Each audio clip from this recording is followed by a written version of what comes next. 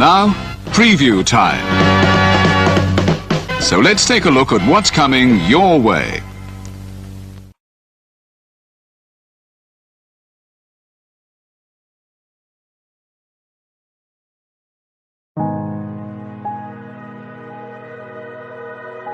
Gary Hebert, the man, the myth, the legend.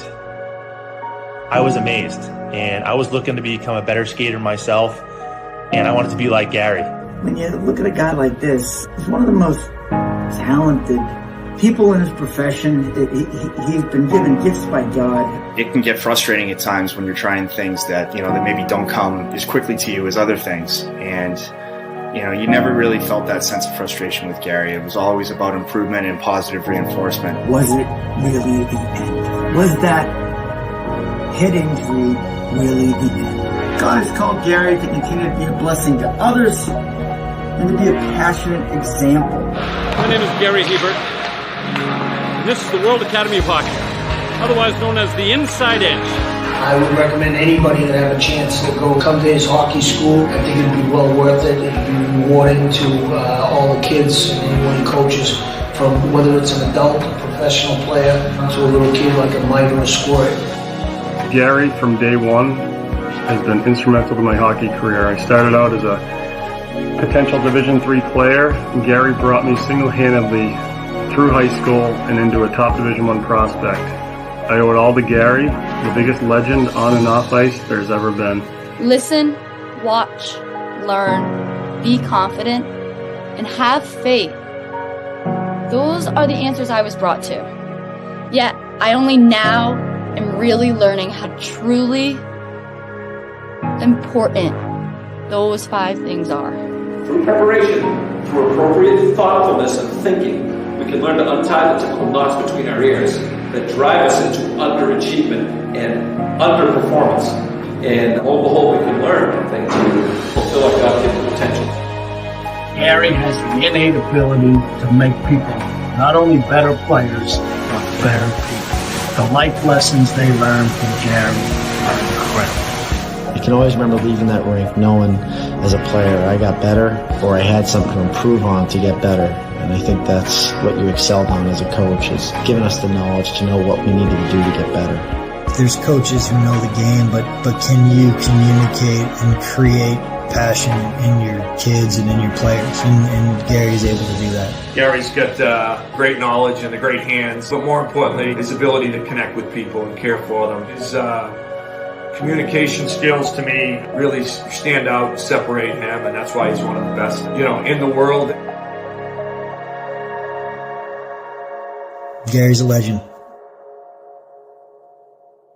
He's a special man.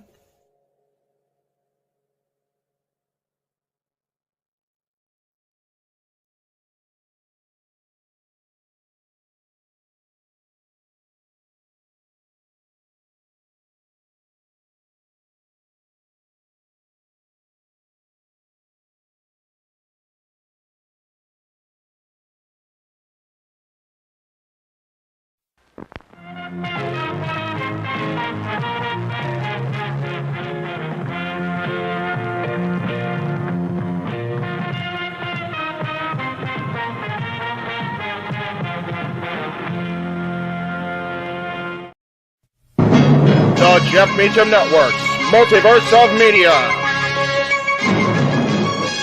For over 15 years, the recognized symbol of excellence and the standard bearer in coverage of sports and entertainment.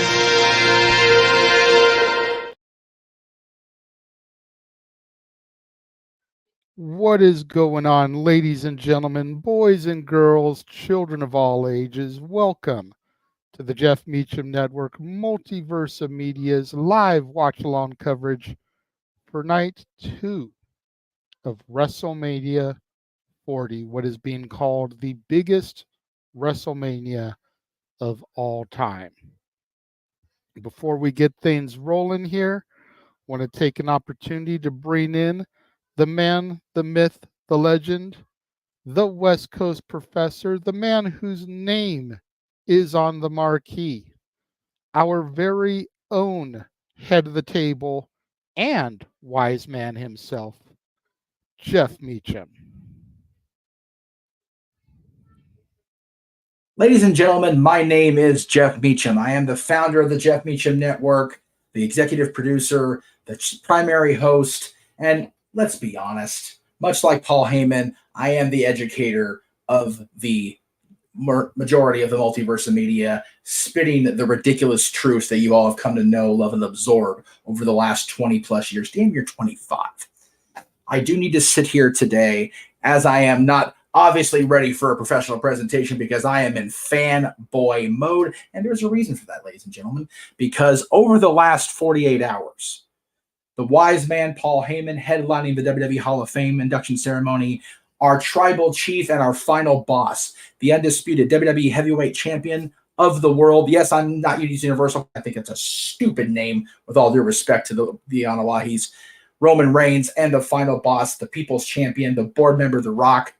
Over the last 48 hours, the shows that those three men headlined, the WWE Hall of Fame and Night 1 of WrestleMania, have already cracked the top 10 all-time views across my own personal YouTube channel. So while I am still in the mood for one of my favorite people I've ever met in wrestling to finish his story tonight and walk out of Lincoln Financial Field, the undisputed WWE champion. If anybody is sitting there at this point of the game, at this stage of this baseball game, whatever inning we're in, and not acknowledging the tribal chief, not acknowledging the final boss, and not realizing the greatness of the absolute freaking GOAT of advocates, managers, wise men, special counsels, then you can very, very quickly, before we get going here, take the advice of the newest Hall of Famer and SMFD, because they are the GOATs and they are the reason we've got 2 new top 10 entries on my channel. They are the GOATs, and it's just unfortunately for them that I feel Cody Rhodes is going to finish his story tonight, because I will not tolerate lack of acknowledgement of the bloodline going forward on this channel, on this multiverse. Thank you. All right. Quite the mission statement made there by the West Coast professor. Cape Rayer, Safet, Dwayne, good to see you guys. Thank you for coming and riding with us. Daniel, Trevor, good to see you guys. You know, it's going to be another fun-filled, action-packed, intense night of professional wrestling action, of sports entertainment across the entirety of the WWE universe and the Jeff Meacham Network multiverse of media. You know, there's people out there, believe it or not, that think that yesterday's show was lackluster, gave it a 5 out of 10 overall. I don't know how that is personally, but everybody is entitled to their opinions. I am not going to put anybody down for their opinions. I'm not like the majority of the IWC. Everybody is allowed to have their thought process because everybody likes different things. Professional wrestling, sports entertainment is like a buffet. You can just sit there and eat at the salad bar. You can load up your plate with all the side dishes. You can eat nothing but desserts. Or you can sample a little bit of everything. And that is what I choose to do personally. You know, there's the Rock was asked last night during the press conference, are there any surprises for this evening? And he immediately said yes, but he would not disclose what they are, because why would he show his hand? Why would he show the cards that he's holding? Exactly. Didn't have to. So could Jacob or Zilla Fatu show up tonight? Absolutely. Lance Anoa'i, he's a free agent. Nia Jax or Naomi finally align themselves with the bloodline. We saw Rikishi and Haku sitting there ringside next to The Rock's mom, Mama Rock, Atta Johnson, during the Hall of Fame. Could Rikishi finally get involved with all three of his sons more than likely playing a factor into the main event? Absolutely. You know, that's the beauty of this, because now that there is bloodline rules, anything goes. And could the fact that it is now bloodline rules be the bloodline's ultimate demise? Because Cody Rhodes is a student of the game. Cody Rhodes comes from one of wrestling's royal families as well. Cody Rhodes has seen what the bloodline does when it's bloodline rules. Does Cody Rhodes have his own Avengers team assembled to counteract the bloodline? Kevin Owens, Sami Zayn, Randy Orton, Jey Uso, Seth freaking Rollins. You know, does Cody have his army to counteract the bloodline? And while we are here on the air across the Jeff Meacham Network Multiverse of Media, we of course watching the countdown to WrestleMania on the Peacock app. Michael Cole, Pat McAfee, Big E Langston, and your two-time Slammy Award winner this year. Two-time, just like the late, great Owen Hart. None other than Pepsi Phil himself, CM Punk. All part of the panel here on the Peacock app. It's going to be a fun-filled evening. Friendly reminder, pay attention to the ticker. If you guys want your comments addressed on screen, it's going to take a super chat. Super chat, it is as simple as that. That is how we make our money here. This is how we roll. So, I mean, Jeff? Yeah. In the words of the chief content officer, in the words of the leader of the DX Army, are you ready?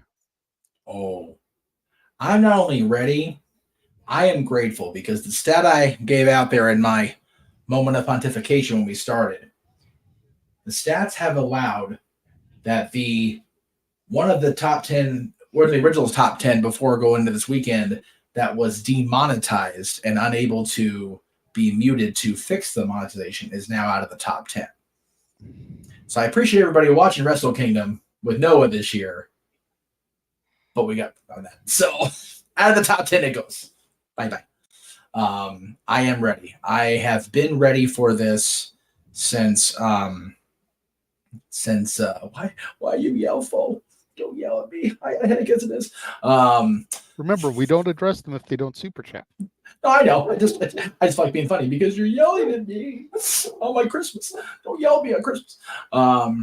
That's like yelling at Jesus on Christmas. That's just wrong. It's his birthday, dude. Settle down. Anyway, very ready. I have been ready for this from the minute Survivor Series was ending and CM Punk walked out. Yes, of course, he won't be wrestling, but he will be at ringside for, if you believe in innuendo, the opening contest tonight. I'm here for Cody to finish the story. I know I will, and I'm dead ass serious. Forever recognizing the tribal chief and the final boss and the wise man. I've been recognizing the wise man since before I knew what acknowledge me meant to WWE. Because Paul Heyman's the freaking man. Yes, sir. Even the Brain, who I love and adore and miss every day, at the end was like, man, Paul's the guy. So, when I was growing up, Bobby Heenan was the greatest manager of all time. But to Paul's point, he's not a manager. So there you go. I hear a ding-a-ling. Yes, sir. Ding, ding, ding. Winner, winner, chicken dinner. We do have a super chat from Dwayne to your channel. Woo! All right, we're starting out hot $20 today. super chat. Y'all have a few cold ones on me. The Steve Wise at the other house. Son of a bitch. I forgot about that. All right, well, we'll get them. Thank you very much, Dwayne. Thank you. I have a feeling we're going to be toasting either way today. Like I said, man, the numbers don't lie, and we'll talk about it more during the wrap up later, because we are going to have a separate wrap up show. I'll open mic night once we're done here with WrestleMania itself, because I wanted to keep those streams separate. Because WrestleMania is going to be a self-contained thing, just like yesterday. We started doing that a couple years ago when there was a Ring of Honor NXT watch along, both shows same night, and we ended up getting cut because we went over 12 hours. Yes. So now we just make sure that every stream that we do, multiple in a day, each one is a separate stream. That way we don't run the risk of getting cut. Yes. Abruptly like we did. So yes. I am ready for whatever the Anawahi family pulls out of their bag of tricks, or not whatever, whoever. I'm ready for that. I mean, there you go. I am ready for that framing of the shot in the rain in Chicago to come to fruition. I mean, we won't see one of them, but we'll know he's there. And, if we see the other one, I'm ready for everybody to give me a hell yeah if we see the other guy. So, and if in the same 24, 48 hour span, I get to call the People's Elbow, Rock Bottom, and Stone Cold Steve Austin, dude, like that. What do you tell Renegade from 20 years ago, 25 years ago? If I looked at 23-year-old Renegade saying in 25 years you are get to call Stone Cold Steve Austin and The Rock on the same weekend, he'd be like, the fuck out of here with that bullshit. Let's see. 23-year-old or 23 years ago? No, 23-year-old. I will be 48 this August. Okay, so 25 So years. I'd say, 25 years ago would have been 1999 when I was fresh into wrestling. WrestleMania 15, my first WrestleMania. Was just asking. The very first Austin Rock main event in this very same city. Yes. I mean, that's very interesting, because you're asking for 23 years ago to ask yourself, your answer would be, yeah. Do you think you'd be calling? You'd be what? Because 23 years ago was 2001. Yeah, no. Yeah, I'm not trying to make it funny. I'm being honestly serious. And it is. I had the same type of moment, dude. Like WrestleMania last year, being there with the Forum as my backdrop. 7-year-old Disney dork wrestling fan Jeff Meacham going, huh? And you go bye-bye. Have a good day. Thank you for joining us. There's always that one. Off with you. And it really is. Like, this time last year, I was an employee of the Walt Disney. I was a cast member of Disney. Gotta keep my verbiage clear. And I was at WrestleMania covering it for my own channel that covers professional wrestling. It was like the cruise, man. The lightning hits the stadium. I'm good to go. It's a wonderful thing. I'm looking forward to all of it, man. I want all the things. I want the Anawahis. I want Steve Austin. I want John Cena. I want Dustin Rhodes. I want Michelle Rhodes to get in there and smack somebody upside the face, because damn it, I know she can do it. I want Brandy Rhodes. There you go. Good old Eden Styles. That's right. Who remembers that other than Jeff and I? Pepper Trobs remembers. The only picture I have with Brandy, if you can even call it that, is a picture with Rosa Mendez and Brandy signed an autograph in the background. It's a shame. I have a standalone with the then Eden Styles. Yes. The only member of the Rhodes family that performed in the ring that I do not have a picture with is Terry Runnels. Yeah, that's fair. But I have Dusty. I have Dustin in his Goldust makeup.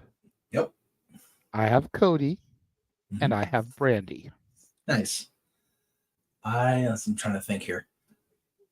Interviewed, met Dusty. Don't have a picture with him. Don't have a picture. Have a video I can screen cap at because of Booker T's event at the bowling alley thing. The legendary pictures with Cody and that damn face mask. We both got one of those. You with the bag on your face because you rock that shit. I was going to say mine is the most classic. You cannot deny. Noah talks about going from undesirable to undeniable, man. You cannot deny me in my picture with Cody Rhodes. Absolutely not. With the paper bag on my head. Dude. That he did not put there. I put on myself as I walked up and made him break character. You did. You popped him. I was so proud of you that day. I'm like, oh, we got him. We got him. Because he was so like, just so mad at the world for having to wear that mask. And he could tell afterwards. Like, yeah, I've got a couple pictures with Cody, thankfully. I've got the one with the mask. I used the one with the mask side by side with him holding the NWA title over his head. And all in. Yeah, all in. Fuck. I don't know if it was all in or NWA 70. He wanted it all in. He lost it in NWA 70. Jeez. I have the picture when he was champion with Dylan, which is so special to me. Having Cody and my son in the NWA championship and the ODQ.com hat on because Cody unblocked ODQ after that, which I thought was pretty cool. As far as I know, he did. I'm pretty sure he did. Yeah, both these families are very special to me. And again, you know, I joked about it a lot. For the last couple of years, especially with Sami Zayn being the honorary Uso. But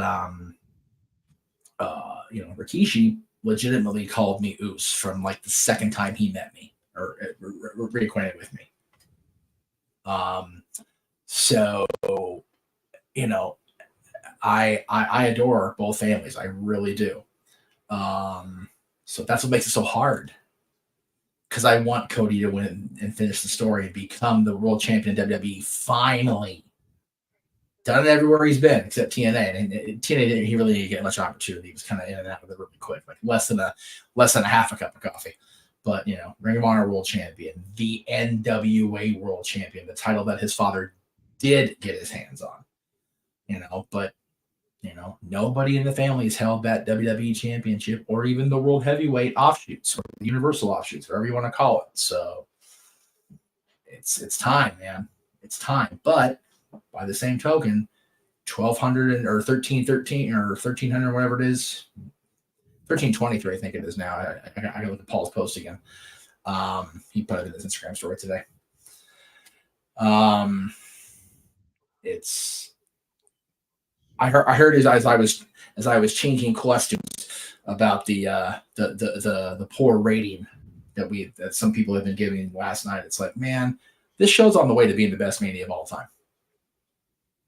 If this night goes as well or obviously better than night one, it's going to surpass 17.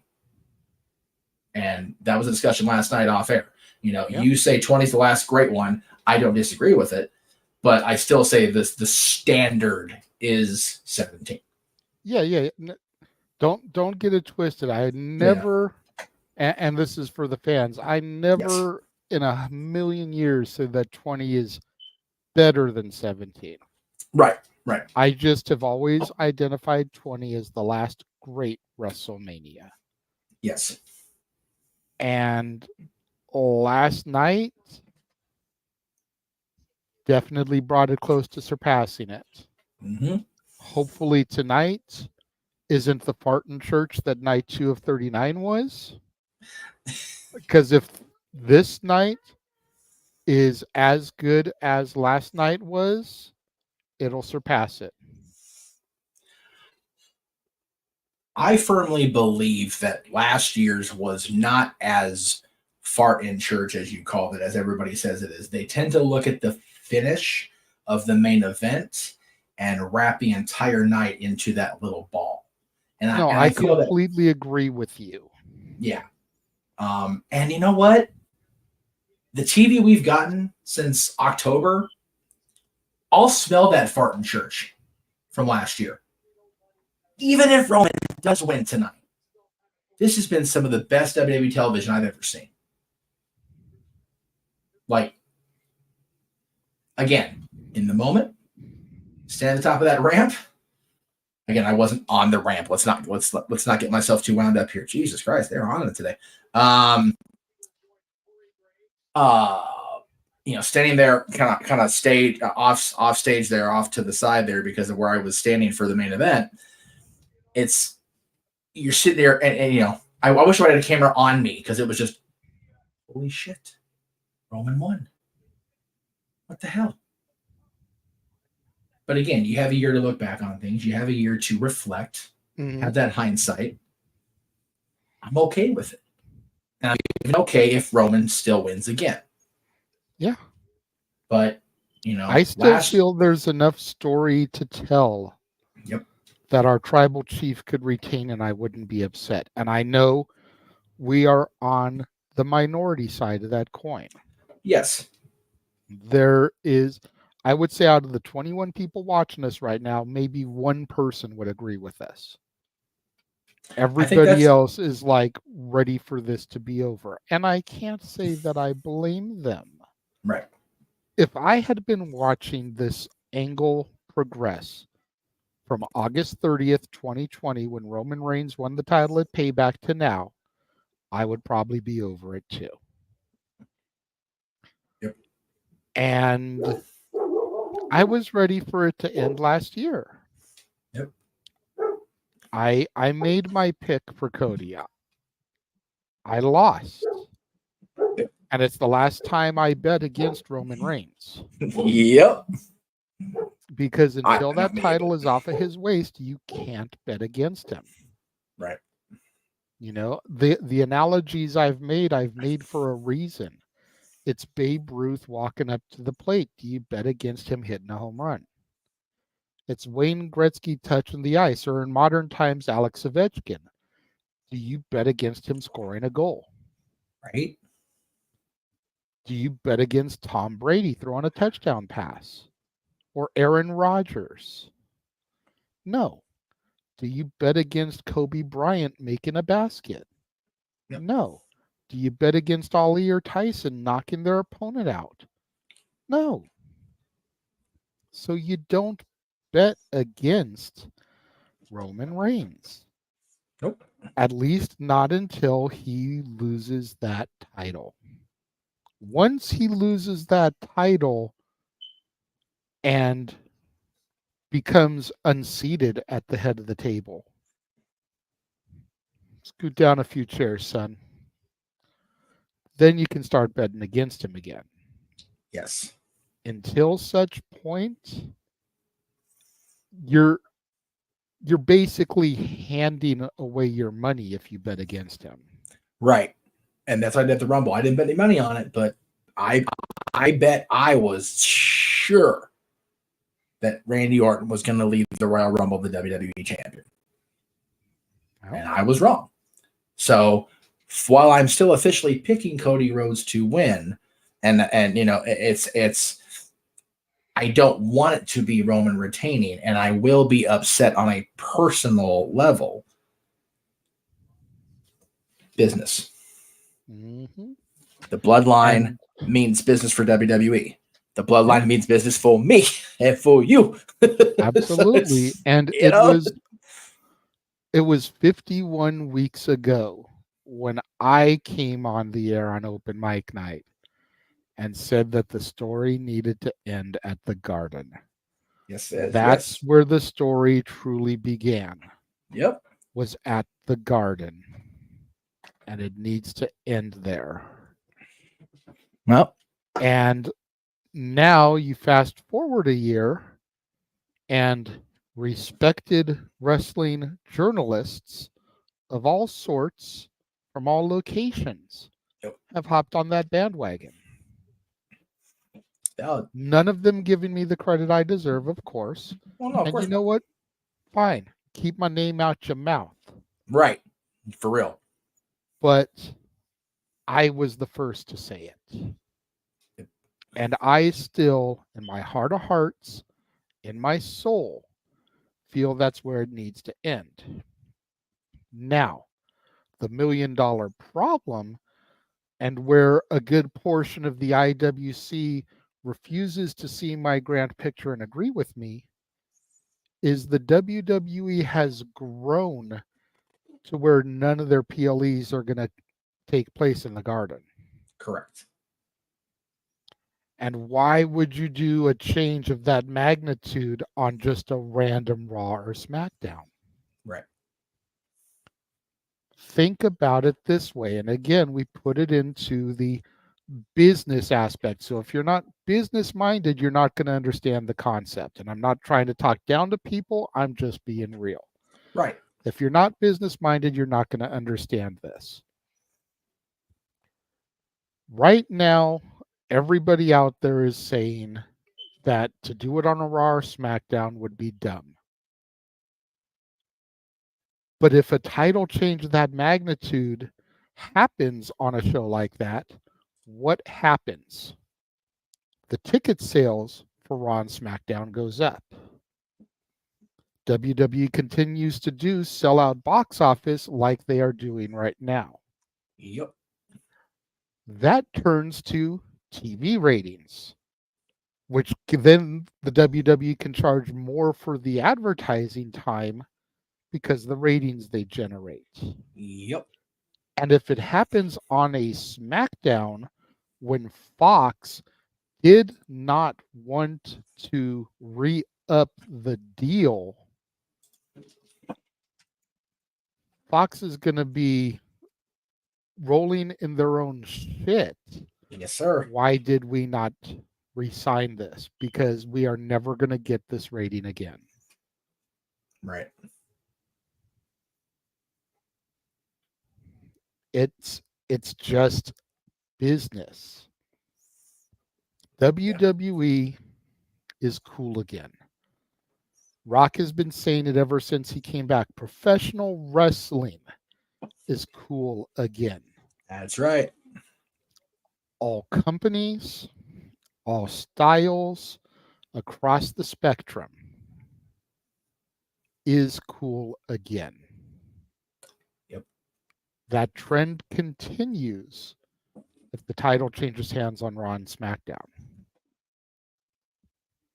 If World Heavyweight Championships, TNA, AEW, Raw, SmackDown, whatever you want to classify, only change hands on pay-per-views and PLEs, why would I spend money on a ticket to go to a Raw or SmackDown if I know I'm not going to see a title change hands? Yeah, exactly. At least not the title. No Right. chance in hell Right. that'll ever happen. Why am I going to spend my money? Yeah. But if you put it out there and you do a title change somewhere like SmackDown at the Garden, which is going to be June 28th of 2024, and you finish the story in the same halls that it began, you're going to start selling tickets more for TV shows because now the fans believe they could see a title change, just like we did in the Attitude Era, just like we saw in the Ruthless Aggression Era, just like we saw in the PG era. Let us not forget The Miz cashed in on Randy Orton on Raw.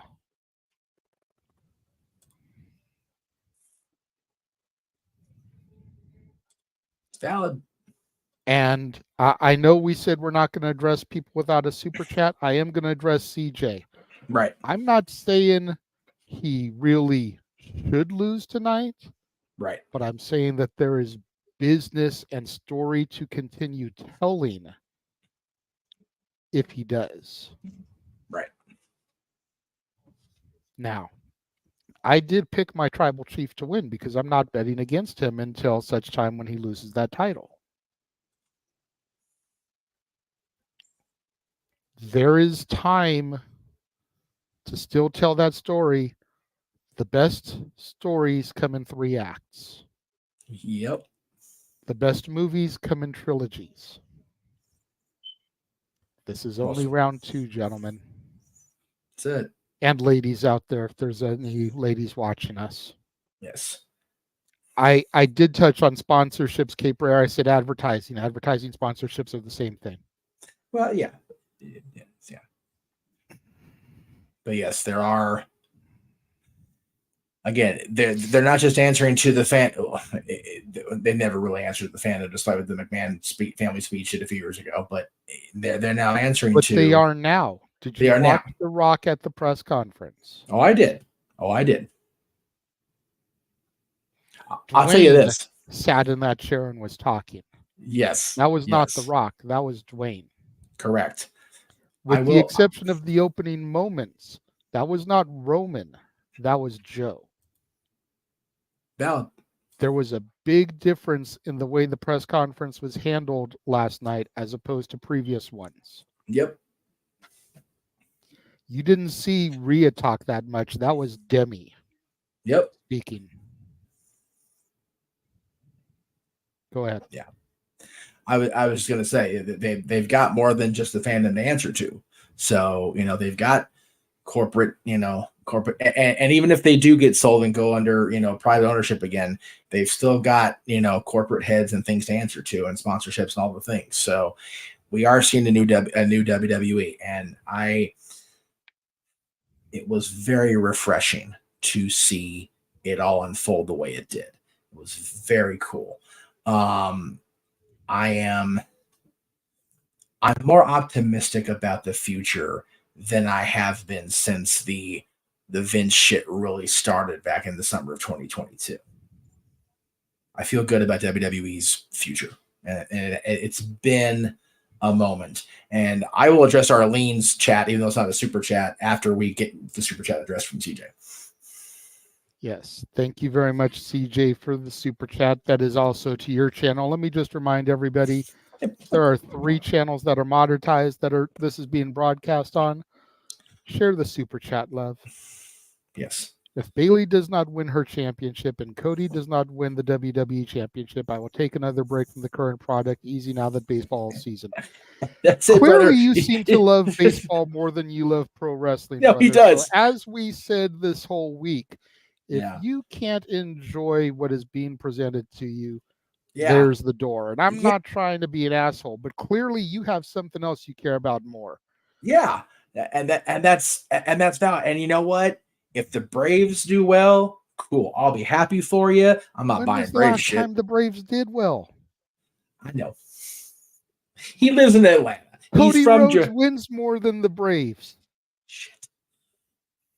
Just saying. It's easy for us. We live in LA, the city of champions. It's easy for us to be assholes.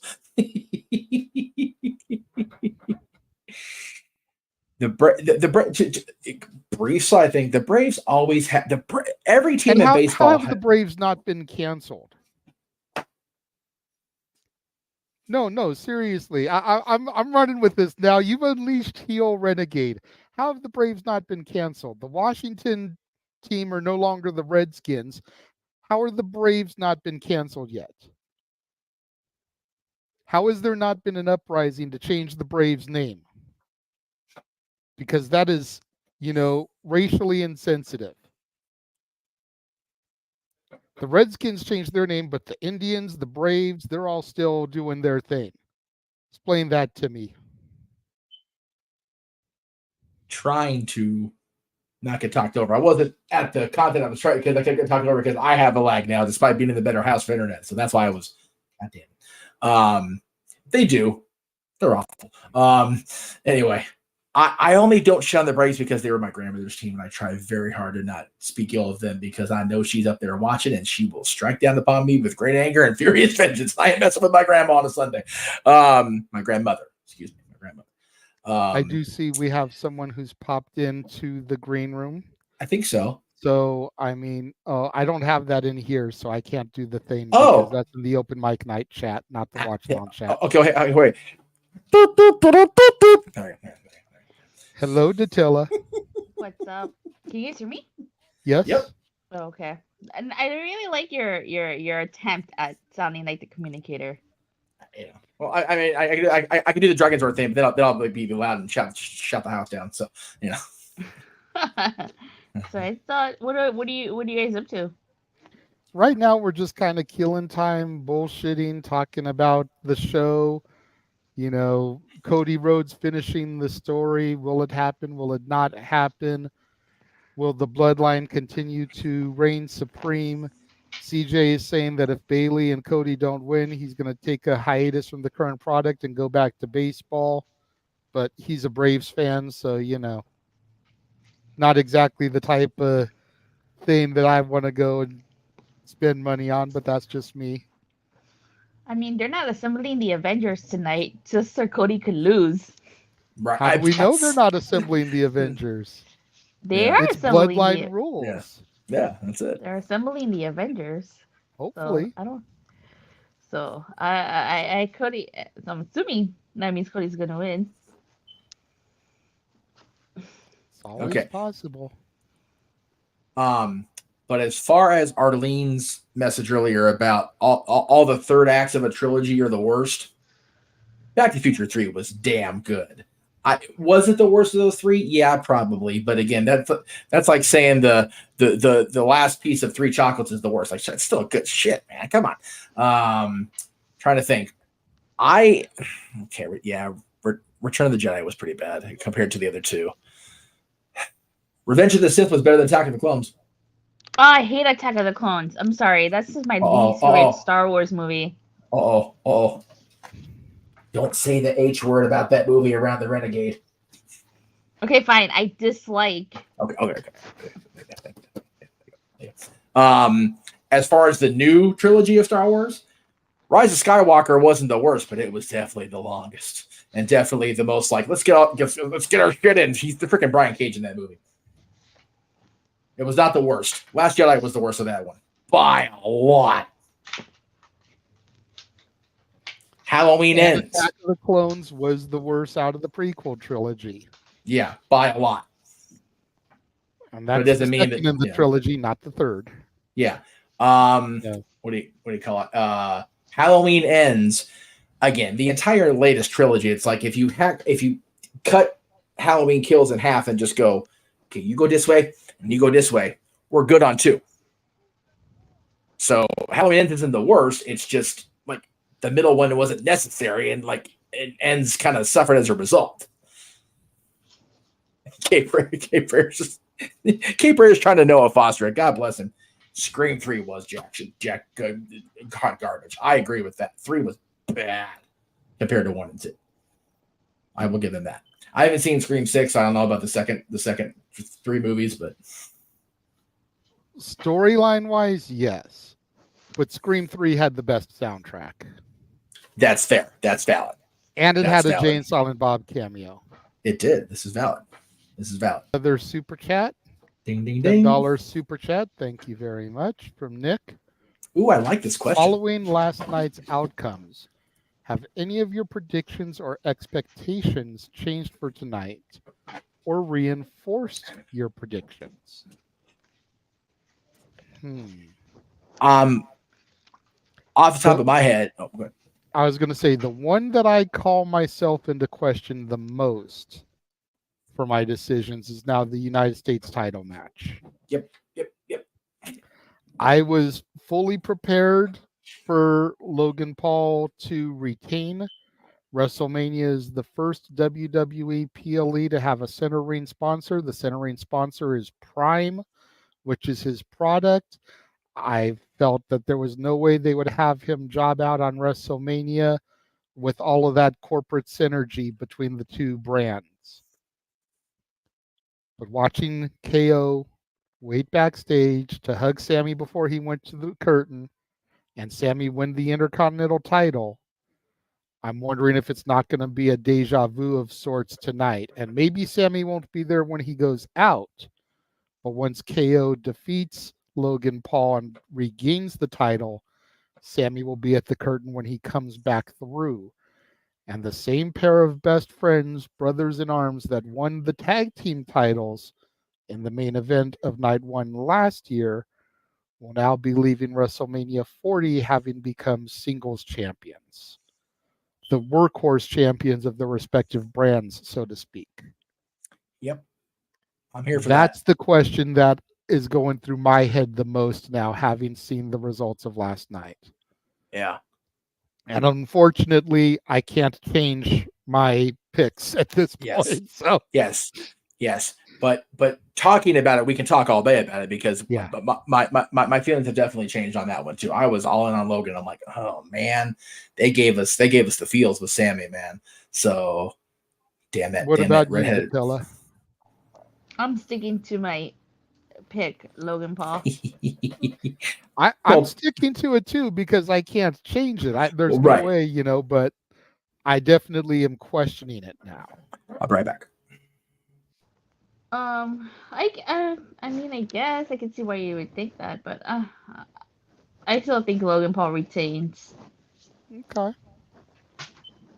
Thank you very much, Nick, for the super chat there. Greatly appreciate that.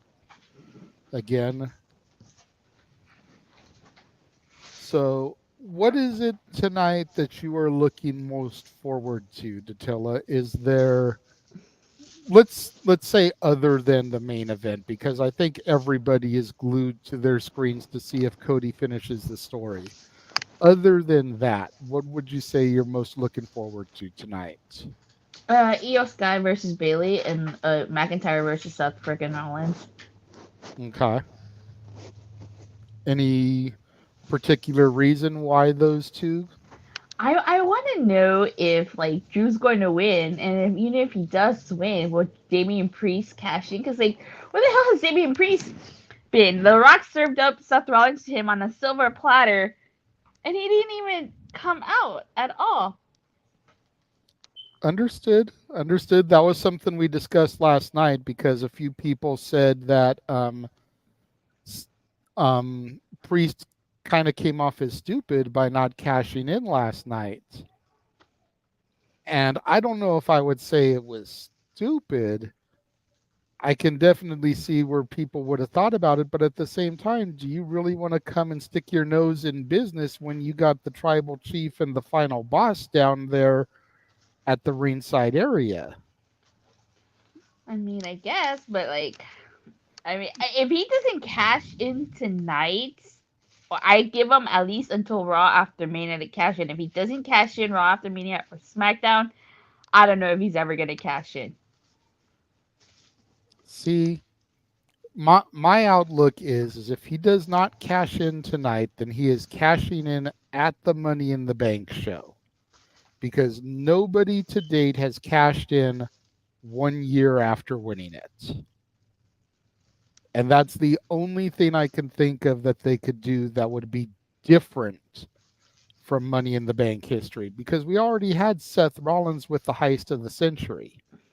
So even if Priest casts in tonight, cashing in at WrestleMania has been done before. But nobody has cashed in a year after winning it. And I would almost like to see, whoever's in the world title match, Drew, whoever, defend the title, and then have the person who wins Money in the Bank that night come in to cash in. And then once that's over, people be like, well, there went the Money in the Bank cash in, whatever. And then here comes Priest, don't forget that this is still here. Mm-hmm. So I don't know. It's interesting. We'll see.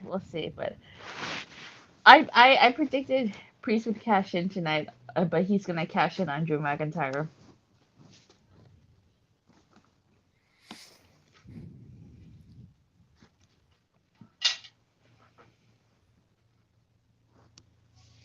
Yep, it's okay.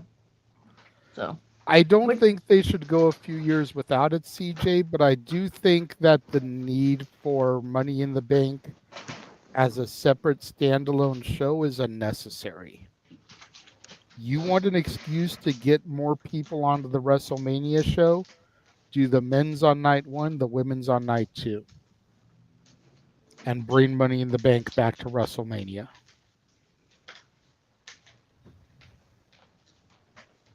What's going on, Pop? Good to see you. Saw you pop into Datilla's review earlier. This is actually my dad, Datilla, if you didn't know. Oh, I didn't know that. Pop is my dad. Oh, I didn't know that. Okay. Okay. Well, so let me ask you a question, JJ. Okay. Go for it. So, what did you think of my NXT review?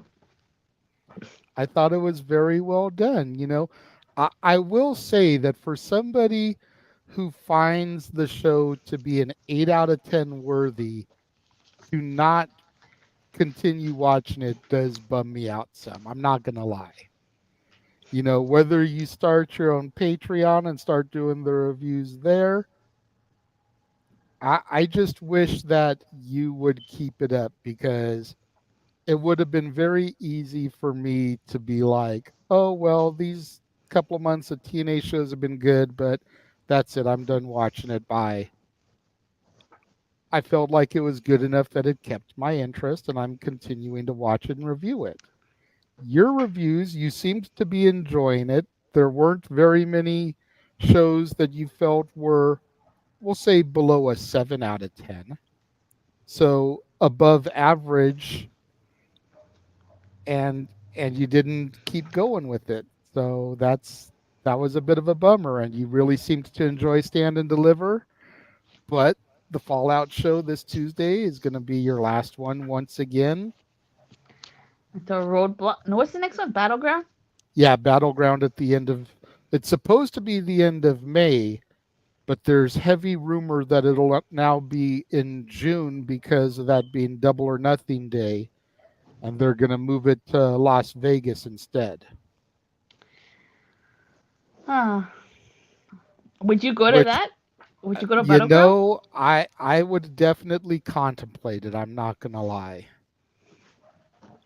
You know, if people wanted to pitch in to get me tickets for that for my birthday, you know, hint, hint, wink, wink, since my dad is in the chat room.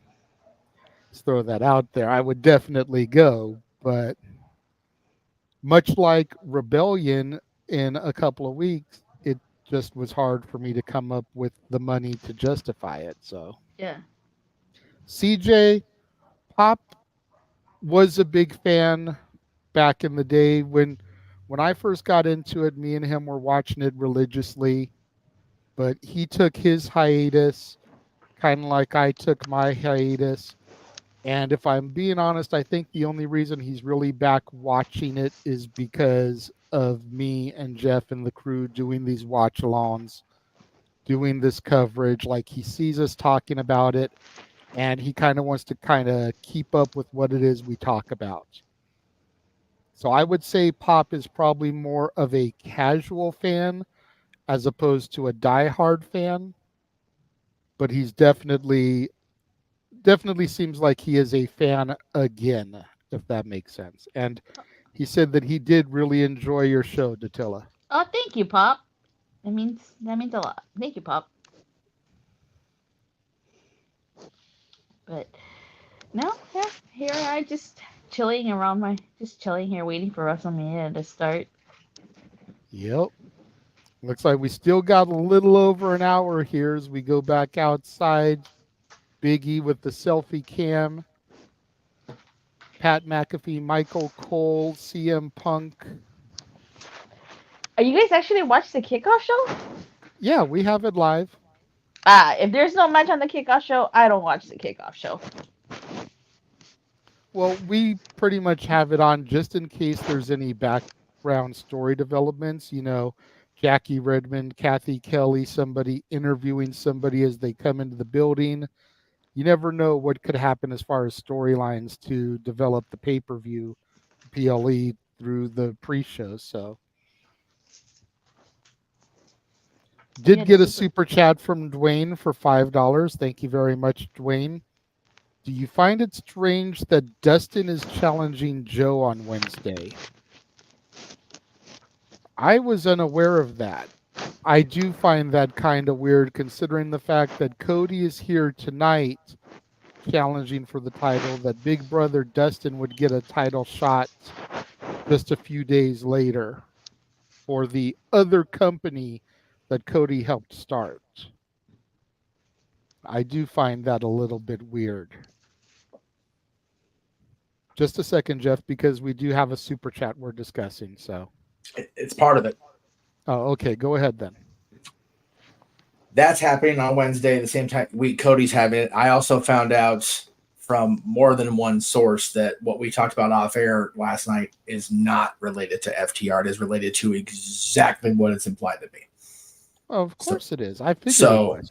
it's going to be the troll show, and it's going to be it's not going to be pretty next weekend open mic night. Sucks. All right. It's pissed me off so much. Anyway, sorry, I'm still off with family, but I heard you guys, so I shooed them away. I'll be right back. I'm trying, guys. I'm sorry.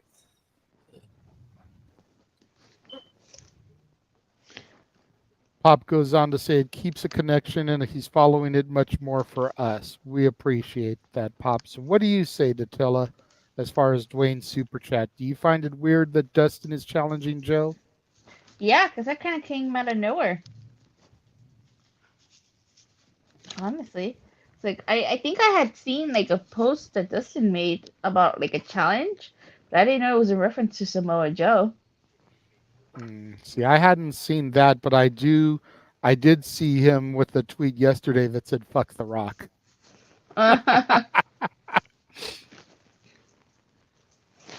Dustin was missing from this feud.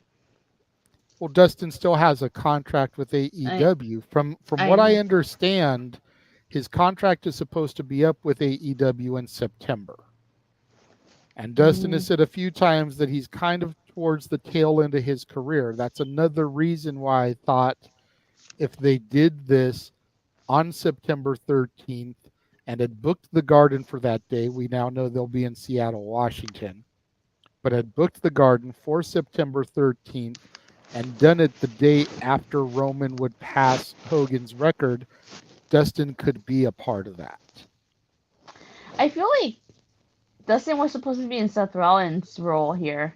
Like if he had been in the WWE, probably would be in Seth Rollins' spot. Possibly. I heard it's rumored Jacob fought too. You know, he's canceling his appearances and stuff. Yeah, a lot of people have been commenting in the chat today that we may get a little bit of a Jacob Fatu sighting. And that could be just one more thing to add to the bloodline. You know, one more member, one more piece of the armor. I think if they add Jacob Fatu, I think it'll be like a bloodline civil war within itself. You know, because at some point you have to reach that point in that story. You know? Mm-hmm. You have to reach that point in the story where the bloodline is at war with themselves. So we'll see what happens. I do think at some point we will get to the Civil War, but I don't think the Civil War will happen until Roman loses the title. Which hopefully happens tonight. We shall see. Wow. You should. Okay, so it's not a title match. It's an eliminator match that's happening. So if Dustin wins, he will get a shot at Samoa Joe. So it's not a title match. Dwayne just sent me the image. I appreciate that, Dwayne. But it is still odd that he's fighting the champion 3 days after Cody is fighting the champion here. Like, it's definitely not a coincidence.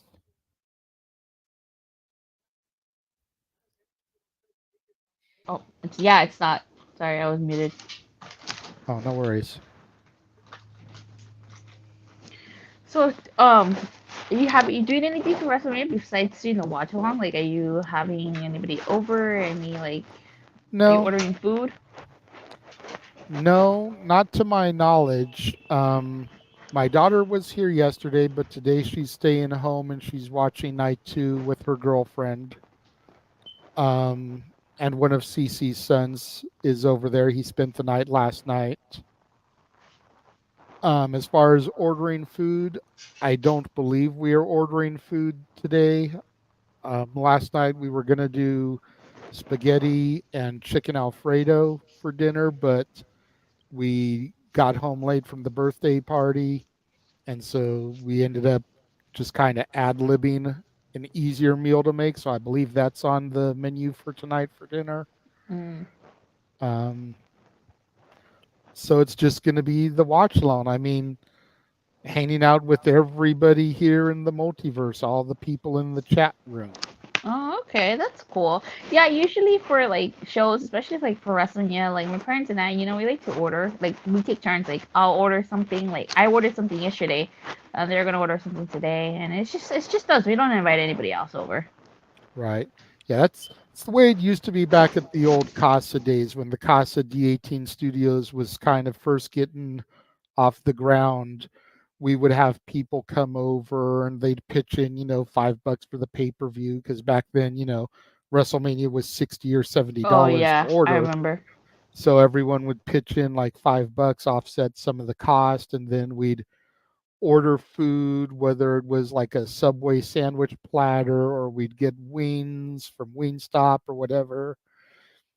And we would do a pick 'em pool where everybody would throw $1 into the pot and they'd pick the winners. And whoever got the most right would take the money. So yeah, we were doing illegal gambling on wrestling, but it was a big thing. There were some shows like WrestleMania where we'd have like close to 20 people at the house with us hanging out and watching. I still remember the first time Jeff came over to watch a WrestleMania with us or a pay-per-view with us. Like some of the people in the house that were there, one of the roommates and one of the other guests, both like just popped like, holy shit, that's Jeff Meacham. They didn't know he was coming over. He came over kind of like a celebrity, a superstar. Oh, that's cool. Because at that time, he was just Mr. No DQ. He was XMV. He was Talk Wrestling. So to have somebody who was an originator, a leader in the podcast community for wrestling come over to the house and like hang out with us little people, they thought it was a big thing. It was like I had freaking Robert Downey Jr. or something coming into the house. Stop me when I'm telling lies, though, Meacham. Stop me when I'm telling lies. That's cool. No, it's always just us. I mean, we used to go to my aunt's house because she likes wrestling too. But like we stopped doing that, so it's like it's just us now. Like we don't invite anybody over. It's just us. That's cool. Even Pop is kind of confirming good times. Yeah, it's funny. We actually did a baby shower for a pay-per-view watch along. We did What? multiple baby. Yeah, when my ex was pregnant with my daughter, we did 3 baby showers. We did one for the older folks, the parental units. Then we did one that was a little bit more loose with some of our friends from college and whatever. And then we did one as a pay-per-view watch along where the guys could come over, and if they brought diapers or a gift for the baby, whatever, they basically got a free entry into the pool or a free entry into the pay-per-view instead of paying the $5 entry fee. Oh, that's And cool. it was a way to kind of get the boys involved because they were so happy for us. They were kind of extensions of the family, brothers and whatnot. So it was another way of doing kind of like a bro shower, if you will. Okay, that's cool. It was different. It was fun. We had like the Mr. Perfect DVD was a prize for the baby shower. for one of the games instead of, typical baby shower prizes. So we tried to gear it a little bit more wrestling related, but it was fun. I always lose at those baby shower games. So do us men. It's okay. Those aren't made for us. Like sometimes, you know that game where you can't cross your legs or your arms. I forget sometimes, and then I'm just down.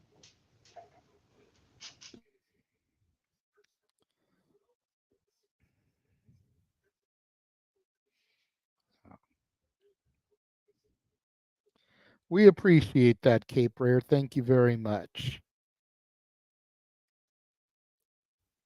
We appreciate that, man. We would not be doing this if we didn't love it and if it wasn't for the feedback we get for y'all. Seriously. I know we say it all the time, and I know every time we say it, it sounds like a fucking public broadcasting PSA, pledge drive type shit, but it's because of the fans. It's because of people like Cape Rare with that kind of love. It's because of people like the Dominguez siblings that we do what we do here. So, You can see my dog. She's right here. aw, One of the my dogs. puppy, Yeah. the puppy. Yeah. She's right here. She's laying down. That's cool. She. One day I could get my dogs to. If they had like, I don't know if they do have any like little wrestling sweaters for dogs. That'd be so cool. I know. I mean, you might be able to find like a wrestling onesie, like a baby's onesie, and then put it on the dog. Hey Manuel, it's like I come in, you're talking about baby shower, huh?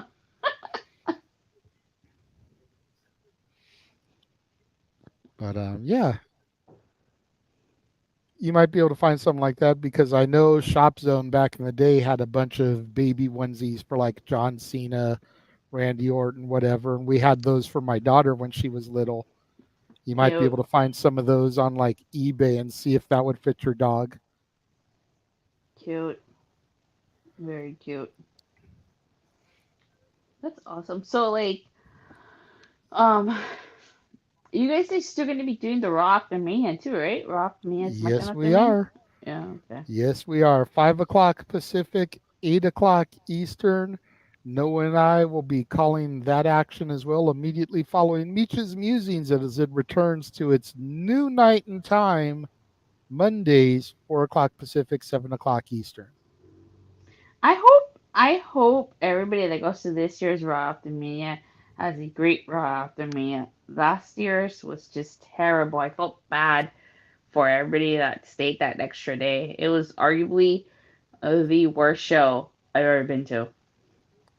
I remember you talking about it. I think the Dominguezes were there. I remember them talking about it. Yeah, I have complete and utter faith in the Triple H era. And we got the proclamation last night that this is a new era in the WWE. Triple H has already brought the Slammies back as part of WrestleMania weekend. I think he's going to make Raw After Mania a little bit more true to what it used to be as opposed to what it has been. And with that all having been said, let me go ahead and take a moment and bring in the play-by-play commentator extraordinaire, my tag team partner for the evening, the simple man with the spectacular voice, Noah Foster. Noah, my brother, how was church? How are you this afternoon? Doing extremely well, JJ. Good to see you. Good to see Natilla. Good to see everybody here once again, the JMN Multiverse of Media. As you can see, I am absolutely ready to see how we tell the end to this story. And no matter what, we heard during the Veil package earlier that between Roman Reigns and Cody Rhodes, this is where this ends. The last chapter began to be written after the events of WrestleMania 39, and we have finally come to the final page where the final ending is yet to be written, and still so much more ahead, of course, with the World Heavyweight Championship on the line, the WWE Women's Championship on the line, this Philly Street fight, and then, of course, the grudge bout with former TNA World Champions AJ Styles and LA Knight. Yeah. There you go. And of course, the United States Championship as well. And as you see, I've come prepared, so I'm looking forward to this. But I'm going to take these off, though, because it's actually difficult to see indoors. I And was going to say, those sunglasses were kind of sharp, bruv. I appreciate it. They're more often than not the ones that I use for outdoor versus the black ones that are more indoor. But hey, I always come up to the occasion. So it's a big night. And Tatilla, it's finally good to hear and see you as well. Yeah, totally. You know, I was watching NXT earlier, and when they showed Julia, I was thinking to myself, I wonder if Noah marked out for this. I'm pretty sure he did. Oh yeah, he did. Guilty. I mean, again, if you want to see Noah mark out, just go check out our coverage and watch him live react to that. But yeah, I tuned into her and her friend Josh's review earlier. Missed her talk about the tag titles in the main event because she always starts with the major moment and then kind of runs the show back. But she gave the show an 8 out of 10, bro. I was proud with how much she enjoyed the show. Hey, again, like I said, me and Tatilla can accept how the developmental system in WWE has definitely become far better than what it used to be for quite a period of time. There's a lot of quality. There's great quantity, especially in that women's division. And the fact they announced a brand new women's championship led by Ava Rain, who's the general manager of NXT, following the lineage of the Nally family with The Rock's grandmother. I feel very confident in supporting what goes forward in NXT for the women's division particularly. And the fact that Julia may be on her way here as well, she's definitely a first ballot candidate for me to carry that title. Former World of Stardom champion, former Artist of Stardom champion, former 5-star Grand Prix winner, and of course, former NWW Strong Women's champion. Her beautiful insanity is absolutely going to transcend sports entertainment starting down in NXT. There you go. I think I posted that photo in the open mic night chat, and it said that as soon as she completes her remaining dates, she will report to the PC. I don't know how many dates she has left, so I don't know if she would be the first champion of this new North American Championship, or if she would be the first challenger to whoever the champion becomes. Right. Because I think depending on how many dates she has to wrap up there, she may not be there in time to be inserted into this tournament. They did announce a tournament. Oh, I missed it. I thought they didn't announce it. We just don't know the field of the tournament or how deep or the depth of it. Also, thank you, everybody. I mean, it's what I do. So again, we're just literally just a little bit over 50 minutes away from a far more beautiful day in Philadelphia, PA, as WrestleMania 40 continues to take place center stage. We conclude with Sunday as New Era Triple H. Its genesis will be written come the end of tonight. Hey, Noah, can I ask you something? Go for it. Was your color scheme on purpose, or is it just a coincidence that's gray and green? I always consider what I'm dealing with and the theme of the shows whenever I take on my ensemble. So the black was yesterday, the silver is today. Okay. Sandy with a little bit of news here. As far as she knows, she's booked for WrestleMagic on May the 4th. Correct. And the Stardom event on April 12th. So, yeah, she probably wouldn't make a debut until Battleground, I'm guessing, at the earliest, which I'm assuming the finals of whatever tournament they do will probably be at Battleground as well. Well, I mean, that's what they did with the vacated NXT Women's Championship. And, of course, that culminated in figuring out that Tiffany Stratton was far more than just a plastic Barbie girl. So, again, that makes perfect sense, and I support that decision.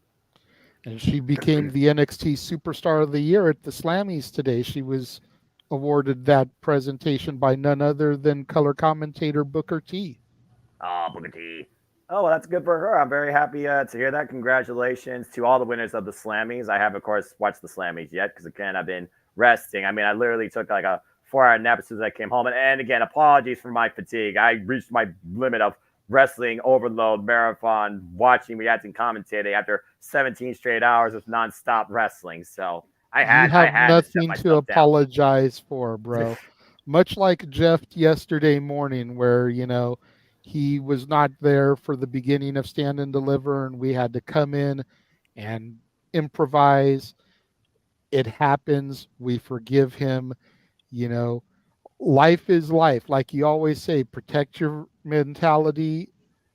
You needed that rest, brother. I guess I did. I'm sure And that's my own Jeff version. needed that rest yesterday morning, which is why he showed up late and we had to improvise. We hold nothing against you or him. We're just glad that you're well rested and you seem like you're energized and ready for night 2 and ready to watch Cody Rhodes go down in flames as the bloodline trucks on. Well, again, that's still way up for debate. But to your point, he is fighting the ultimate uphill battle, taller than Mount Everest or K2. As again, we learned last night, the Undisputed WWE Universe Championship will be contested underneath bloodline rules, which means anything goes and anyone can be involved. And after what we saw last night in front of Mama Rhodes, where The Rock pinned Cody, and we see how unified and how cohesive Rock and Roman can be outside that one spear spot, it's definitely one of those things where my heart goes out for Cody, but my mind's telling me that we are not going to have a happy ending to this particular story. And kudos to those that did their homework on Julia. And again, folks, do your homework on Stardom to learn more about the likes of Julia, of Io Sky that we're going to see tonight. And of course, you watch Ring of Honor, Supercar of Honor, you got a little bit of education of what the Stardom talent is capable of and what they bring in agility, speed, athleticism, physical capability, and striking prowess. And I'm very curious who else from Rosie Ogawa's new promotion outside Julia with the other talents that left. Will you see Mirai? Will you see Utami Hayashishita? Possibly also a part of the circumstances with WWE. It's a very unique brand expanding, global localizing approach that Triple H very well might be doing. That's very fair. That was a lot. But yeah. There's a special different belief. Oh my gosh. So it looks like Pat McAfee and Michael Cole have gone inside to start their preparations. Jackie Redmond and Wade Barrett have taken over their seats at the pre-show kickoff desk. Big E and CM Punk still there as well. As, of course, we prepare for the night and, of course, talk about the matches. I now have the graphic, of course, for a person I was just talking about, the Genius of the Sky, a daughter of Stardom, Io Sky, who will defend her WWE Women's World Championship against Bayley. It looks like they just ran down the card again. And for those that are just tuning in, again, please subscribe, comment, tell a friend. We have a card of 6 matches. We know the United States Championship will be on the line triple threat as Logan Paul, the Maverick, defends against the Viper, Randy Orton, and, of course, prize fighter Kevin Owens. A 6-man Philadelphia street fight, how fitting in the home of Extreme. As Bobby Lashley and the Street Prowess will be taking on the Final Testament, something has to give her in this continued Armageddon that these 6 men have had for the better part of the last couple of months. 2 former TNA World Champions will go at it for the 2nd time ever in their illustrious careers one-on-one as AJ Styles takes on the megastar, L.A. Knight. Yeah. Let me interrupt you real quick as we went through the card. We are being joined by Big Baller G live inside the What's stadium. up? Hey, look Can at you that. guys hear me? Yeah. Just go ahead and talk. I'm wearing my pink robe busted open radio. Let me see if I can switch my camera around. Oh, hold on. But all right, I'm gonna turn my camera around so you guys can see the view that I'm at. I know I'm going to just head this side. I think that's the set straight ahead. I can't tell. It's not even halfway full, and there's already like half the crowd's already here. Good grief almighty. That's like 35,000 people. Yeah. Yeah. Yeah. Yeah. All right. Well, I'm gonna head out. I'll be on tomorrow night and talk to you guys some more. I look very Sounds good, bro. Enjoy Peace it. out. You and the missus have fun. Here's this. Thank you to Big Baller G for Love popping it. in real quick. Go ahead, Noah. You can finish the rundown of the card now. I just didn't want to lose G while we had him. Yeah, not I know, knowing how especially- the connection was going to be. Well, you figure 75,000 people are sharing network data or venue Wi-Fi. You're going to have a ton of interference over a video stream, particularly. Can imagine that. But yeah, I mean, pretty much we kind of went over the card in the bulk as, again, that 6-man Philadelphia street fight still to come. And then, of course, we had the World Heavyweight Championship on the line as Seth Rollins defends against Drew McIntyre. And, of course, I already said earlier, Billy looks to finally win her first singles match in her career at WrestleMania. That's some crazy nonsense. Against Io Sky for WWE Women's Championship. And it all culminates to see that Cody Rhodes finishes the story as he takes on the undisputed WWE Universal Champion Roman Reigns under Bloodline rules. Damn right. Cape Rare, the rumored opening match is Seth versus Drew. Oh, boy. That is the rumored match, according to the images that I posted, whatever it was, a few days ago. And yesterday's order was perfect according to that sheet. So unbelievable, by the way. There's no reason for us to think that that won't be the case today. And real quickly, Big G and Walter have both shared images in the open mic night chat. So go ahead and throw those up. That is Big G's view that he was trying to show us on the camera. Nice. Still shot of it. And then Walter shared, there's his son acknowledging the bloodline. Of course. There's Walter and Big G kicking it together at the No DQ meetup. Here's some of G's signs to watch out for in the crowd. Good We choice. acknowledge the bloodline. Yeah, good choice. The vibrant neon green. Continue. I'm a Cody crybaby. Our first WrestleMania, baby. That's cool. Baby. And then there's all three of them in their busted open robes. I couldn't imagine how much those cost. I don't know. They may have been giving them away over at the busted open booth there. It's always possible. You think about the way that companies try to promote at events like this. Maybe you had to do trivia or, you know, some kind of competition, but it's very possible they got those for free. We'll find out from Big G tomorrow on the Raw After Mania. And then they also sent a video of the two of them.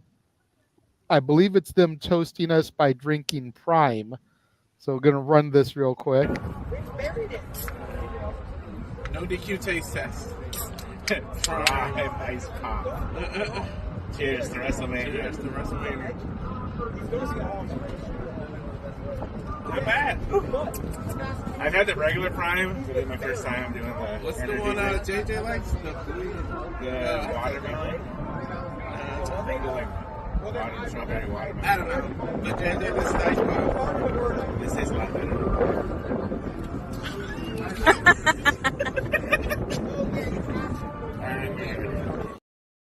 That's awesome. So it looks like they tried the ice pop one, which comes in like a red, white, and blue bottle or can.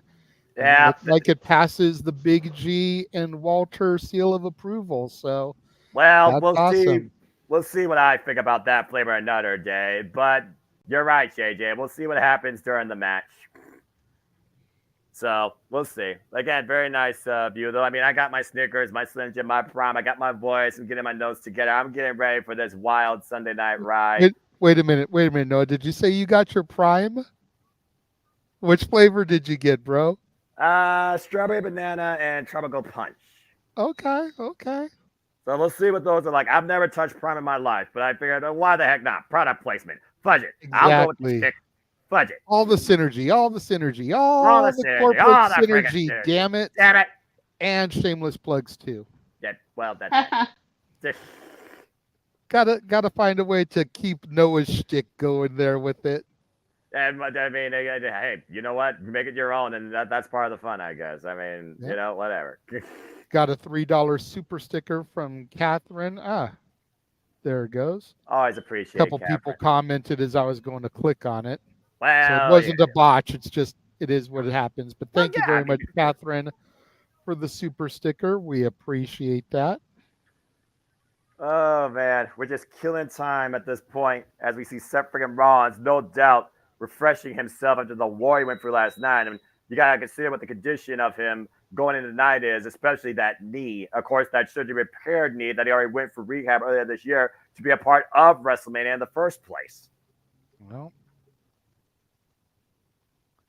looks like we got another super sticker from Catherine, probably spreading the love onto Jeff's side, knowing her. Thank you again, Catherine. As everyone should. Dadgummit, both of you.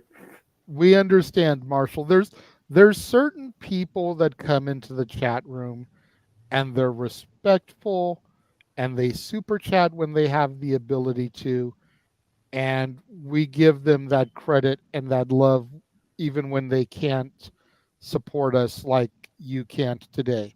And then there's other people who come into the chat and they're disrespectful and they're whiny and complain when we don't address them.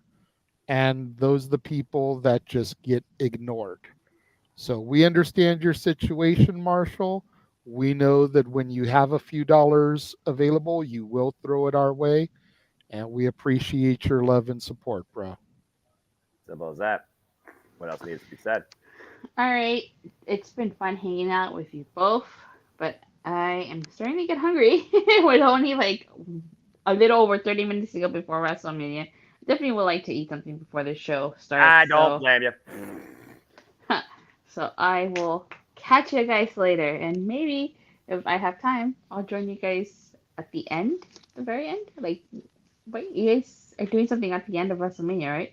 Yes. Yeah, as soon as we're going to do a post show after this, similar to an open mic night, but a little bit structured different. We're 2-hour minimum.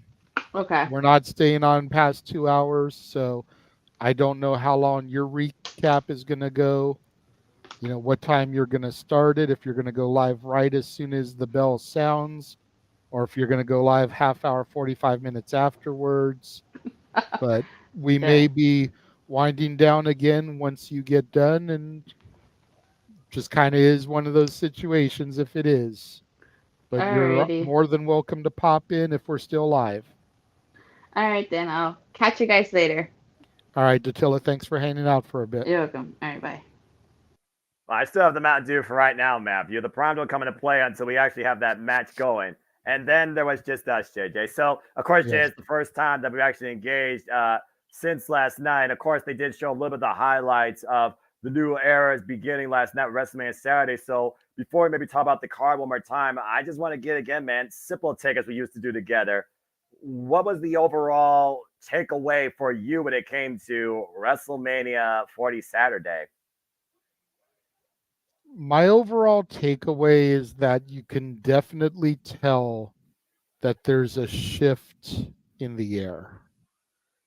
You know, whether it's the tide changing or the direction of the wind blowing, you know, whatever analogy you want to compare it to, last night felt like a different WWE product.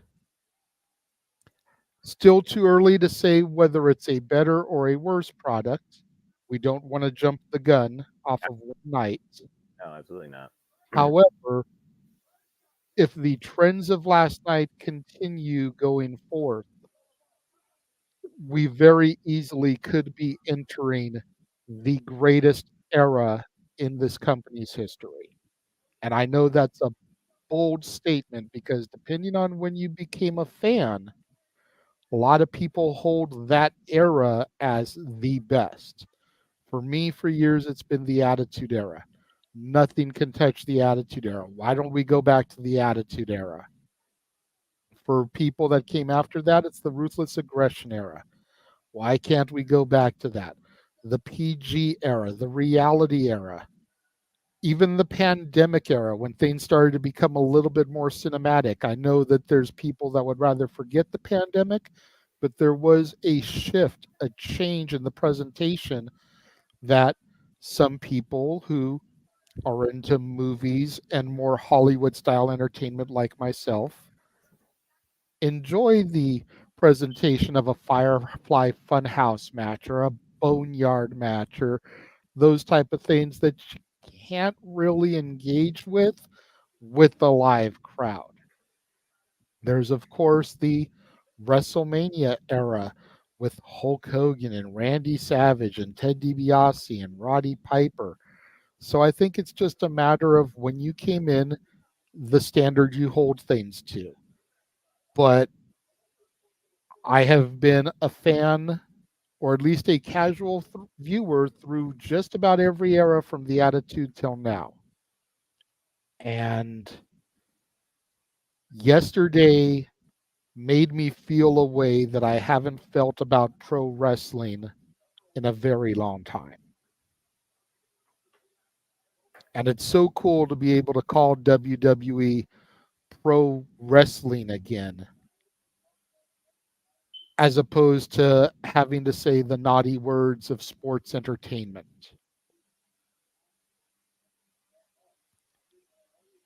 That's my takeaway. As somebody who's been one of the greatest critics of the words, the theme, the company defined by sports entertainment for the better part of over 3 decades, my entire life, and really bringing that into for reality 2 decades ago beyond the invasion angle in 2001. There was always part of me that wanted to follow this company for great talents like Kurt Angle, like Shawn Michaels, like John Cena, like those coming in, like Batista, like Randy Orton, like the prospects of the women, of course, in Victoria. And then you had Glamazon, Beth Phoenix. You had these monsters in Umaga. And you've had so much suspension of disbelief. And you always just had a bunch of mutterness, a bunch of underwhelming circumstances, a bunch of one-dimensional results, and utter politically incorrect nonsense with controversial effects, which of course made me fall out into the likes of TNA, NJPW, Ring of Honor, and of course didn't really get back into this company until I saw an aspect of wrestling respected, because I sleep, live, and breathe off professional wrestling. Every company in the world outside WWE defines themselves as professional wrestling, independent wrestling. Wrestling, as you said, used to be a word of cancer almost in the WWE, because you couldn't acknowledge that aspect of this form of competition, whether you want to call it sport or entertainment. Black and Gold NXT drew me in for a number of years. The takeovers were superior towards anything the main roster did, top to bottom. And then Vince, of course, created his own version of sports entertainment, and that destroyed it. Literally took me out again. Thus, AEW came into existence and redefined what it meant to enjoy, engage, and appreciate professional wrestling more than I've seen since probably I heard about WCW, thanks WWE Network and you guys on screen. But what Paul Levesque, what Triple H has done from outside the squared circle, behind the pen and paper, in this last year alone, has restored a lot of my faith in this company, bringing back respect, a level of prestige, a quality level of competition, and a worthwhile investment in engagement. WWE, once again, finally feels like it's reminding me that you need to realize sports entertainment is not what it used to be. And truly, we live in an age where everything is truly defined by professional wrestling. WrestleMania 40 Saturday was a great kickoff. It didn't feel necessarily hokey. It didn't feel necessarily out of place. There was a lot of product played with a lot of merchandise, but I blame it on the USCN and the fact that they cooperate with the NFL, which I could give two shits about. But the bottom line is last night, after NXT Standard, where NXT feels like it's taken over again, what it means to enjoy professional wrestling under the WWE banner, Triple H is off to one hell of a start in what is the genesis of this new era. So far, I am happy, truly happy to be along for the ride. Not just to cause with you, not just to engage in my virtual fantasies of literally telling the story and calling the action, but truly it feels like to me, WWE makes professional wrestling interesting. Why other companies the last 2 years have already made it extremely enjoyable for me. I'm very looking forward to what tonight brings out of everybody. And I most definitely am waiting on the edge of my seat to see if Raw after Mania continues to restore that feeling in me. So let's see what happens if we truly take things to a new level, and the world will take notice. Once again, WWE has made professional wrestling in its company interesting once more. Very well said. Very well said. Whoa, baby. I am going to give you a solo shot for a second because I have to step away for just a moment. All right. Feel free to engage in some of the comments in the chat room or discuss your thoughts of some of the matches. We're seeing a look again at last night. The Man, Becky Lynch versus Mommy. Whatever you feel that you need to discuss to keep it going for a moment or two, I will be back in just about a minute or two. Sounds good, JJ. Well, again, folks, what is your aspect right now on the world of WWE and its outlook on professional wrestling? Love to hear your takes, your thoughts. Love to hear your predictions. Love to hear, of course, your takeaways from Saturday, if you will, as we prepare for WrestleMania Sunday, and whether your fan has been restored, renewed, reinvigorated, elevated with what WWE so far has done and what you think WWE is going to do underneath truly the pen and paper led by Paul Triple H Levesque.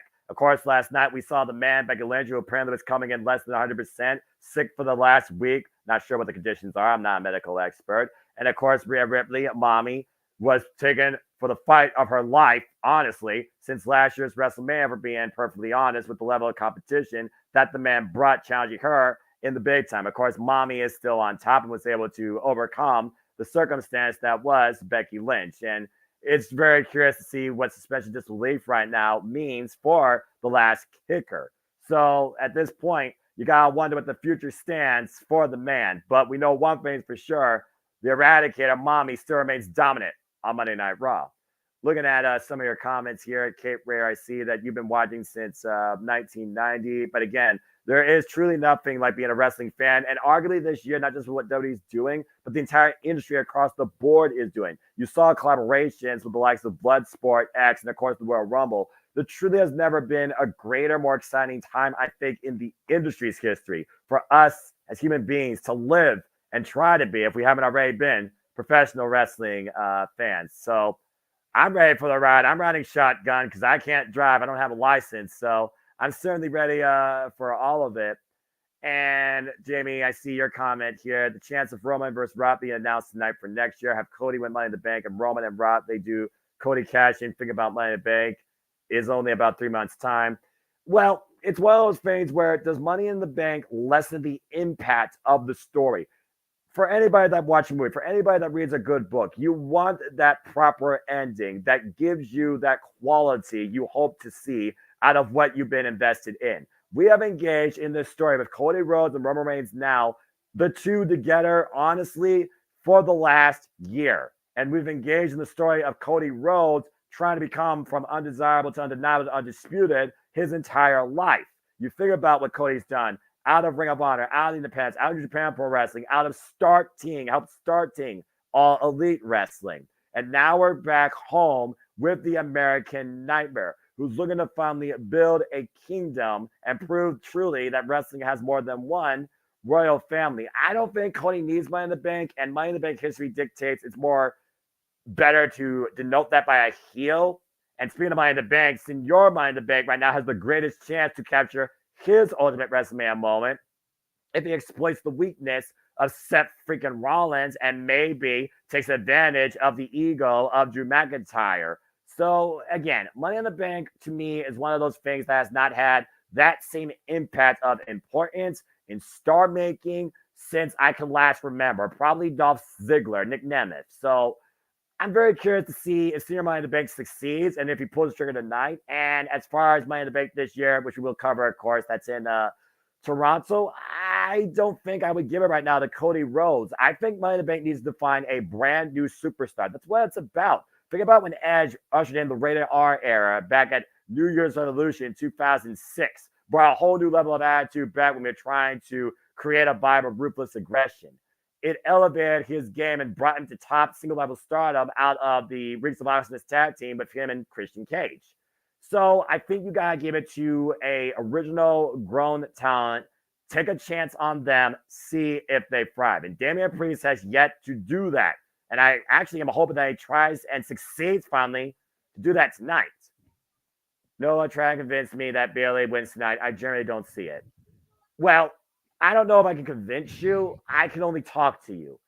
At the end of the day, Bayley, the fan that literally went out to achieve a dream.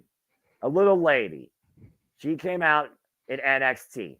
Happy-go-lucky, hugging everybody. She was that plucky underdog that we love so much in the likes of Sami Zayn. And maybe she lost her way after seeing Charlotte Flair and so many others usurp her. I mean, hell, when Stephanie McMahon was talking about a women's evolution, Bayley wasn't part of the call-up. It was Sasha Banks, Charlotte Flair, and Becky Lynch, while Bayley was still down in NXT looking for her moments. It's one of those things where Bayley is one of those I think some people misinterpret, but I think is underappreciated for what she's done. And like Chris Jericho, her career defiance is by adapting. She has adapted rather than perish. And I think her greatest scope of that was during the pandemic in front of nobody. So I don't think people truly have seen what Bayley's capable of. And I think that Bayley has been undermined with the fact that she has been shadowed by Damage Control, while they might be literally more than damaged goods at this point after last night. Io Sky has already been underappreciated for her in-ring talent, and her title run has been rather a farce. So I think Bayley generally deserves this tonight. We talk about WrestleMania being about finishing stories, creating moments, leaving us with memories that last forever. Can you believe that Bayley is having her first time ever at WrestleMania a singles match for a championship? Let's give Bayley that moment. I think she more so deserves it. That's fair. I do find it kind of hard to believe that this is her first opportunity in a singles. It's crazy for me to think about that. Yeah, you think about Bayley's history. She wasn't part of 32 when the women's championship was, of course, brought into the company. 33, of course, she defended her title for elimination, but that was Hugger Bayley coming in as Raw Women's Champion, overcoming Nia Jax, Charlotte Flair, and I believe, was it Sasha Banks? I think it was Sasha Banks. Ooh. Karrion Kross rocking an ECW t-shirt. That's cool. Well, we are in Way Philly. to play up to the Philly crowd. We are in Philly, the home of Extreme, but if I know Karrion Kross, he's looking to unleash Armageddon and start an anarchy. And again, with Final Testament, I'm a Christian man. I read the Bible. The last book, of course, is Revelation. And I do wonder if there will be a final resolution in this six-man battle. Because that's what it's going to be. It's going to be a six-man battle. But yeah, it's just weird to think about Bayley's career and the fact that she has never had that WrestleMania moment all for herself. And the fact of the matter, she's the Royal Rumble winner. That's enough of an accolade for me to say that she deserves it, and I hope she achieves it. Absolutely. Thank you, Kate Rare, by the way, for that. And again, folks, we are just literally a little bit over 20 minutes away. I hope you enjoy the ride with us. We're here for you the entirety of Sunday night.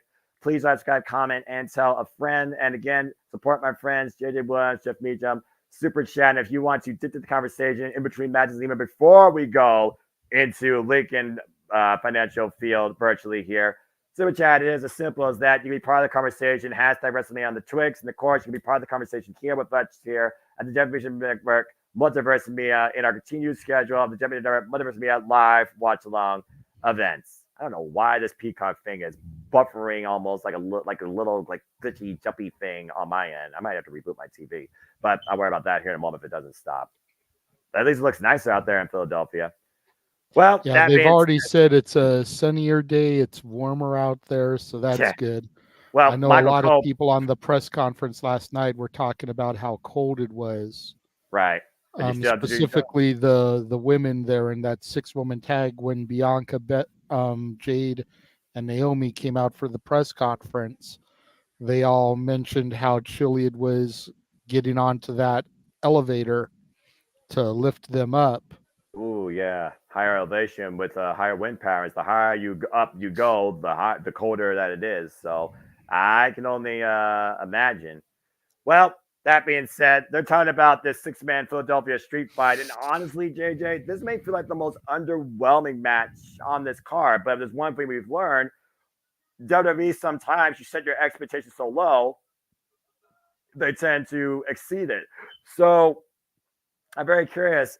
What's your take on the 6-man Philadelphia street fight? Looking at the heart of it, Bobby Lashley and Karrion Kross. I mean, these two have literally been at a roadblock against each other where neither man has really advanced. They've kind of been stuck in a purgatory limbo of constant conflict without any resolution. You know, I really wanted to be excited about this feud. I really wanted to be excited about this match. But I feel like it took them too long to get here. And it kind of just came together at the last minute. Right. Like, there's no reason this match should have been announced so last minute. I want to say it was announced not this past SmackDown that happened, obviously, the go home to this, but the week prior. Yeah, No it was. reason they should have waited that late to announce this. This has been brewing for months between Lashley and Cross. Lashley and the Profits and bringing in the AOP and Ellering, adding B-Fab to the mix. This has been brewing for a while. There's no reason it should have been added such short notice. And in doing so, they have made me just not care about it, which is sad because as far as in-ring participants go, I'm a fan out of four of the 6. You start to add in the outsiders, I'm a fan of 6 of the 9.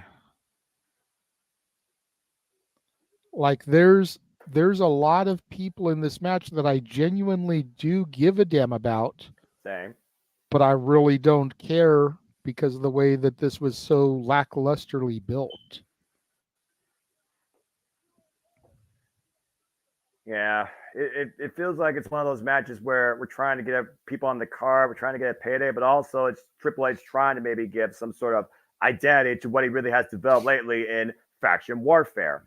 And it's one of those things where at this point, ALP has had little to no action to make you believe they are a viable threat towards any, including now separated, tag team championships. Street Profits, of course, recognized notoriously for tag team championships accolades and being star players on the grandest stage. Who could forget what happened, of course, in that four-way? I believe it was WrestleMania last year, 39, in the freaking Superstar Showcase. They basically stole the show. Bobby Lashley, former Almighty WWE champion, Almighty United States champion, former serviceman, God bless him, former TNA world champion. Karrion Kross, former NXT champion. Not much more I can say about him. Scarlett Bordeaux, the Smoke Show. She hasn't had any real in-ring competition since she faced Rohit Raju way back in Rebellion. So B-Fab right now, she looks like somebody that maybe could go for audition for Swerve's podcast and maybe be part of Prince Nana's dance line. I really want to buy more into what I hope is ahead for everybody in a brighter way, but I really can't. In Philadelphia, you gotta go extreme, right? You gotta go, wild, balls to the walls, high risk, reckless abandonment. So if nothing else, I expect a lot of weapons to fly. I expect a lot of fists to be thrown. I expect chairs, trash cans, kendo sticks. I expect some sort of extreme circumstance to show me how dangerous Karrion Kross truly can be. So we'll see what happens here. But at the end of the day, who do you want to succeed? Is it Bobby Lashley or is it Karrion Kross? Because as far as I'm concerned, everyone else is just part of the main cause. If I'm going with my heart, I want Lashley and the Profits to win. If I'm going with my wallet, Cross and the AOP need this. Otherwise, you may as well disband them and release them all. I know AOP just got back, but if they're going to job in this, why did you even bring them back? And Cross has been slowly sinking since his return. He has had numerous tremendous feuds, and he loses every single one of them. Yep. I don't care if he takes a piece of his adversary with them. He has lost every feud. Yep. How are you going to build him, rebuild him, to where you're going to make me believe that this man can be United States champion? This man can be WWE Universal Champion. You can't. Not with the way he's been booked and built. They just end up coming off like a lost cause. Yeah. At the end of the day, and hopefully, Sorry, and hopefully they'll prove us wrong. Right. Because to your point, the Profits did steal the show last year. Hopefully the AOP will go out there and be like, this is why you should notice us. Hopefully Lashley and Cross will burn the place down. We'll actually get into the streets of Philly and brawl. Mm-hmm. Maybe we'll get an ECW original cameo or two, especially since Cross is wearing the shirt. But I have very low expectations for this one, so it shouldn't take much to impress me. That might be all you need. That might be all 6 of these people need. And to Kate Barry's point, we forgot the guy in the very background here that has led teams to championship glory, Paul Ellering. And of course, Paul Ellering also led the Offers of Pain in a previous era to the NXT Tag Team Championships. In fact, they were Dusty Rhodes Tag Team Classic Cup winners. So again, with the minds involved here and the quality of talent, I'm hoping that this does bring more than just a mosh pit of utter madness. That being said, talking about madness, talking about anger, frustration, talking about boiling points, let's talk to them. Let's talk about the mega star. Let's talk about the phenomenal AJ Styles. You want to talk about extreme circumstance. You want to talk about TNA, total nonstop action. Those two defined those letters under different eras, of course, as we have the mega star with everybody saying L.A. Knight. Yeah. Hey, Jeff, taking on the phenomenal AJ Styles. This is the second time ever these two are going one-on-one in the ring. As we saw earlier back in January, they went one-on-one, ended in a no contest. And AJ Styles had this, I would say, stewing, envious nature in him since coming back after Soul Dakota squashed him backstage, and we saw the rise of the mega star the entire way, the last 3 months, honestly, of last year. And AJ couldn't stand it. To the point AJ and LA Knight have both have cost each other the WWE Universal Championship, going back to the Royal Rumble. And AJ Styles cost LA Knight a chance to be part of the main event tonight of the Elimination Chamber. So now it's reached a boiling point here to the point they've attacked each other at AJ's home. They just attacked each other apparently at WWE World Experience. So now we just have to try and figure it out, as CM Punk said best. Punch people in the face, get it set in the middle of the ring. So at the end of the day, these two great vets, it's kind of a no-lose scenario on both men's mind, but this is also the WrestleMania debut for one LA Knight.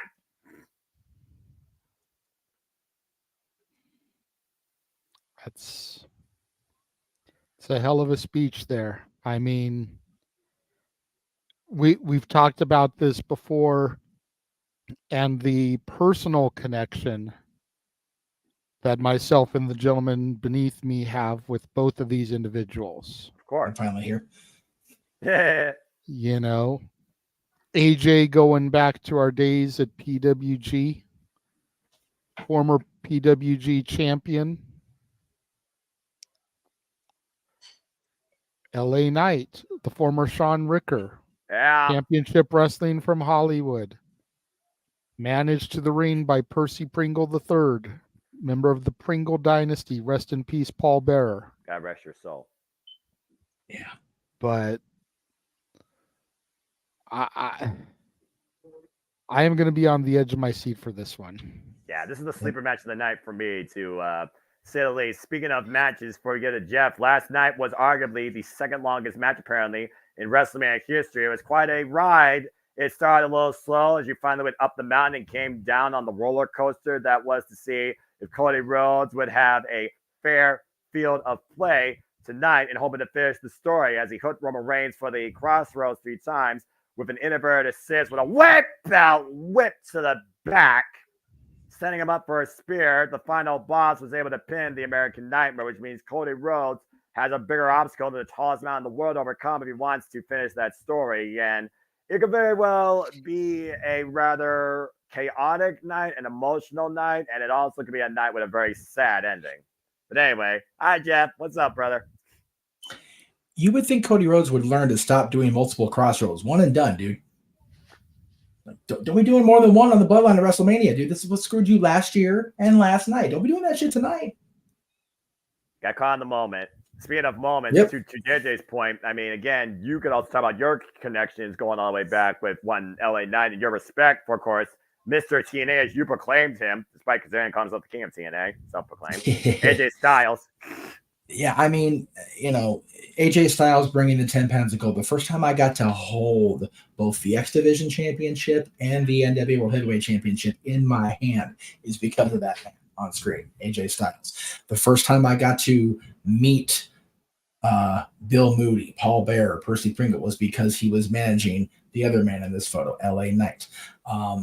There is no more personal match for me personally than this match here. Yes, the championship match is loaded with emotion, loaded with personal connections on both sides.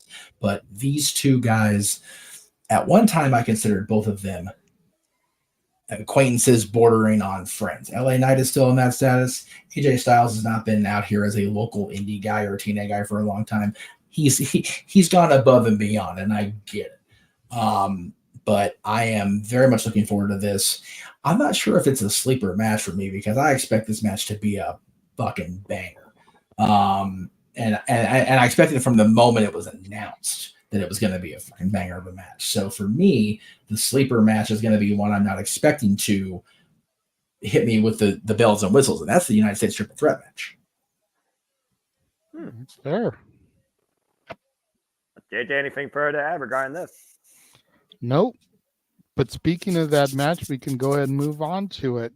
It was asked earlier before you got here if, with the results of everything that happened last night, is there anything that kind of reaffirmed your predictions for tonight or made you want to change your predictions for tonight? And both me and Jeff went directly to this match. With KO having been there at the curtain before Sammy went out, hugging his brother, and Sammy doing the unthinkable and dethroning Gunther, the Reign General, the longest reigning Intercontinental Champion of all times. Damn it. What if we get that in Deja Vu tonight? And KO dethrones Logan Paul, becomes United States Champion, comes back through the curtain after the match, and there's Sammy waiting for him with his Intercontinental title.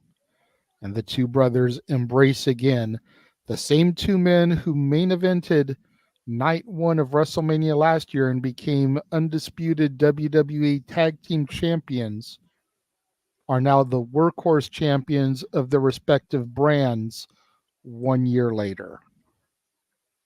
It sounds almost too poetic to come true. But again, in this new era, anything right now is possible with Paul, Triple H, Levesque. Oh, by the way, that's the group. That's the Tropical Punch Prime.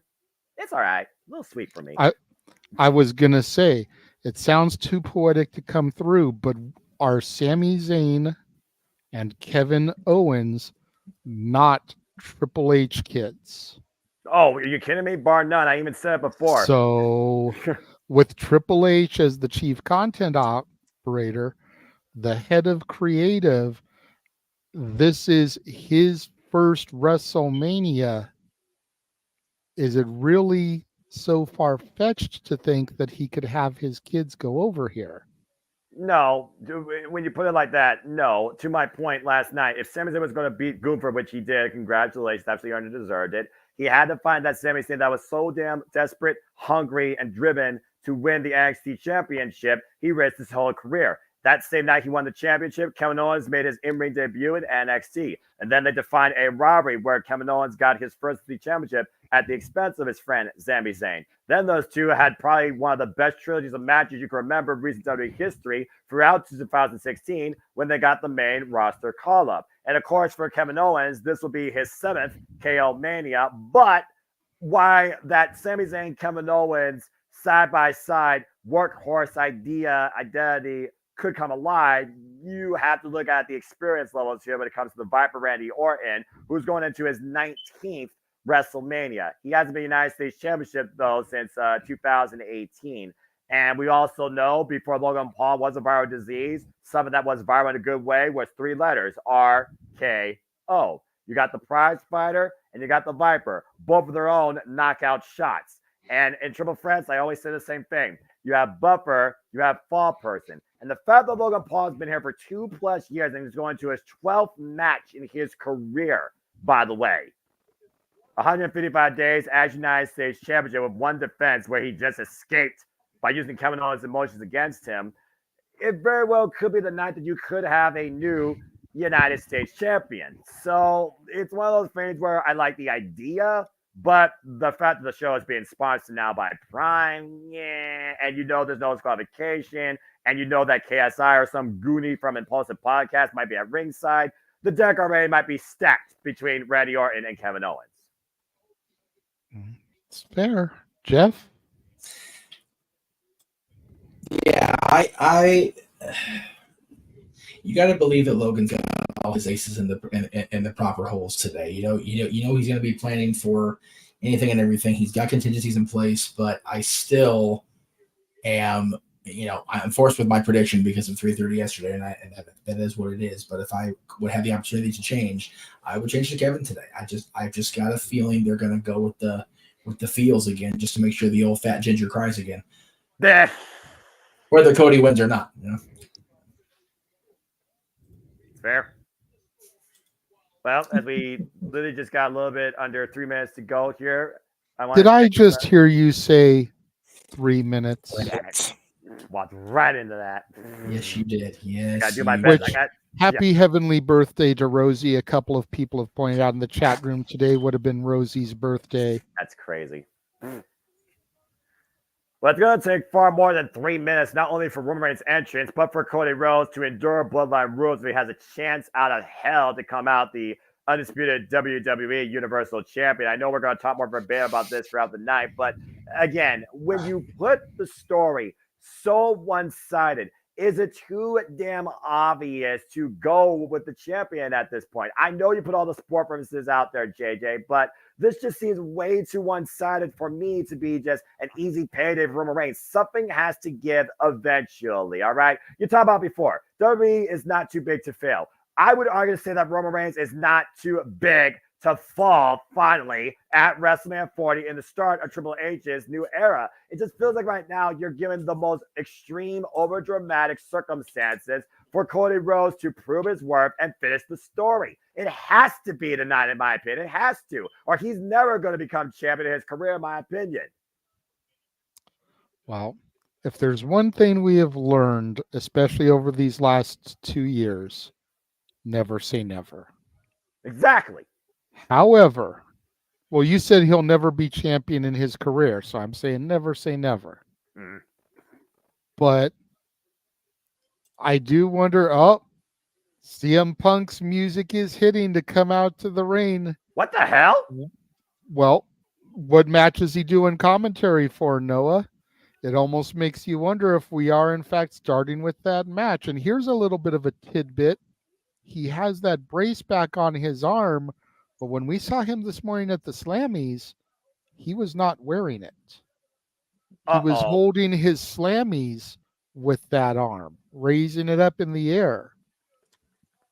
How much of a decoy could that be? For those of you guys out there that joined us this morning on the coverage, you know what we're talking about, but I know you were at church and haven't had the opportunity to watch it back yet. Right. But just a little bit of knowledge there. He was not wearing that. But back to what you had asked about Roman Reigns.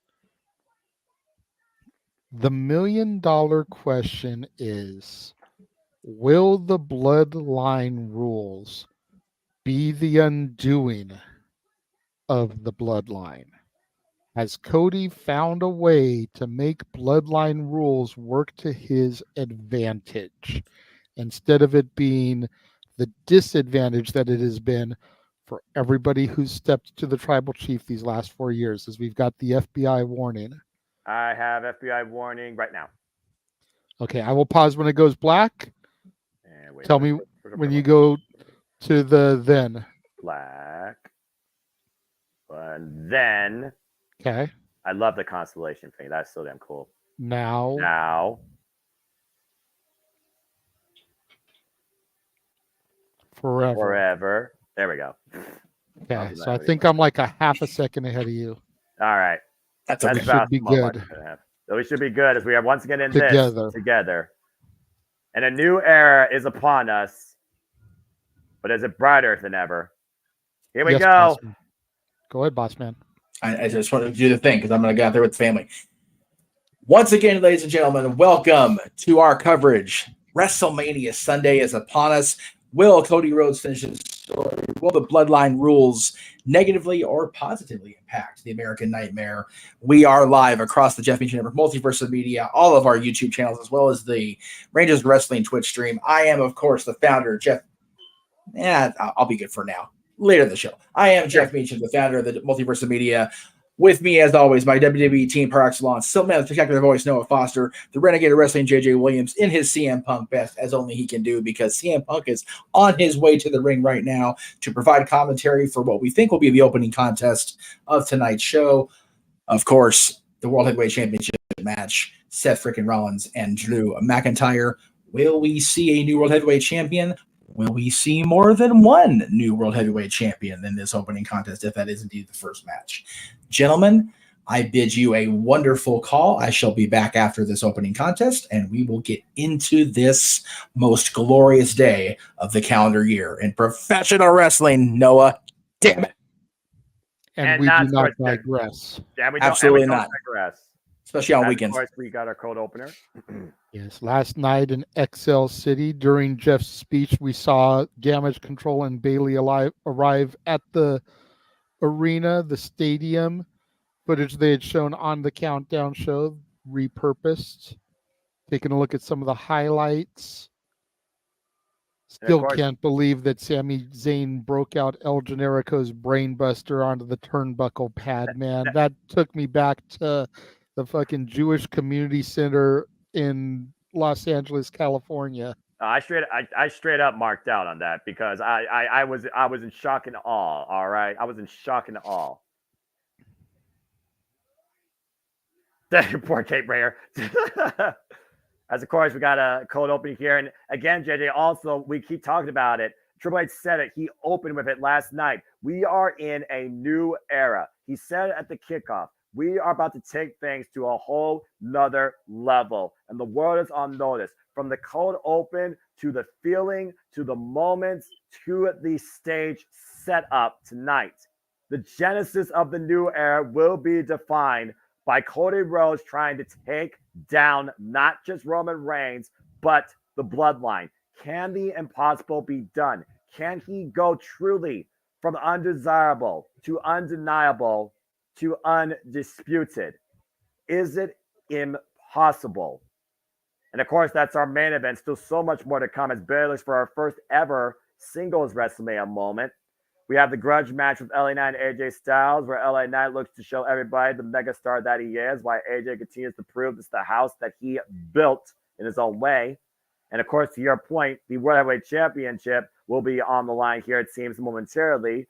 And will Seth Rollins' knee hold up against a driven Drew McIntyre, looking to seek something just for himself in front of everybody. And of course, we have a viral moment waiting to happen with the United States Championship as the Maverick defends against the prize fighter Kevin Owens and the Viper Randy Orton. We got to go extreme with the Final Testament looking for a resolution, but will Bobby Lashley create a revelation and a brighter future going forward with him and the Street Profits? And as I said before, it all culminates to see if Cody Rhodes will be the guy to define a new era. We have reached the final chapter, proverbially, of this story. We have been on the ride now for the last year. We have seen the journey. We have followed the history. We have honored both families' legacies. But only one gets to tell the ending. And that being said, the JMN Multiverse of Media live watch events, hashtag We Gonna Die schedule is proud to bring to you our coverage, reactions, and commentary for WrestleMania. Hello, everybody, and welcome once again to a capacity crowd virtually on hand at League Financial Field. It is WrestleMania Sunday in the city of brotherly love, Philadelphia, PA, and we are here with you all the way for Philadelphia WrestleMania 40 Sunday. Welcome to the show. You know what this is. I'm the simple man, the simple brand, the voice of JMN, forever grateful for professional wrestling. Damn it. And my name is Noah Foster. With me, as always, is the renegade of wrestling, JJ Williams, as you see Drew McIntyre right now, with a more driven look in his eyes than I've ever seen before in his life, as he looks to make broken dreams come true and burn it down against the architect, the Monday Night Messiah, the visionary, the revolutionary, the World Heavyweight Champion, Seth freaking Rollins, who might be holding and looking at that title for the last time. Buckle up and enjoy the ride, folks. We're here for you the whole night. And please subscribe, comment, tell a friend. And again, if you want to dictate the conversation, don't need to dictate. Super chat is as simple as that as we get ready for our opening contest. JJ, are you ready to go?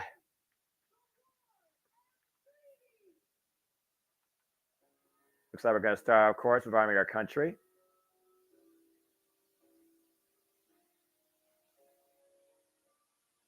Ooh, I like the piano.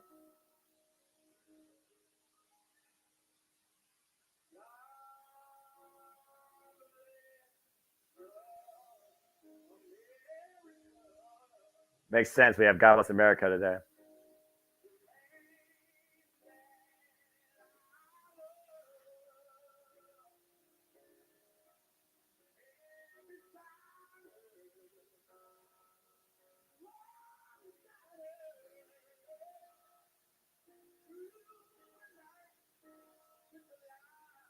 For those that are wondering, we are listening to God Bless America. We are not going to sing it on here, and to avoid copyright strike, we will not be putting it on the air. But please, if you respect where you live and where you're proud to be, put your hand over your heart and enjoy our opening ceremony.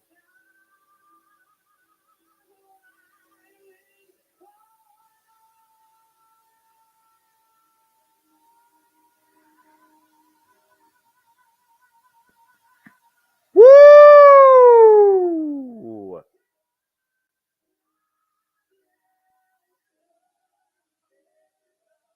Some of our servicemen in South Korea. Thank you, Pop. We will.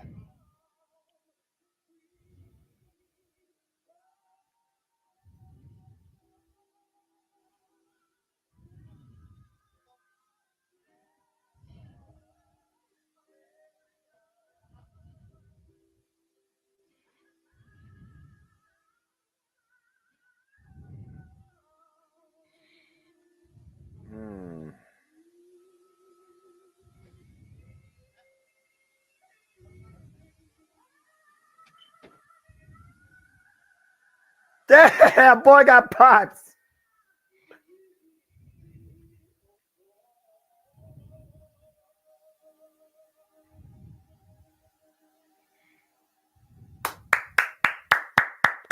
That was phenomenal. Absolutely beautiful, phenomenal. One of the greatest God Bless Americas I've heard in a long time. Beautiful rendition.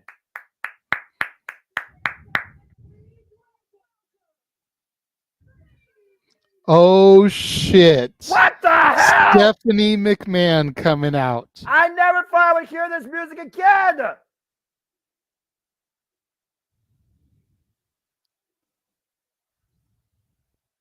Wow. That's what's up. Well, we What a saw her surprise. ringside for the Hall of Fame. I wonder if this means that she is officially back in some capacity with the company now, that this is the beginning of a brand new era, as Triple H proclaimed it yesterday. And of course, JJ, one of the women that have given so many women and superstars in WWE the greatest opportunities over the years, whether she was in rivalries with them in stories or whether she was trying to create opportunities themselves to elevate the presentation in WWE. Great to see Stephanie McMahon back here. Last night we opened with Triple H in the ring. Here we are with Miss Levesque herself. God, it's always so good to see Stephanie, man. I've had a crush on her since the freaking Undertaker kidnapped her back in the late 90s, dude. Seriously. I remember that story. I've always thought that she was gorgeous. There's that smile.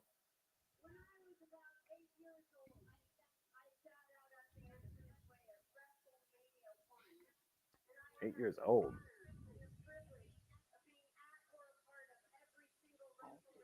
She sat at the entranceway of WrestleMania 1 when she was 8 years old and has been a part of every one since. This one's the one she's most proud of. Because this is the first Mania of the Paul Levesque era. Damn right!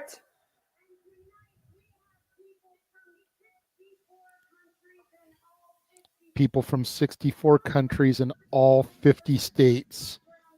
Different backgrounds and beliefs to share WrestleMania.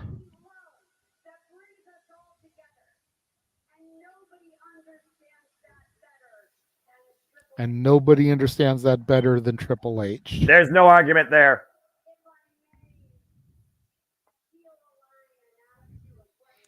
She's going to steal a line and ask us a question. Are you ready? I'm sorry, JJ. Did you ask me something? No. Philadelphia. Are you ready? Yes, I'm ready.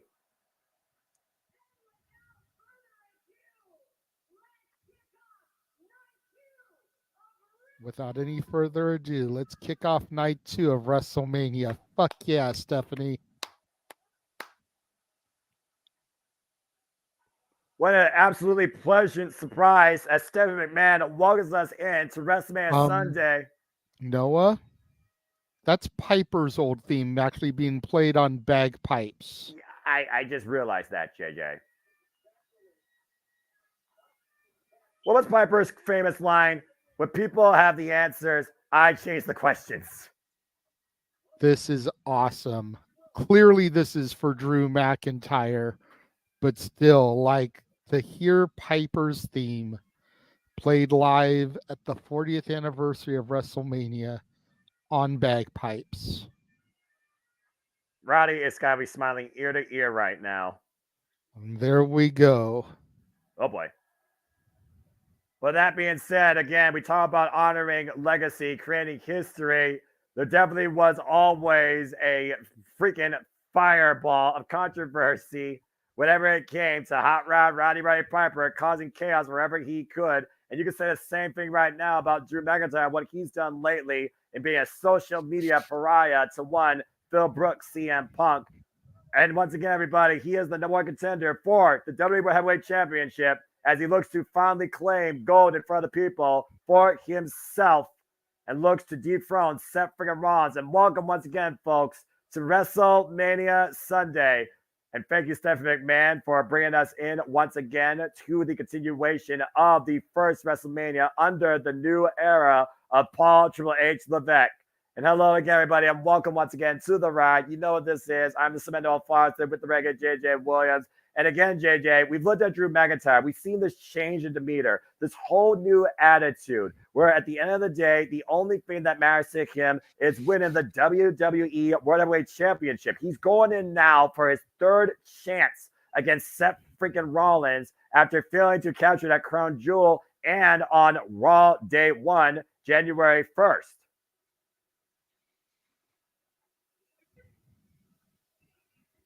I'm sorry, no, I've already got a tear in my eye. I don't blame you. I expect more tears will be done before the end of the night.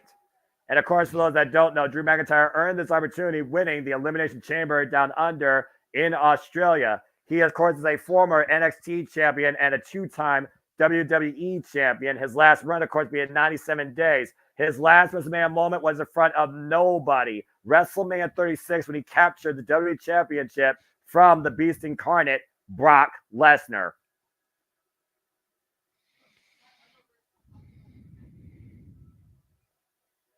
Oh, man, he is ready.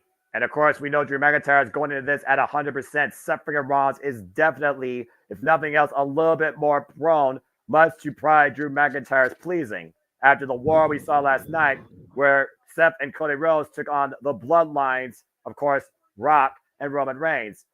As we have Corey Graves, CM Punk, Pat McAfee, and Michael Cole for our festivities at ringside in Philadelphia, PA. You got to figure this was supposed to be CM Punk's moment. It was supposed to be CM Punk versus Seth freaking Rollins. But unfortunately, the injury sustained during the Royal Rumble match has taken him out of action. But he promised us at the Slammies, come WrestleMania 41, he will be in this ring in his boots and tights, and he will be performing for us. You said yourself, of course, never say never, as, of course, CM Punk, the number one goal he had when he came back to WWE last year at War Games is to be part of a WrestleMania main event. He had a huge chance at the Royal Rumble, but he lost to Cody Rhodes when it came down to just those two men. And Drew McIntyre says he prayed for CM Punk to get injured. He prayed for this moment, and he's happy that it happened. But we also know what karma can be sometimes. The hell is this? Looks like some kind of Mardi Gras. Gestures and... I would say, JJ, it's a global standard. Think about it. Seth Rollins has conducted his own global maniacal symphony in his own freaking way. Yeah, I got a little bit of everything here. We got banjos, we got accordions. I haven't seen accordions since Family Matters, Steve Urkel. Saxophones.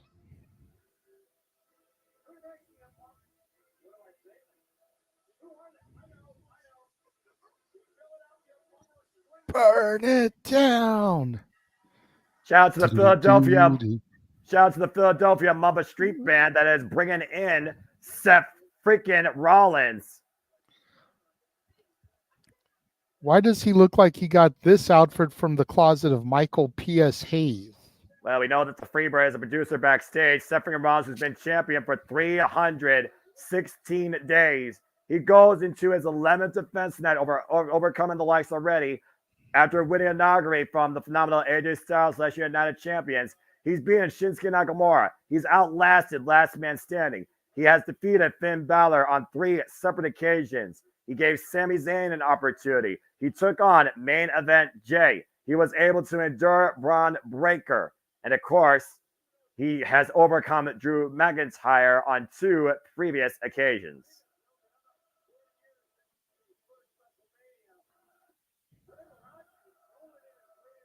Can you imagine Liberace looking at this right now and being like, this is missing a piano?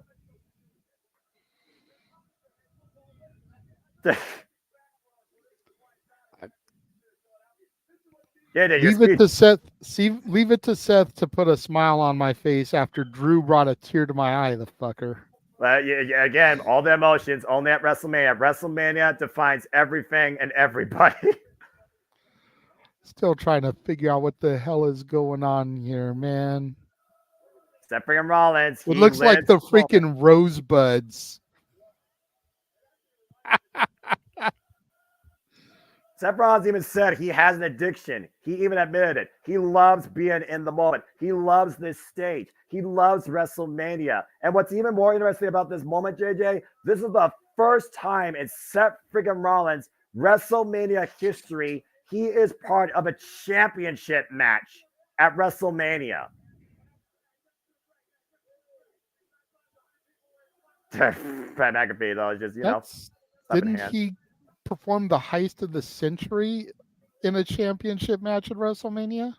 He did, but again, he wasn't part of it initially. He may have defined the ending, but he was not part of it. I understand what you mean then. Okay. It's like, wait a minute.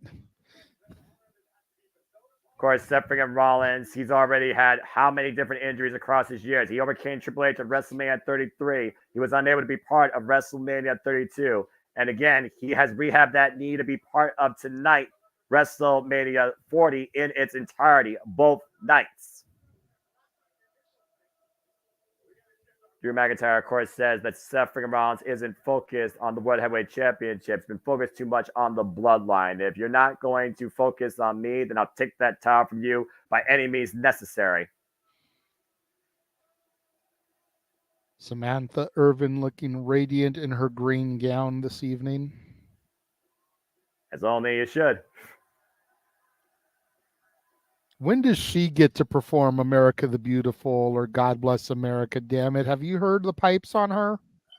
Yes, I have. Let's go down to inductions with that being said. Even Lillian Garcia got to perform one year at WrestleMania. We need Samantha to do it. If she is the true successor to Lillian, she needs to do it. That's a high accolade from you. Drew McIntyre, 38 years of age, 23 years in the game, challenger for the World Heavyweight Championship, a title he never held, once called the Chosen One, first title won in WWE, Intercontinental Championship. Okay, Samantha just got a shit ton cooler to me. She's got the Beatles crossing Abbey Road tattooed on her bicep. That's correct. Our I have champion. never noticed that before. Again, these cameras. Our champion, of course, Seth friggin' Rollins, 37 years of age, 20 years in the game, 316th day as champion, 11th defense. First title won in WWE, the NXT Championship. In fact, he was the first ever NXT champion. Yes, he was. Defeating Jinder Mahal, I believe. Correct. And he should have stayed hindered. As we get ready for the WWE World Heavyweight Championship to be defended, our opening contest here, WrestleMania Sunday, CM Punk on commentary. No love lost for either of these men when it comes to the Second City Saint. Jesus, that was almost it right there. Claymore! Claymore immediately! Are you kidding me? The character? Oh my God! Drew McIntyre almost broke a WrestleMania record with the shortest match being 6 seconds back at WrestleMania 32 and the shortest World Heavyweight Championship match being 28. Friggin' 18 seconds. Sheamus and Daniel Bryan. He didn't waste a single motion there, JJ. Wow. Nope. I think I'm a little bit ahead of you. And you see right now he's attacking the knee. And again, you Yes. see the heavy kineso tape also on the lower back of Seth friggin' Rollins. And Jesus, overhead belly-to-belly throw there. Yeah, about to say he gets some friggin' flyer Myers there. Sent Tyler Black back to Illinois. Really quickly, we got a super chat from Paulo O'Keefe, $5. Thank you very much. Says that was a traditional piece called Scotland the Brave, originated in the 19th century. Appreciate that little bit of education and knowledge there, Paula. I've always just known that song to be Roddy Piper's entrance theme. I didn't know if that was a original created piece for him, if it was something a little bit older, as you've pointed out. So thank you for that knowledge. I greatly appreciate it, Paul, and always appreciate your love and support here at WrestleMania Multiverse of Media. You see Drew McIntyre, of course, right now just focusing on Seth Rollins' back with these suplexes. Let's not forget, this is not the first time Seth Rollins has been assaulted right out of the gate. Drew McIntyre literally destroyed this man back at WrestleMania 35, and of course, Seth Rollins was able to be the Beast Slayer that night. Again, first time Seth Rollins is coming in as champion. Look for the paragraph outside and hits it on the floor, but again, immediately grasping that left knee. Yep, could have very easily jammed that kneecap again. Of course, that knee surgery appeared a few months ago, and Seth Rollins might be wise here to take the count out again. Conditioning has to play a factor here. Drew McIntyre with the hot start. Rollins back at it, though. Curb stomp. Curb stomp connects. Can he capitalize and go for the pin? And Seth Rollins looking for a leg, and McIntyre kicks out. Both men have hit their finishers this early in the match, Noah. That just goes to show that both men are trying to get this done quick. Again, is it a sense of urgency more for the champion or for the challenger here? You would think that the challenger would start slow. He already picked his spot. And again, is he riding on emotions? Is he taking Seth lightly? And plus the influence of CM Punk on commentary, no love lost there. When again, Drew McIntyre says, I'm the reason that you are not here. Gets in the mid, says that Seth Rollins once again might be looking for the pedigree. Oh, God. Back body drop. You can see the agony on Seth Rollins' face there as he tries to recuperate and get back to his feet. Yeah, well, tonight might be, again, an exception where even Seth freaking Rollins might not be able to endure this for too long.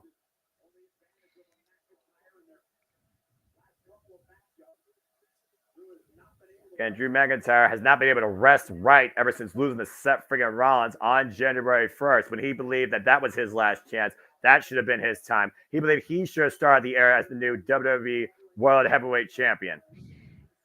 Hard pressed to argue him. Seth Rollins right now and Drew McIntyre just teeing up against each other in the middle of the ring on the Prime logo, of course. Knife edge shot by McIntyre. Seth answers back, though. McIntyre pushed towards the corner. Big single leg boot, and Seth answers back with a kick. Glasgow kiss. Oh, God. I don't know what it is about the Brits and the Scots and the Australians with headbutts. But again, McIntyre might not to self-loopy there. Both men down Referee for now. checking on both men. Again, we saw how nasty Seth freaking Rollins got last night, but also how much injury and punishment Seth Rollins endured. Again, that spear for the barricade was the biggest bump that Seth took, and he was a non-factor after that. Drew going to the corner. Looks like he's setting him for another Claymore. Uh-oh. Countdown to Claymore country might be initiated here. Drew McIntyre picking his spot. 3, 2, 1. And McIntyre. Claymore denied. Seth Rollins. Power bomb! Rolls him through. And wait a minute, he's going for the pedigree again. Can he hook him up, though? And again, the knee. He hit the pedigree, but again, the knee. The knee gave out. But Seth in the driver's seat once again. Might be looking to burn it down. Curb stomp connects on McIntyre. And Seth Rollins with the cover to win at WrestleMania 40. No! Oh. You said earlier, JJ, both men start with the best shot. Seth Rollins just hit all three of his best shots again, and McIntyre is still alive. Ugh. And Seth may be 100% confident right now, but he still is at risk of losing his championship. And you figure about, again, the CM Punk factor on the outside and the mental games that the Second City Saint has played with both of these men. More so Seth and Drew preying on Punk. Punk hasn't preyed on either of these two. And yet Punk right now might have made these two more interesting than ever. And Ron's grabbing his lower back here. And Seth Rollins ain't leaving nothing to chance here. He's going high risk up to the top rope in the corner. Drew McIntyre in the drop zone. Might be looking for that ridiculous frog splash. He's taking too long here, though. McIntyre up to his feet. And Seth Rollins able to scout it. McIntyre and scout zone. Again, the knee gave out. The knee gave out. Claymore denied. Seth Rollins able to get out of the way. And Seth Rollins will fall again. Curb stomp miss. Drew McIntyre, though, able to counter Seth. Fusion sock DDT for the championship. Hook on their leg and a near fall. Man, I love the Future Shock. I always loved when he hit that back during his initial run. Yeah, it's won him, of course, a couple of championships in his career, not just in WWE, but also in TNA, former TNA champion. Of course, I say TNA now was Impact champion, but you get the idea. Yeah, we understand. Crowd chanting, "This is awesome," and rightfully so. Great opening contest right here, and I completely agree. Again, has Drew McIntyre needs to not lose focus, though. Look, he's turning his attention over to CM Punk at commentary. And to your point, Jay, I was about to ask you, what does Drew McIntyre need to do to beat Seth freaking Rollins? He's making the go to sleep gesture. Is he going to try to use Punk's own move on Seth freaking Rollins here? I don't think that's wise. I just want to say that for the record. Seth trying right now to somehow get back up to his feet, and Drew McIntyre scouting him, though. Hoisting him up on the shoulders. Taking it in, McIntyre looking for the counter. It's a cross, my parachute. Ooh, almost got caught there. Claymore! Claymore! And McIntyre the cover. Dig stack, no! Man, you've got to be kidding me here, Noah. Golly! Look at this again. Ducks the clothesline. Bam! Claymore out of nowhere. Oof. Like you said, deep pinfall. He almost looked like he was trying to find a rope to put his boot on for added leverage, but he was in the center of the ring there. Yeah, about to say there was no escape for Seth except literally pushing out as hard as he can. Perseverance on the champion. High stat match book cover as our opening comes for the World Heavyweight Championship continues. Capacity crowd expected on hand once again. CM Punk at ringside. Drew clearing off the announce table there. Oh, no. Yeah, this is where Drew McIntyre might be dangerous and also might literally cost himself. Punk trying to play some mind games with Drew there on commentary, speaking a little bit louder than normal, make sure that Drew can hear him. Well, again, Drew McIntyre, literally his own social media pariah. And McIntyre right now might be looking to powerbomb Seth friggin' Rollins through the table right in front of CM Punk. Lifts Rollins up. High above the table. Seth Rollins trying to fight back. And But wait a minute. Seth able to escape sort of and drives McIntyre face first through the table. Again, grasping that left knee, though. We got to focus on the condition of that left knee. Seth Rollins continued offense against McIntyre. This table extremely unstable. We've seen that table collapse underneath two men's weight just standing on it in previous WrestleManias. And now Seth friggin' Rollins on the Spanish announce table. McIntyre in a prone position across the U.S. announce table. And Seth with a run-up. Curb stop for McIntyre. Face for through the table. And he can't pin him on the floor. Yeah, he can't Got to pin get him him on back the in the outside. ring. Rollins the champion. McIntyre the challenger. Both men back inside the ring. Oh, the Claymore again! Just like that! And McIntyre the cover! Will McIntyre finally get his moment? No! That is the third Claymore that is connected, Noah, and he hasn't been able to put Seth away yet. What is it going to take for the challenger to put the champ away? And McIntyre's about to explode, JJ. I wish I had the answer, but I don't. But McIntyre needs to realize, if nothing else, he's in the driver's seat. Keep forward with your offense. Keep forward with the damage. Stay focused to your point. You have 7 in proposition. Claymore again for the 4th time. And McIntyre with the cover. McIntyre is World Heavyweight Champion. Drew McIntyre finally gets his WrestleMania moment in front of fans. If it's a crowd like yesterday, in front of at least 70,000, possibly more. Drew McIntyre has finally done it. Drew McIntyre has achieved broken dreams and has finally come to light to finally give himself a real WrestleMania moment. Drew McIntyre is the 2nd ever in this legacy WWE World Heavyweight Champion. 3rd time was the charm for the Scotsman. And you may not appreciate the manner that Drew McIntyre did this in the first place to get here, what he said, what he exploited. But again, sometimes you got to go that extra mile to get what you want in this business. And McIntyre achieves that. McIntyre in tears, the emotion on his face, looking at Seth, giving him that nod, almost like a thank you.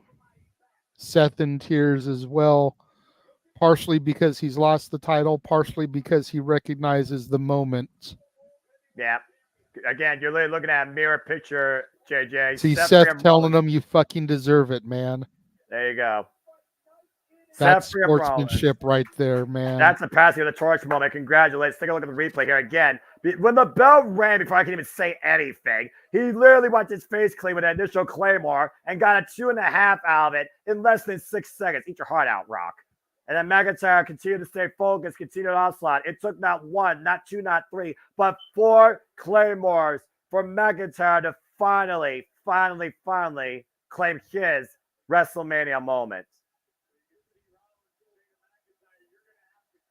And your new World Heavyweight Champion raising the prize up in the air to the thunderous applause of this Philadelphia crowd. Again, you talked about a moment ago, JJ. Seth friggin' Rollins was in that very spot years ago. And he's handing it to his wife. There it is, presenting it to his wife.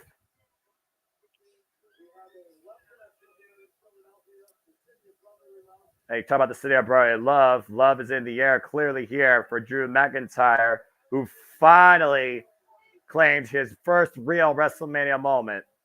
He has come a long way since being the chosen one. Now he's literally the one. But thank you, Seth Rollins. An incredible run, of course. And McIntyre locking eyes with CM Punk. Wait a minute. You know, we talked about JJ. We're starting a new era. We don't know where the future may go. This intrigues me. Oh boy. Stepping up on top of the announce position. Punk giving him a round of applause. Punk congratulating him. Punk telling him congratulations, have fun taking selfies on the internet.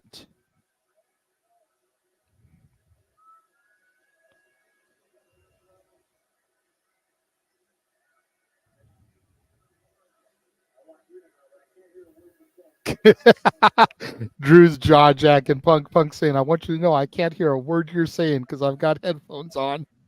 That's fair. Drew saying, I'll end your career.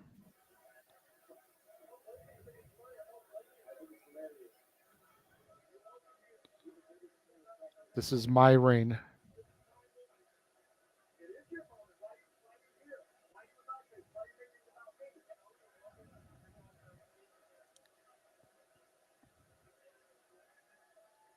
Get the shot. I want this framed on my wall. That's real mature. Drew tells Punk to suck it. Oh, I just saw that, yeah. Boom, trips him up. Well, you know, Perry's a bitch. Oh! Punch and drop McIntyre across the announce table. Off. Takes off the suit jacket. JJ, I think you're onto something. Puts it on the other arm. Clotheslines Drew. Let's see him Punk again. Drew McIntyre beating him down, stomping his face. Yeah, arguably costing CM Punk his moment, and Punk laying out McIntyre here tonight at WrestleMania Sunday. Blows a kiss to his wife, and here comes Damian Priest. Wait a minute! Wait a minute! Here comes Damian Priest. No, he's got money in the bank! He's got money in the bank! Damian Priest knocks the ring. Drew McIntyre down. He's right the ring. Oh, and he just wiped him out of the briefcase again. Cashing it in. Drew getting thrown back into the ring. This is his moment. Is this Damian Priest's moment? Referee's in the ring. The bell rings, Noah. What? He's got him goozled. South of heaven. Got him hooked. 2, oh my God. 3. Cover. 2. Damian Priest is finally World Heavyweight Champion. What? That's what's up. He finally did it. He finally did it. Damian Priest is the new World Heavyweight Champion. He cashed in successfully. Judgment Day has arrived on Drew McIntyre. Damian Priest is finally WWE World Heavyweight Champion. And he owes it to CM Punk. There's the Judgment Day at the top of the entrance ramp, embracing Priest. Yeah, everybody celebrating. There's Dom, there's JD, there's Finn, there's Rhea. Yeah, raising the championship in the air. Yep, I see it right there. Again, Rhea Ripley told him, Damian Priest, pick your moment. I also said prior to this show, Drew McIntyre, you reap what you sow. Karma is a bitch. CM Punk just cost Drew McIntyre his WrestleMania moments. CM Punk sitting on top of the announce table, just applauding Drew now and laughing. And think about this, JJ. Both Seth and Drew McIntyre just lost the WWE World Heavyweight Championship. What a moment. What a way to start off night 2 of WrestleMania 40, Noah. Congratulations to Damian Priest. Your name truly will now live in infamy forever. Damian Priest is the new WWE World Heavyweight Champion as we now go to the producer mans for this short intermission. Finally, dadgummit, finally! Finally on a lot of fronts, Mr. Foster. I'll tell you what. What the hell's that wind? Oh, it's this damn. What the hell's that? What's in my background? Who's haunting me? Don't be scared. Dude, all we heard from McIntyre since Royal Rumble, focus on me to Seth Rollins. Don't take your eye off the ball. All Drew had to do was take your gold and walk to the back, dude. Mm-hmm. And even then, all you had to do was keep your shit to Phil short and sweet. And did you have to give him the crotch chop? Nope. And did you? Yes, you did, Drew. Yes, you did. And now you're sitting there in the middle of that ring, probably walk up the ramp now. Probably. With your world title in somebody's hands and your balls in your hands again. With CM Punk sitting ringside chuckling at your dumb ass. I said now we see the bloodline arriving at the facility ahead of our main event tonight. Will the story be finished? Cody Rhodes will challenge our tribal chief, Roman Reigns. Oh, man. I tell you what. Punk was sitting there congratulating him at ringside, giving the man his props, and he just couldn't leave it alone. And I'll tell you what, I have a proud papa sitting out there in the front room because he's been calling Damian Priest having this moment for before he became Senor Dinero and Albanco. I'll tell you what. So, and I'm sorry to tell I butchered the shit out of that. If you can come on later and correct that for me, I appreciate you, love.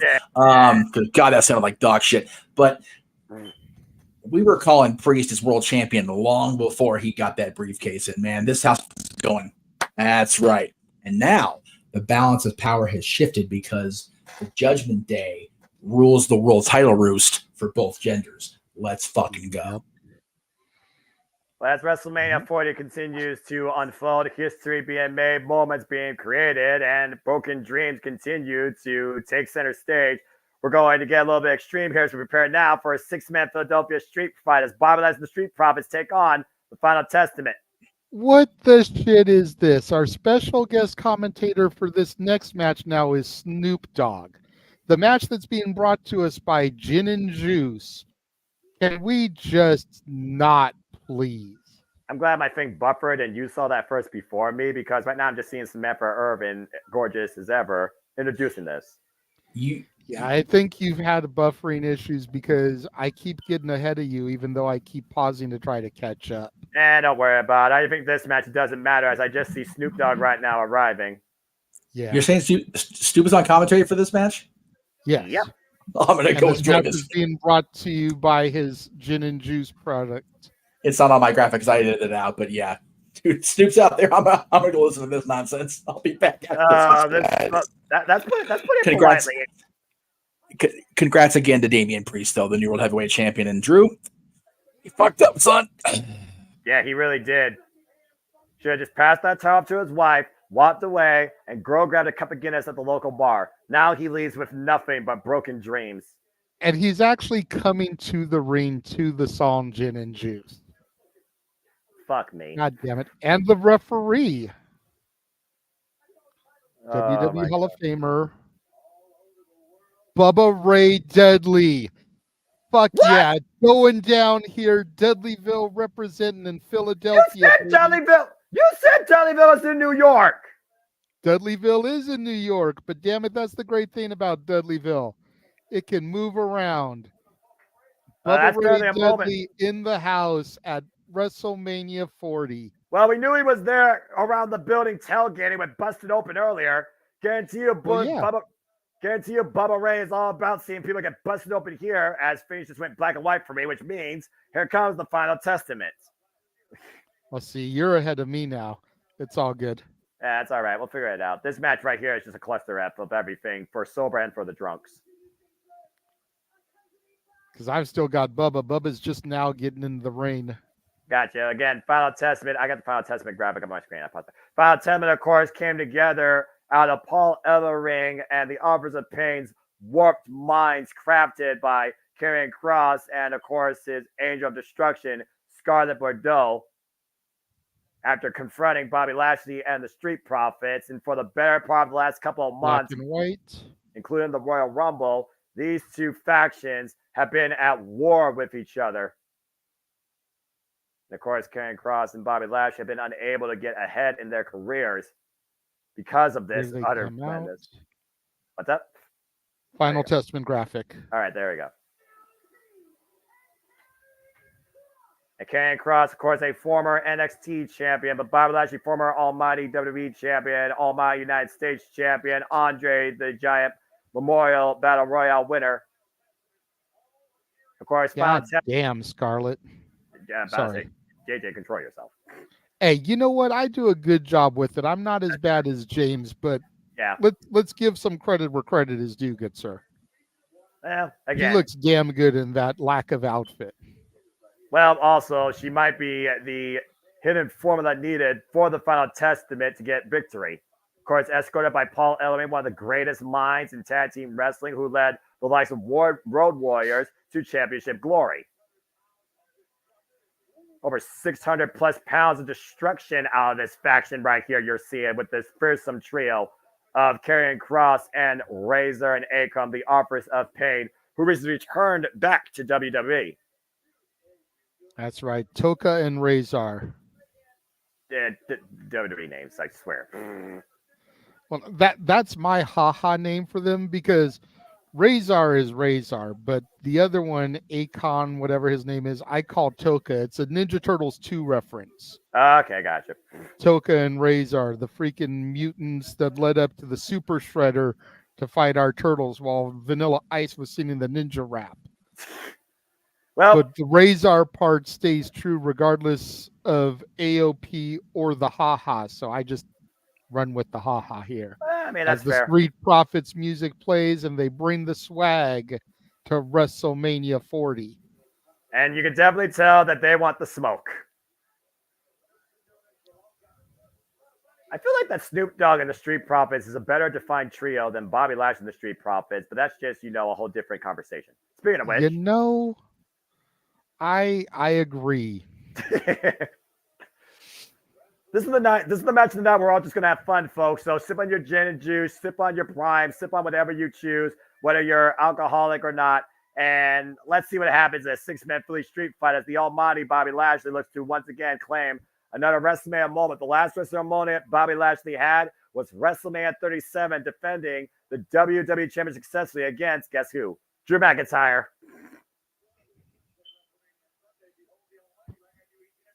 Behold the almighty. We are the nation of domination.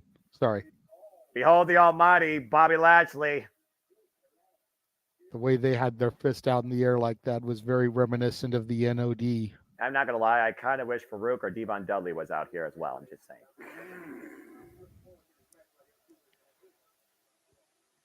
Well. Oh, boy.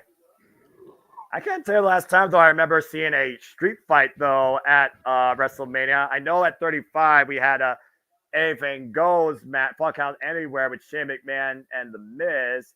I think 37 we had a Nigerian drum fight for the Intercontinental Championship.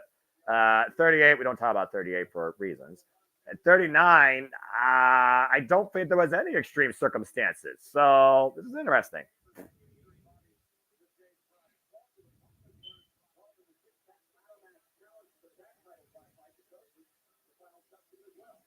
Of course, Street Profits have been trying to get back to the Tag Team Championships. They were supposed to be involved, allegedly, in the six-pack challenge, but the Authors of Pain cost them an opportunity. Bobby Lashley, of course, was injured prior to entering Elimination Chamber by Karrion Kross. You got to consider that also played to the fact that he ate that loss. A good luck, by the way, Bubba Ray. Keep it control here. Who am I kidding? Bubba Ray and control? That doesn't work in the same sentence. Little square off here. Bubba calls for the bell. Well, here we go. Why am I in slow motion? Man, I am in slow motion for some reason for a few things. It's almost like all these men are gin and juice. The Profits and Lashley right now in the early going of this matchup. Again, everything's legal. It's a Philly street fight, so I'm expecting tables, ladders, chairs, stairs. Profits already setting up a table at the ringside area. And of course, hashtag WrestleMania trending worldwide, #1 in the United States right now. And of course, you all can keep us going with your continued participation support as we continue bringing you the coverage, the best of our abilities here for WrestleMania Sunday here at WrestleMania 40, the first WrestleMania of the Paul Triple H Levesque era, the new era in WWE. Got some kendo sticks now, and Bobby Lashley isolate. This is Philadelphia, sir. In Philly, we call them Singapore Kings. Fair enough. But right now, Bobby Lashley Just taking ask on Tommy Dreamer and Sandman about the Singapore Cane. If Sandman shows up, I'm walking out of this room. Well, right if now, Sandman shows up, he probably won't get in the ring until about the time that we get to Roman Reigns and Cody Rhodes. That's fair, because the walkout through the freaking stadium, that's fair. And grabbing every beer possible and busting it. He might incapacitate himself before getting down to the rim. How many times he might bust himself in the head with a beer can.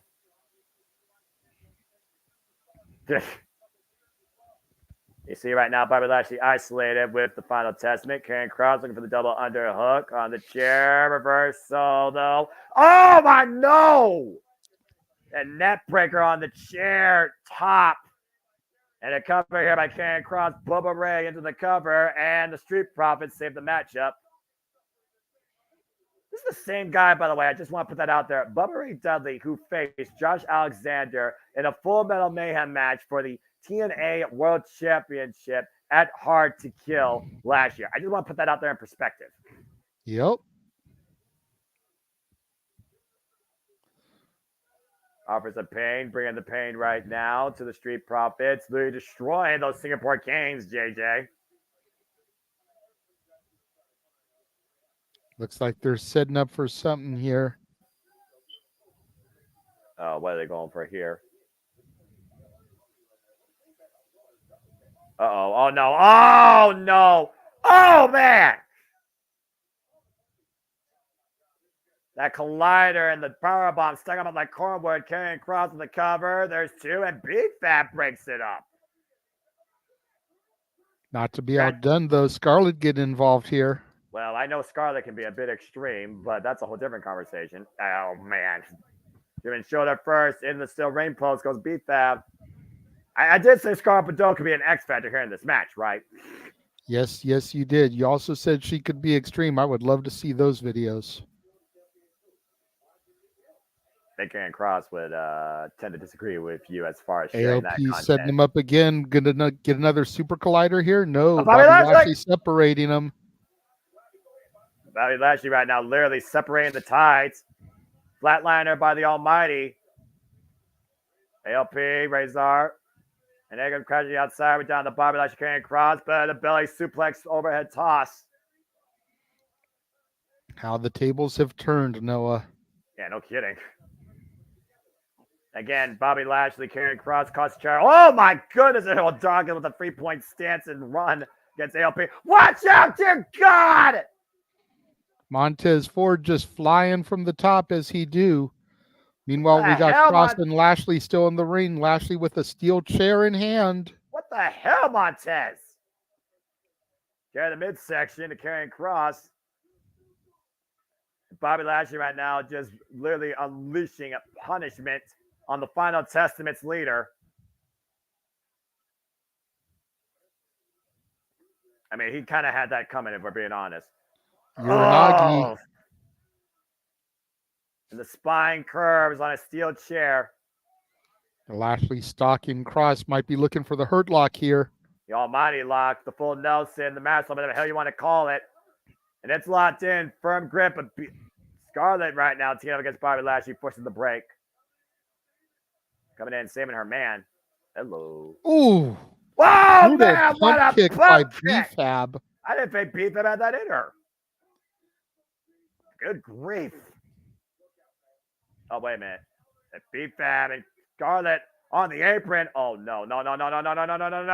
Side Russian leg sweep through the table goes the women. All right, I just gained a little bit more respect for B-Fab. Girls got game. And Karrion Kross right now with the dangerous Saito suplex to Bobby Lashley.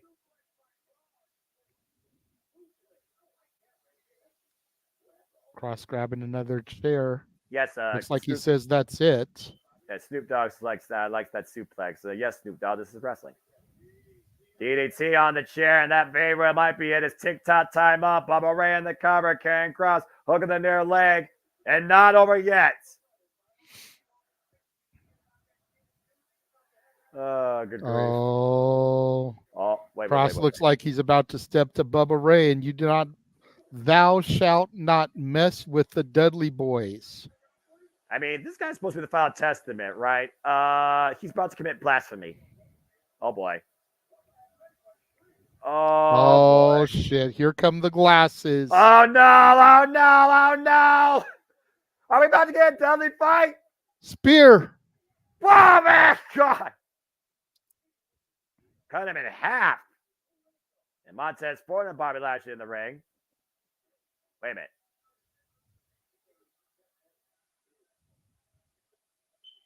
What? Uh-oh. Bubba Ray is going to allow this to happen. Bubba's directing the action here. He's telling Dawkins to go up top for a little what? Hey, JJ.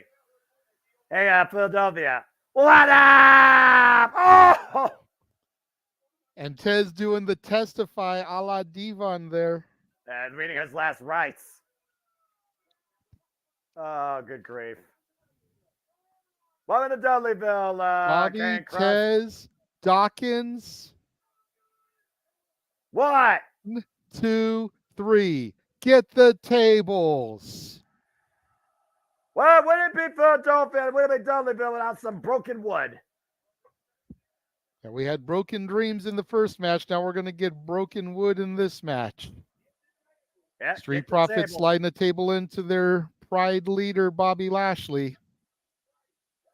I think Karrion Kross lost some of his pride a moment ago.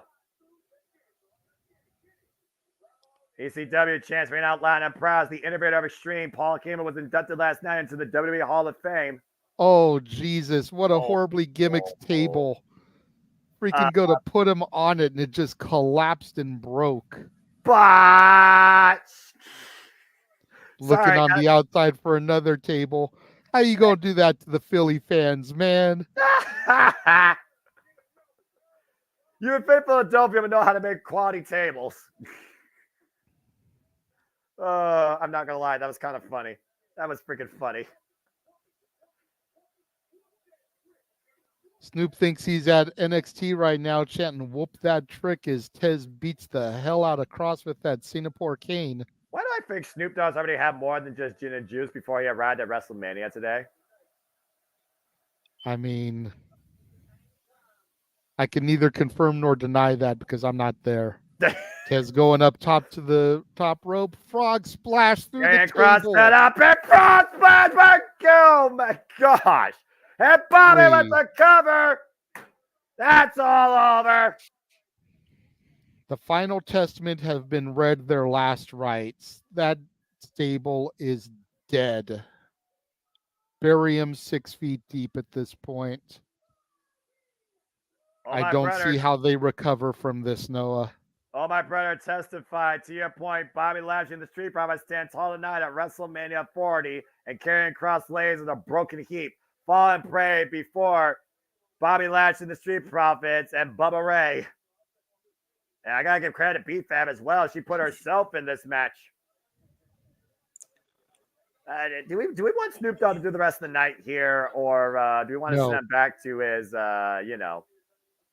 Send him back to the LBC. Good Lord. Snoop said that was awesome. I was out there. I said, Snoop, you high. I went, oh, wait, never mind. Duh, obviously. I got nothing to say.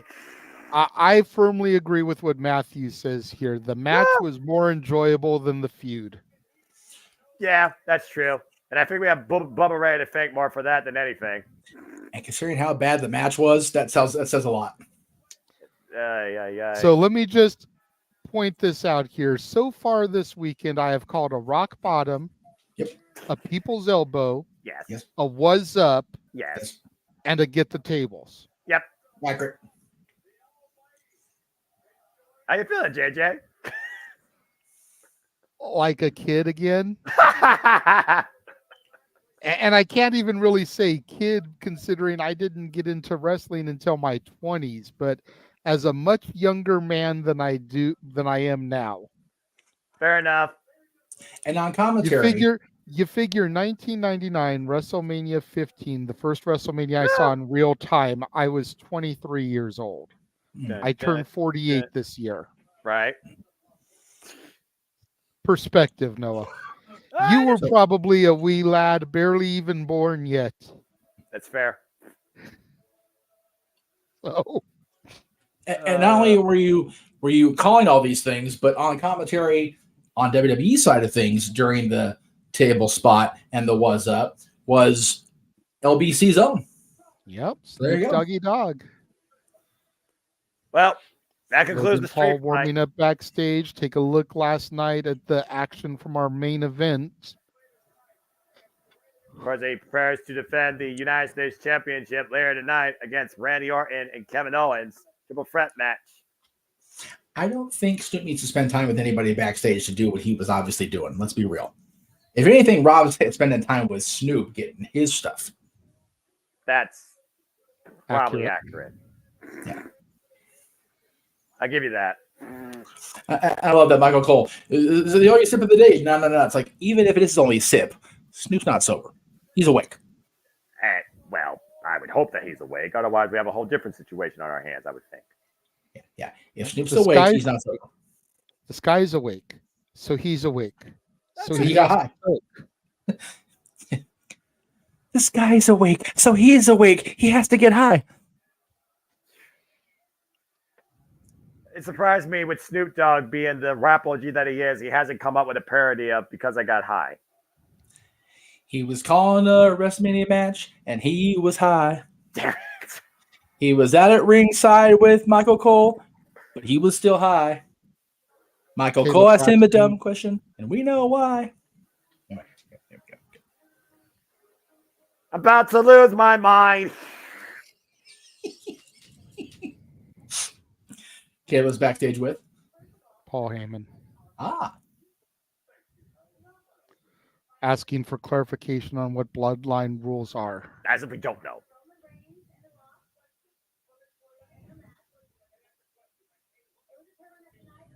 Kayla. We all know the connection with Kayla and Paul Heyman. I love this stuff. Bloodline rules are anything that are determined by the tribal chief, the final boss, and the wise man to be bloodline rules. Oh, boy.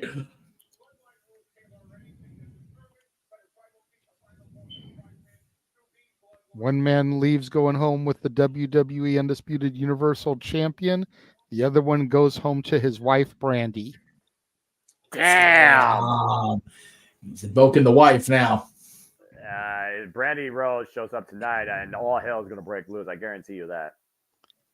Somebody on TikTok took my idea of the Avengers assembling and made a video where in the role of Captain Marvel from Endgame, it was Brandy Rhodes freaking flying in to destroy Thanos' ship. Yep. There's an army of Mauis storming the battlefield. The greatest freaking thing ever. It's like 5.5 minutes this person did. You hear the Triple H coming through on your left, and he freaking steps out with Stone Cold Cena to help Cody's battle. Good God. I was just like, what the actual hell am I watching? But I watched the entire 5.5 minutes of it. It was damn right. I don't know. Oh, Lord. As a person who doesn't watch movies, you would have had to have seen Avengers Endgame and the entire scene to get the joke. Right. But it was just too freaking good. So good. It sounds beyond ridiculous, but brilliant at the same time. That's an oxymoron. Dean, we got a $5 super chat from Nick B. Thank you very much, sir. I guess night 2 wins. Great start. Yeah. I wouldn't say it wins just yet, but it is definitely off to a fantastic start. We see a Slim Jim car with the megastar driving the wheel, Mr. L.A. Knight. Yeah. I knew that Slim Jim car was going to Dude, show up. look at him. He looks sharp today. When doesn't the megastar look sharp?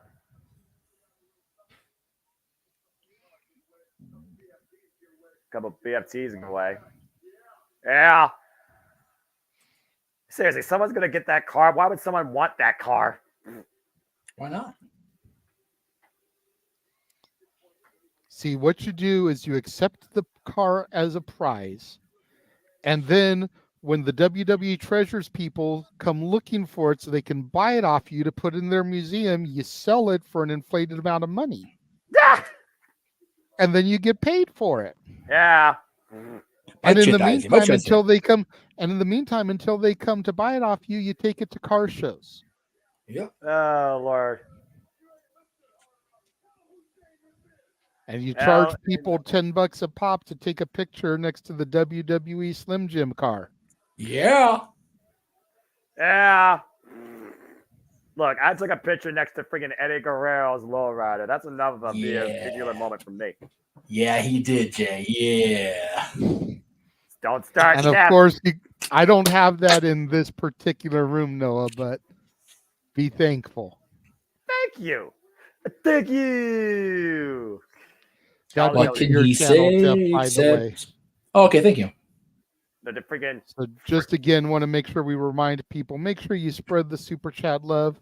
We are broadcasting 3 of the 6 things we are broadcasting on are set up for monetization. Yeah. Let's make sure we show everybody a little bit of love here today. Not just Jeff's channel, not just my channel, but let's make sure we get the Greg Cherry brand a little bit of love as well, folks. Yeah. But thank you again, Nick B, for that super chat. We do appreciate it. Thank you. Sorry, I was focused. All of you that watching, of course. Yes. Sorry, I wasn't more focused. I had a piece of enamel come off my hand. That can't be a good thing, right? Probably not. Probably not. Somebody call my dentist. But it's a good thing it's snapping into a Slim Jim, though. I don't know. It may hurt more doing one of those now. Let me make sure I get mine handy here. My Slim Jim Savage with the Macho Man. For those that don't know, this next match is brought to you by Slim Jim. Snap into a Slim Jim. Oh, yeah. I'm not going to make the joke that I could make about this, but just look and put your mind in the gutter. Hey, now you know what? This match, if it's sponsored by Slim Jim, while it's not the people involved in it, it still could be sponsored by Big Meat Slapping Meat. That's right. And if you want me to make the comment that I'm going to make, that's going to take at least a $10 super chat to my channel. At least 10. At least 10. Because if we end up getting thrown off the air, I want it to be worth it. That's right. That's not a YouTube-friendly comment. Well, we've said worse on YouTube, but still. Oh, we have. Oh, no, we have. But, you know, it's got to stay. Let's behave. Slim Jims are actually pretty tasty, Emmanuel. They can be. They are. They are good. They are good processed meat treats. Yes. That will tide you over in a bout of hunger.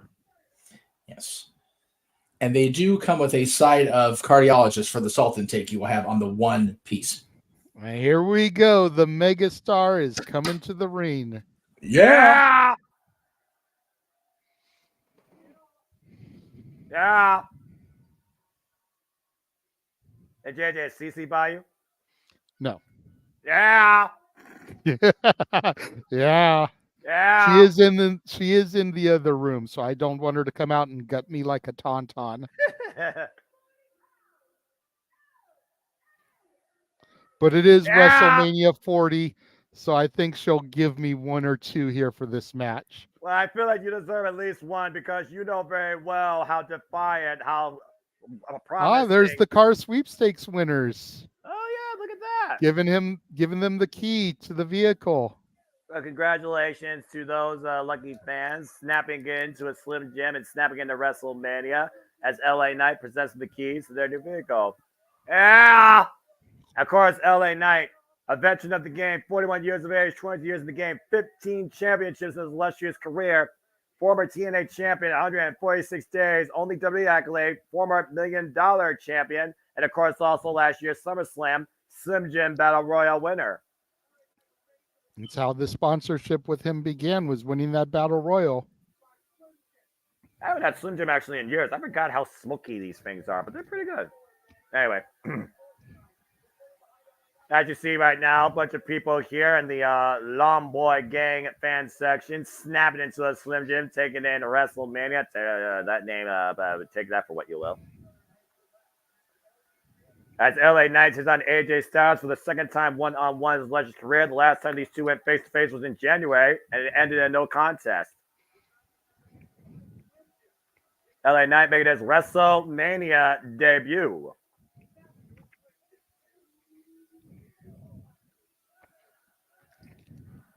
Yeah!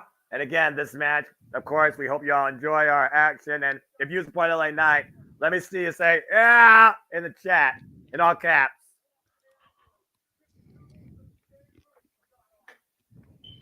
As you see, the watch parties around the world once again, supporting the megastars, supporting WWE WrestleMania. There you see London, UK. They know what's up. With everybody saying, LA Knight, yeah! What is this? What? Wait, what's happening? Brand new music for AJ. You don't want none.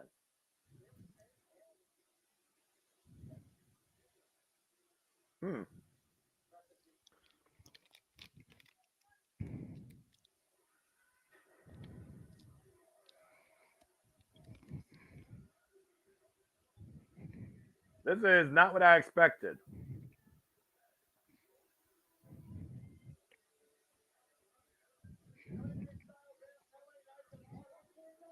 Well, AJ Styles is marching with a purpose towards that ring, already taking off its vest. Oh boy, here we go, get it on!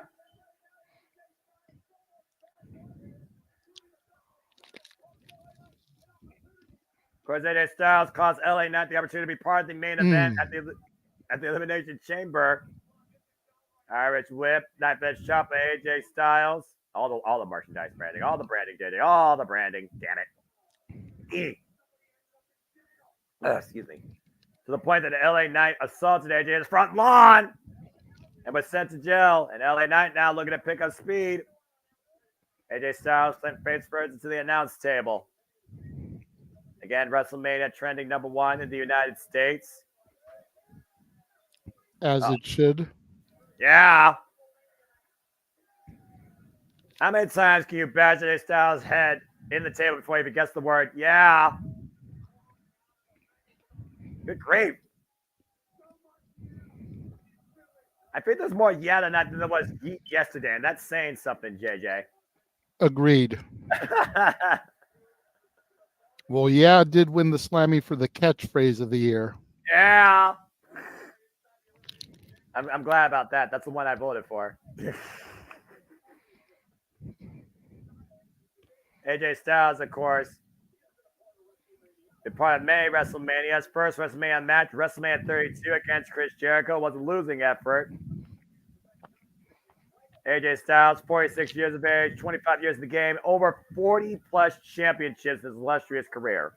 Former TNA champion, 220 days combined. One of those reigns had lasted for 211 days. Of course, WWE, though, he's been WWE champion, United States champion, Intercontinental champion, and Raw Tag Team champion. He even won the Raw Tag belts at WrestleMania 37.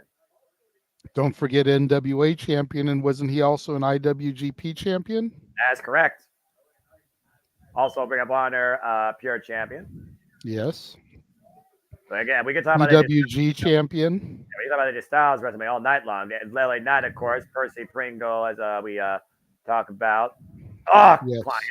And of course, former PWG champion.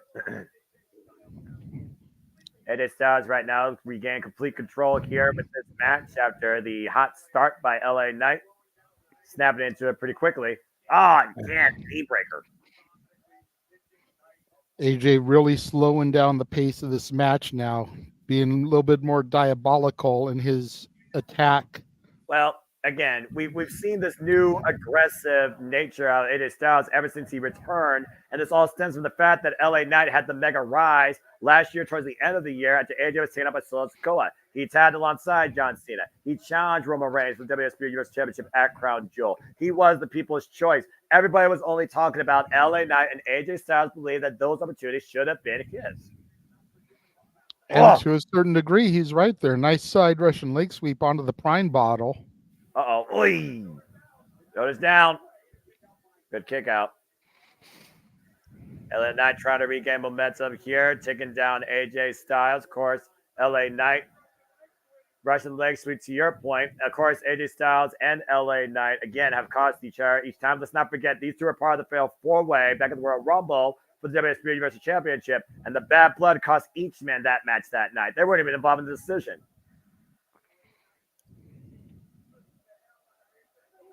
Oh, jeez. LA 19 up against AJ Styles with a big finishing shot in the corner, and LA Knight looking to scout AJ. Looking for blood push trauma. Meanwhile, Tornado DDT.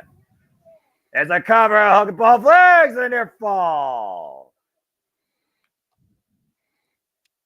Very good pinfall attempt there by LA Knight with that springboard tornado DDT onto the Prime logo in the center of the ring. Yeah, he might just be one BFT away from winning his WrestleMania debut, and that's not an insult. That might be just a fact of life. That's right. Yeah. Hoisting AJ up to the top rope there. Bah, tongue-tied.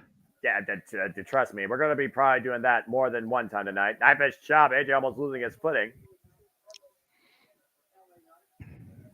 LA Knight right now.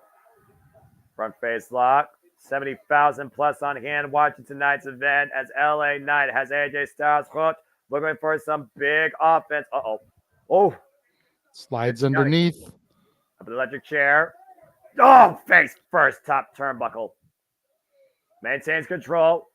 German suplex. Has him hooked on, though.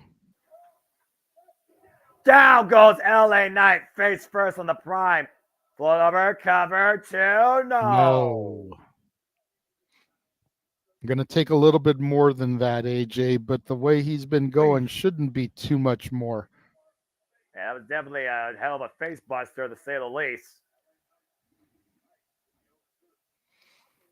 AJ Styles, of course, known as the Phenomenal One, such a primary influence for many of the game, including one Will Ospreay and Kenny Omega. Dragging LA Knight to the corner there. AJ going up top. He might be looking for that 450 splash. Or maybe going a little bit old school. Maybe AJ Styles breaking out the spiral tap here at WrestleMania 40. Well, we did LA see Knight gets to his feet, though. I'd say we saw Swerve Strickland break that out at Revolution against one of AJ Styles' greatest foes, Samoa Joe. And LA Knight right now with the agility well on the way against AJ Styles up in the corner. Referee needs to regain control here. Oh my! LA Knight biting. LA Knight taking a bite tonight. Yeah. Not out of a Slim Jim, but AJ Styles' head. Uh-oh. Oh, and AJ with a rake of the eyes. Able to create separation. Styles fighting fire with fire. Both these men fighting dirty, as nobody should be surprised. But look at the agility of LA Knight. Back to the top rope. Hooking up AJ Styles. You got a kidding! Gorgeous avalanche German suplex there off the top rope. 2, no! Not enough. Damn it. Look at this again, Noah. Look at that. The beauty. Oh, God. Up and over. Jeez.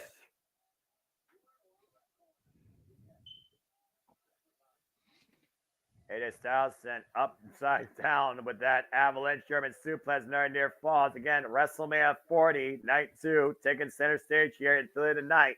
The first WrestleMania of the Paul Triple H Levesque era. Nice aerial shot there from the drone cameras in the air. Yeah, they got some good camera shots here. Some 4K resolution, it looks like here. Oh, wait a minute. AJ Styles able to roll through, picking the angle of LA Knight. Might be looking for the calf crusher. Got it locked in. AJ Styles right now with every vengeful fiber of his being wrenching back on the ankles of the megastar in the middle of the ring. Really torquing back on that ankle, JJ. Jeez. The human anatomy is not supposed to bend that way, folks. I don't care how flexible you are. Yoga, Pilates, it doesn't matter. LA Knight trying to find the ropes and does so. Referee making AJ break the hold there. Great display of But he has till 5. Well, I'm sure AJ Styles knows that, but I'm surprised AJ Styles let go of the hold as soon as he did. It's WrestleMania, man. It's too big a stage to get disqualified on. That's fair enough. Of course, AJ Styles has had big victories at WrestleMania, as we talked about. He beat Randy Orton at WrestleMania 35. Oh, this man. Is LA Knight's WrestleMania debut. Yeah, and he's making LA Knight's night a nightmare at this point. As you see right now, he just dropped the knee pad down at the wrench that laid back against the ring post. Now looking for further damage. Oh, no! Baseball slide to the exposed knee of LA Knight to the ring post. That could be devastating right now. Referee may want to check on him. AJ Styles admonishing the crowd, saying, "How's your boy now?" Oh, no. Oh! Got a little bit overconfident there, and LA Knight able to capitalize, sending AJ face first into the ring post. But how much does Knight have left? Again, how much does Knight have left after that continued assault on that leg? You forget about the calf crusher. Then it got wrenched into the ring post with the knee pad down. Oof. Of course, both men have a 10 count, and uh-oh. Now ripping up the protective padding, and for those that don't know, the padding is like 2 inches thick, and it's for the building, not for the competitors. Of course, nothing underneath there but concrete. Oh, boy. This is not going to end well for somebody. That's not concrete underneath it. That's a hard plastic, it looks like, though. Oh! Yeah, that they can tape the mats down to without damaging the floor. Yeah, but I think they still got to take a bump on padding versus plastic. And AJ Styles might be looking for a counter to that back body drop on said plastic. Got to keep in mind, Noah, this is a football stadium, so there is no concrete. They're probably the 50-yard line.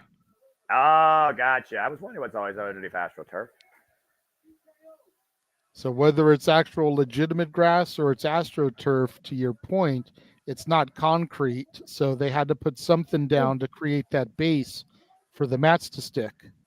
And AJ Styles can't believe that LA Knight is still sticking in this match, being the rest 10 count, getting in at 9.5. See the look AJ going right back to LA Knight. Again, you see the look of disgust in AJ Styles' face after that. Uh-oh. Looks like AJ setting up for that phenomenal forearm. It might be looking at nope.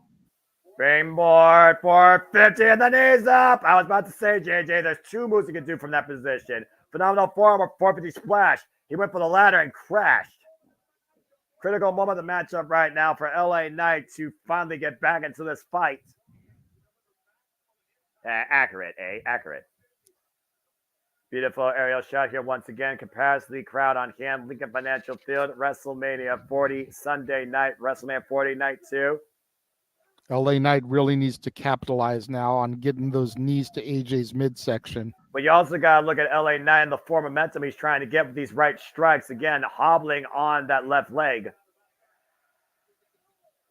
Oof. Kick to the hamstring. LA Knight has his back to the right. Now looking for a little bit of game. The jab. Pele kick. Big Pele kick over the top of the head. Takes LA Knight down to his knees, though. LA Knight finding reprieve in the corner. AJ Styles sent up and over. Lands on the apron. LA Knight, though. Springboard. Whoop. Up and over. Looking for the phenomenal forearm. Instead, LA Knight. But first trauma. Counter. Roll up by Styles. And Oof. Kick to the face. Preventing the inevitable Styles clash AJ was looking for there. Styles got the knees up just in time as LA Knight was coming in. And once again, creating separation. AJ Styles, he might be feeling it. You were trying to call for it earlier, JJ. And oh, no! Almost a stun gun of sorts as AJ hung up across the top rope. LA Knight, BFT! Blunt force trauma That's the 3 for the megastar. Everybody start saying L.A. Knight. Yeah. For the chat room, you may be new here. I don't think I've ever seen your name in the chat before. Please wait for us to call the action before posting that in the chat room because you clearly saw it before we did. L.A. Knight just beat the phenomenal Warning right AJ now because, like I said, you're new to the chat room, never seen it before, but please wait till we call the action before posting match results. Thank you. Yeah. Yeah. And very game back and forth contest here with AJ Styles looking to exploit the left leg and knee of LA Knight. Went for the 450 splash. This is the critical moment here. Went for that 450 splash and crashed on the knees. Both men were looking for the finishing mark here. Phenomenal form tonight. Styles clash tonight. BFT tonight early. But after that stun gun across the top rope, LA Knight was finally able to capitalize and hit the BFT in his WrestleMania debut to claim the 1, 2, 3. And that's not an insult. That is just a fact of life. Yeah. And thank you, by the way, as again, we look at watch parties from London, UK, of course, WrestleMania, watched all over the world internationally. And we have people, of course, JMN Multiverse of Media that are watching us across the world nationally. Thank you so much for tuning in across all platforms. Please subscribe, comment, tell a friend, and thank you. Greetings from Norway. And again, all the emotions tonight, fear, happiness, sadness, anger, still so much more to come to head here at WrestleMania Night 40. And now I turn things over to producer man and chairman for this short intermission. I do have one thing I want to say before producer man takes over, since my daughter is in the chat room. What do you think about your new world heavyweight champion, Senior Money in the Bank, your Poppy Priest, having cashed in, sweetheart? He's got a Poppy and a Mommy as champions. Natalie's life is complete. I was going to say Senior World Heavyweight Champion. I don't know how to say the 3 words. So somebody look up House World Heavyweight Champion for me in Spanish because he's no longer Senior Money in the Bank. He is Senior World Heavyweight Champion. I love that. As far as this match, once again, a client of Paul Bearer is undefeated at WrestleMania. Let's fucking go. What's this? What? Oh my fucking God. Walter Cruz, King and Queen of the Ring, live from Jeddah, Saudi Arabia, May 25th. And it's a schedule. Fuck yeah. Walter, you got your wish. King and Queen of the fucking Ring. Did you see the 25th? Yes, I did. Saturday, May 25th. Oh, the day before Double or Nothing. That's a double dose of wrestling that weekend. So again, folks, we'll be covering here the JMN live watch event schedule here at JMN Multiverse of Media. King and Queen of the Ring returns Saudi Arabia, May 25th, Saturday. Stay tuned for predictions, coverage, and so much more as we continue to usher in the new era in WWE. Here you see this ridiculous sky cam presented to us by C4. And SmackDown will be there from Jeddah, Saudi Arabia also the night before, Jeff. Wow, talk about expanding. I'm going to be somewhere already the 24th, late as hell. It's okay. You know damn well that I have got you covered if needed, brother. No, I understand that, but I wanted to be home and see the. Oh, God damn it. Further proof WWE hates me. Further proof. I mean, they knew I was going to Fantasmic. I ain't shut up about it in a month. Damn them. So, Fantasmic, the return of King and Queen of the Ring, and Double or Nothing. Let's fucking go. The same week. Let's fucking go. If we weren't going to die this weekend, I will die that weekend. Will be a thing. Bull Nakano, such an illustrious, incredible spirit and pioneer of women's professional wrestling. I loved that so damn much. Okay, it's going to take me a minute to get the graphic because the TV grabs all have the SmackDown logo on them. No, yeah, so I was just gonna show you the image. Yeah. But clearly you're 15 steps ahead of me per the use, you know. Gotta hop on the Twitter once I hear the announcements because I gotta get the graphics ready. Got God draw crap, God draw back, God draw money. So yeah, of course. But yeah, I wanted to take my time and go home in the morning. There's no way you could take time. You know that. There's no way you could take time. Well, no, because the thing is, with Phantasmic, even the first show is at 9. There's no way I'm getting Union Station in time to catch the last train here, which means I'm on the first train Saturday morning, which is until like 7 or 8:30. If we're going Saudi time, it's going to be a photo finish getting my ass home. That's fair. So, thank you, WWE, for adding more workload to JJ's things. Appreciate you. Because I already got my reservation for Disney booked. I ain't canceling. That's fair. Damn it. Ooh. We look back, of course, the WWE Hall of Fame as rumor has inducted the pioneer of Extreme, Paul Heyman.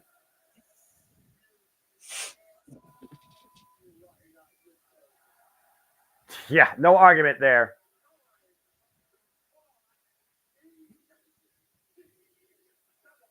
I love the fact he pulled out the leather jacket, the hat, and the old phone and the headset. That was so damn good. So good. JJ, you'll appreciate these couple of tweets. Well, actually, this one. Couldn't be more proud of at Real LA Knight having a big win at WrestleMania. When I tell you this man deserves the top of the world, I mean it.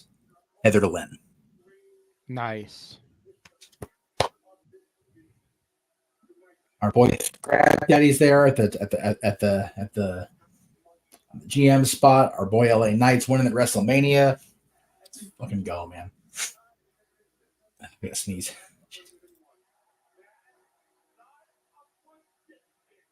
That's a spoiler.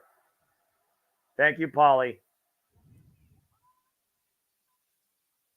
The man is a gem. You don't have to like him. You don't have to hate him, but you damn sure better respect Paul Heyman. You're damn right about that. As, of course, we do always WrestleMania Sunday, we welcome in the class of Hall of Fame 2024 and honor them on the grandest stage. What a class again this year. Absolutely incredible class.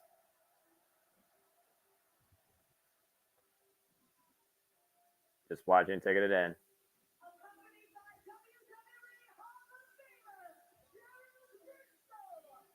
Hey, Jeff Briscoe accompanying him. I love you, Patterson! That was such a fun, damn good speech. God bless that soul.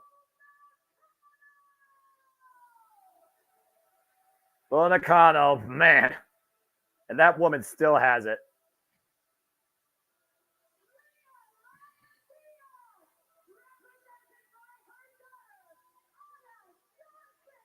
Ada Johnson, The Rock's mother.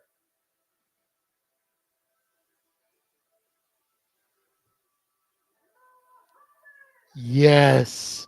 One more time for old time's sake in Philadelphia.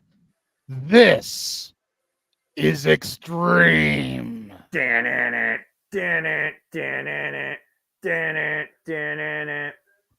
love it. I love it. I haven't heard that music since WrestleMania 23 when the ECW originals took on the new breed. Say what you will about that match, but at least you got to hear that music. And JJ, honest to God, who knows if we'll ever hear this music again.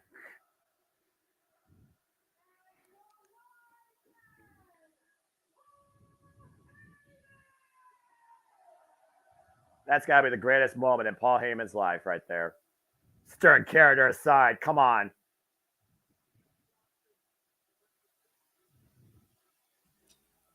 And I'll meet you at the station.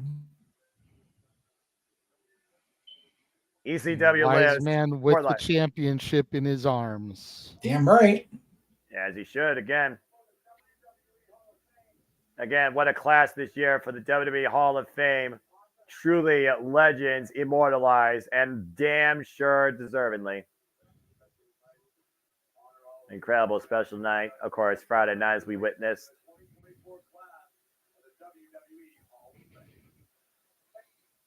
You look at Paul Heyman's eyes. It's almost like he's trying his best not to cry as we now get a bit of a community, what is it? Spotlight. I was trying to come up with the words. Words matter. Blah, blah, blah, blah. Now we have another short intermission. Would you like to see Walter's view during the Philadelphia street fight? Sure. Absolutely. Ah, damn it. Terrible. I love it. He gave so little of a fuck about it, he went to the merch stand. Yep. Yeah. Gotta love Walter. I do. I love that. Walter's got to be so damn giddy, though, hearing that announcement. How many times has this man been praying, advocating for the freaking king and queen of the ring? Walter, you got your wish. Thank you, Paul Triple H Levesque. Well, you think about it, we almost had it back last year in Saudi, and then they pulled it. And there was all the talk, well, maybe doing a king and queen of the ring tournament in a country where there actually is a crown prince and a king was kind of bad taste. But now that we're officially in the Triple H era, they are going forward with it, man, and I fucking love it. I can't argue that.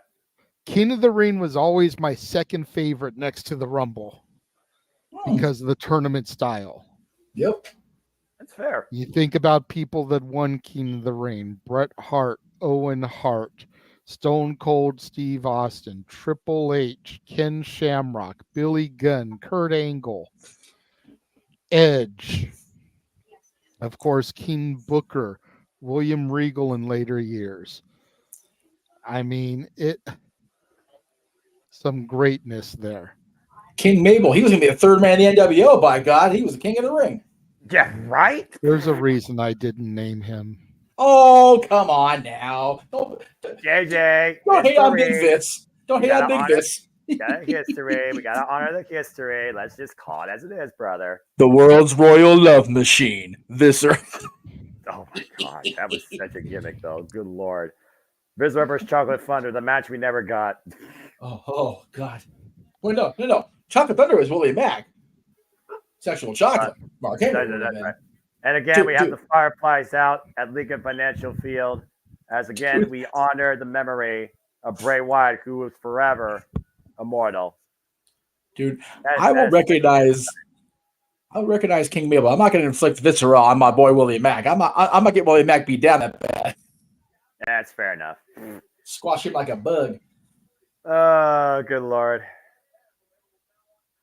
I wonder if they're going to do that Firefly thing like every show forward, like an intermission type thing. Well, that being said, all the sponsorship, all the product placement, all the madness galore continuing, so much more in store. Time to see how the Maverick creates another viral moment and whether or not it's one he's going to delete immediately. United States Champions on the line, triple threat match brought to you by Prime. The Viper Randy Orton versus the Prize Fighter Kevin Owens versus the Maverick Logan Paul.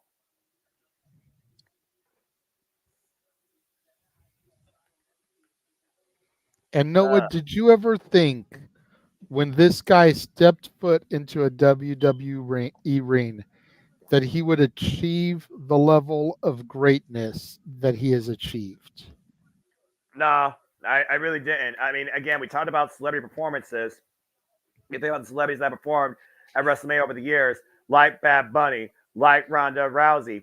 Logan Paul has transcended them and is also now a WWE champion, the United States champion, after winning this title against the Mysterio last year at Crown Jewel. And the fact that Logan Paul has been with this company for 2 years, and this is his 12th match in his WWE career, and it is his third in a row at WrestleMania as an in-ring competitor. Put that in perspective. Right? It's crazy. All right. Very quickly before I step out, let me do the gimmick proper here. Ladies and gentlemen, it is official. Da, da, da, da, da. There you go, boys. Enjoy the United States Championship match. I'll see you shortly. All right. This tropical punch is a little bit sweet for me, but it's all right. I might try the strawberry banana afterwards. Anyway, Logan Paul, of course, is our 83rd United States champion. This title is illustrious history. Logan Paul, 29 years of age, 2 years, of course, in his professional wrestling career.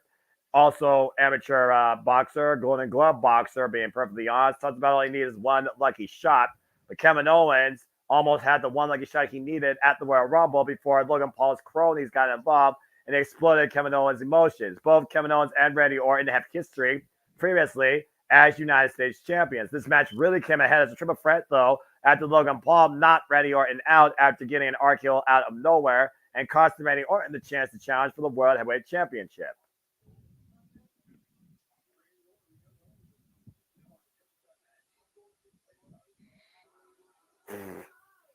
KSI selling that RKO, man. Took it like a champ. Yeah, right in the middle of the prime Logan. Randy Orton promised tonight and said that he's going to give him an RKO in the middle of his own logo. That very well might happen tonight. Question is, will it be enough to put him away? Well, at the end of the day, does it take one lucky shot, one stunner, or one RKO? And will that be the deciding factors in this triple threat dance for the United States Championship? Logan Paul's second defense. Ayo!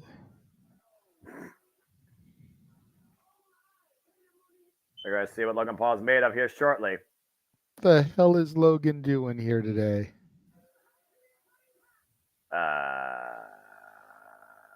Something stupid. He's got like a Jeep tank looking thing.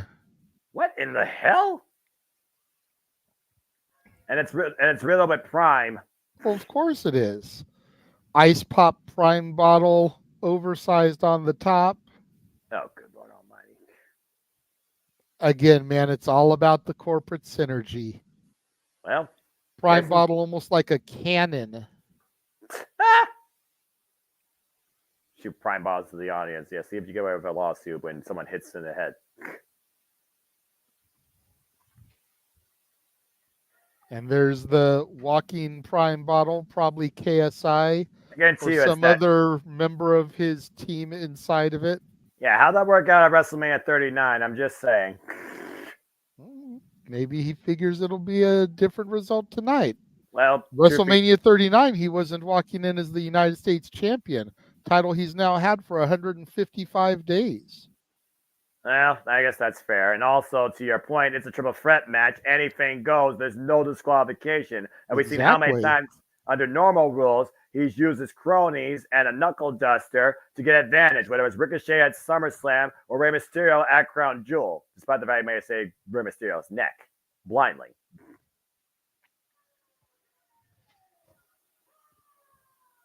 Logan Paul is definitely an influencer. Whether he's a viral disease or a viral sensation, you be the judge. Kissing the prime bottle logo in the middle of the ring before hoisting the United States Championship in the air. And of course, you see the Prime Hydration Station at ringside as well. Of course, Logan Paul follows the legacy of this United States Championship, as I said, 83rd champion, going all the way back to the inaugural champion, Eddie Guerrero. Greats like Edge, Bobby Lashley, Kevin Owens, Dean Ambrose, a.k.a. John Moxley, Dolph Ziggler, a.k.a. Nick Nemeth, and MVP Chris Benoit have had their names defined by this title. And again, this match is brought to you by Prime. So pick your favorite flavor today, get hydrated, and get ready to see if the Maverick will soar high or crash and burn. $1.3 billion in sales last year. It's amazing. That is incredible business regimen. There comes KO. KO Mania 7. You see this Prime mascot at ringside here. So stupid. And to your point, yeah, this is KO Mania. Oh, look what Kevin Owens is coming in on. So suck it. And there's Sami Zayn, much like last night, holding his Intercontinental title. You're gonna love what you're about to see in a moment here, JJ. Your turn now. Damn it, I don't like you right now after what we talked about on the pre-show.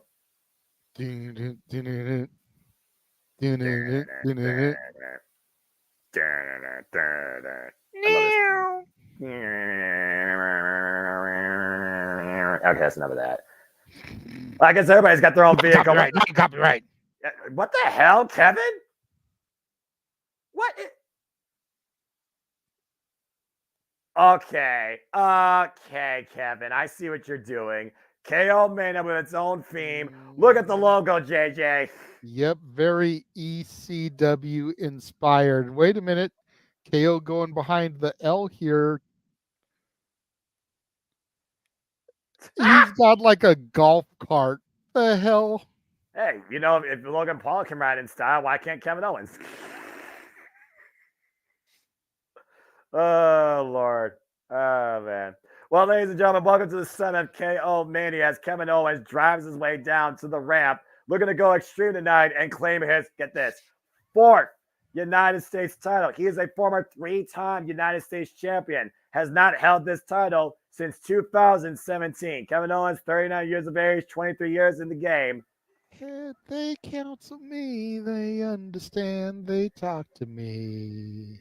And here comes the generational talent and the 14-time world champion, the Viper, Randy. KO is throwing his golf cart in reverse, going back up to Randy Orton at the top of the ramp.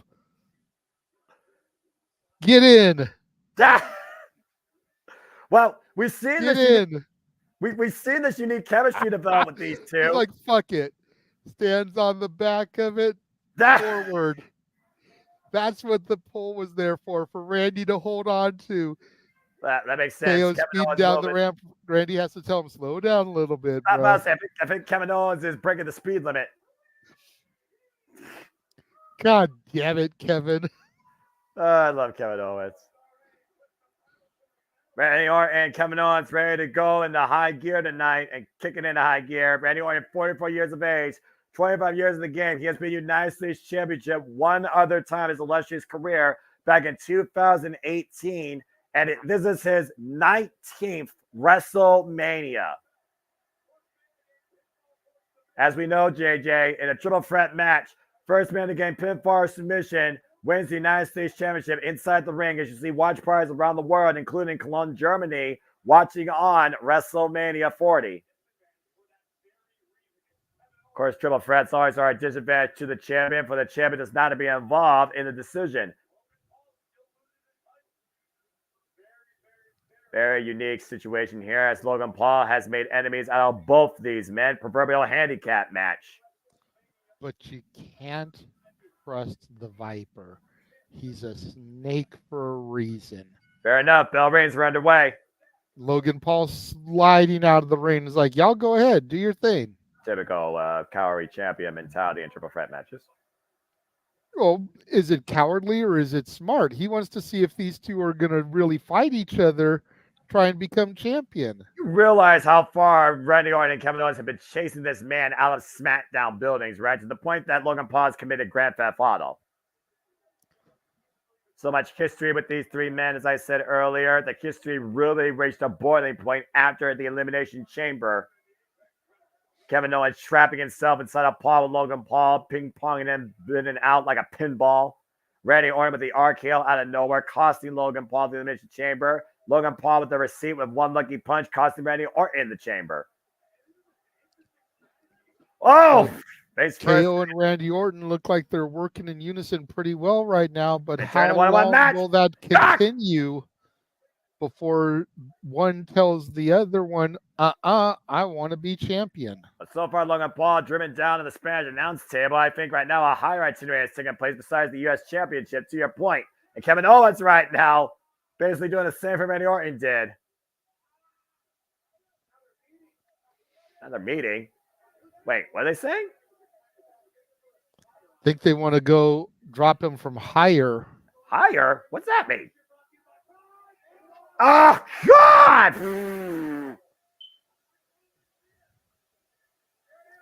And the table did not break yet, JJ.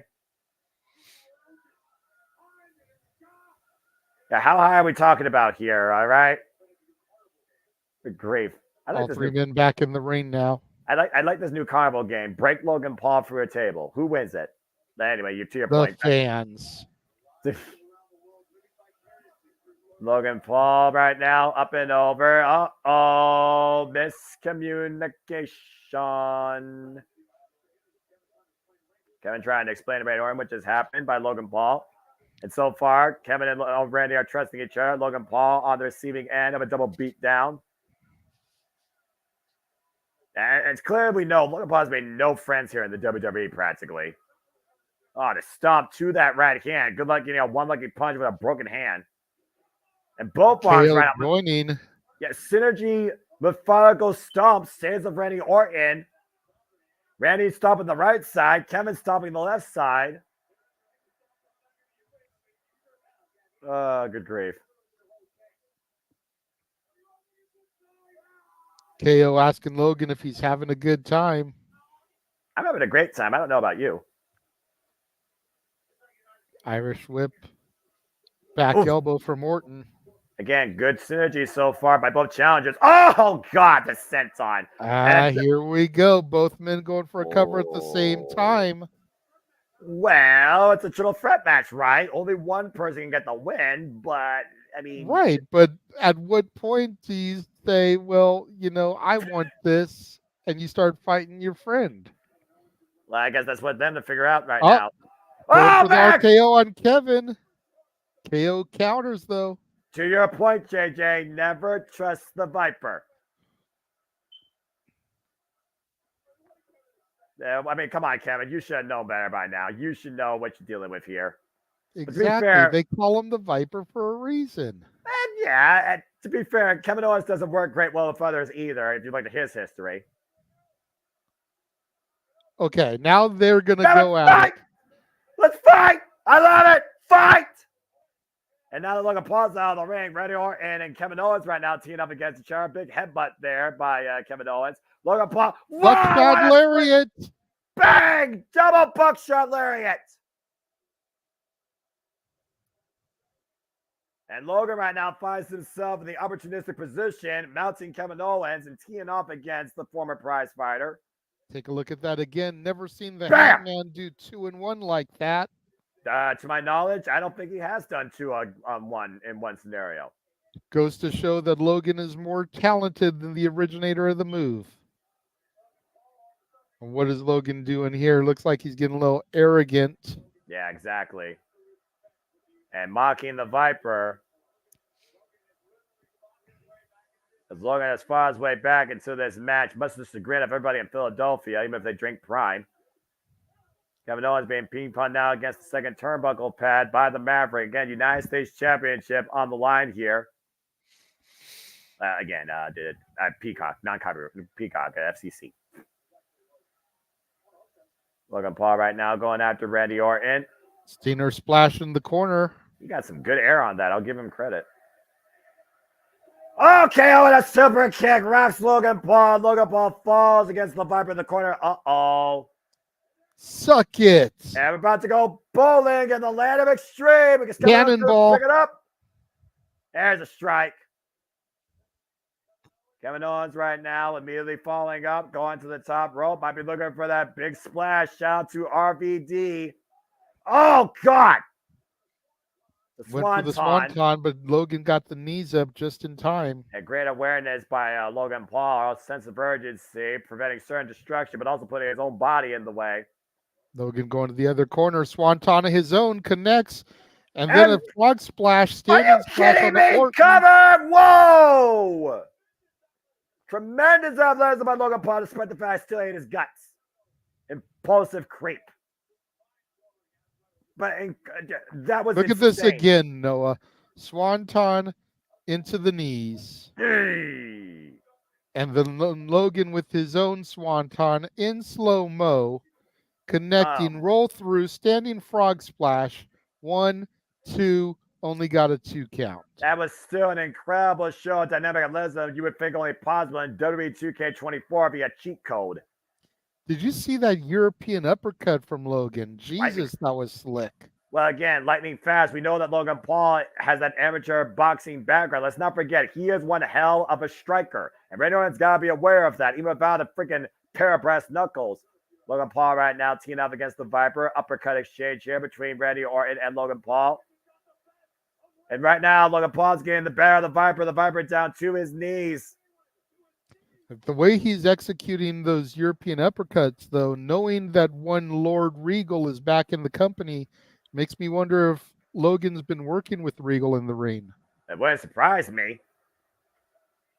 The hate, though, the visceral hate for Logan Paul is palpable. Those European uppercuts remind me of the way Claudio Castagnoli used to do them, and we all know what a student of Regal he is. Exactly, to the point that Claudio has one whip and uppercut. Irish whip to Randy Orton. Explodes out of the corner with a clothesline to Kevin Owens. Two clotheslines.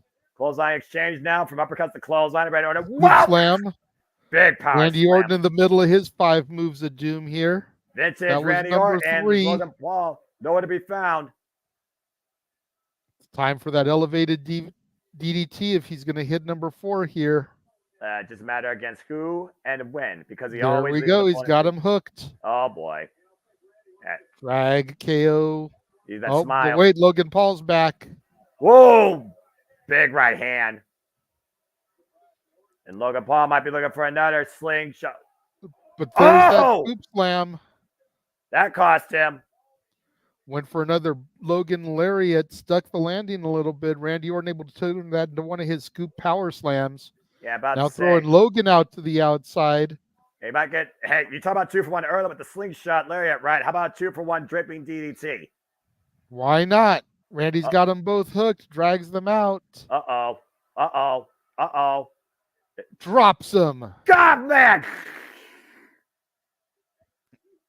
And everybody knows what move 5 is, right? Don't the Viper's feeling it. Yeah, I think he's hearing voices in his head, JJ. And the Viper is coiled, prone to strike.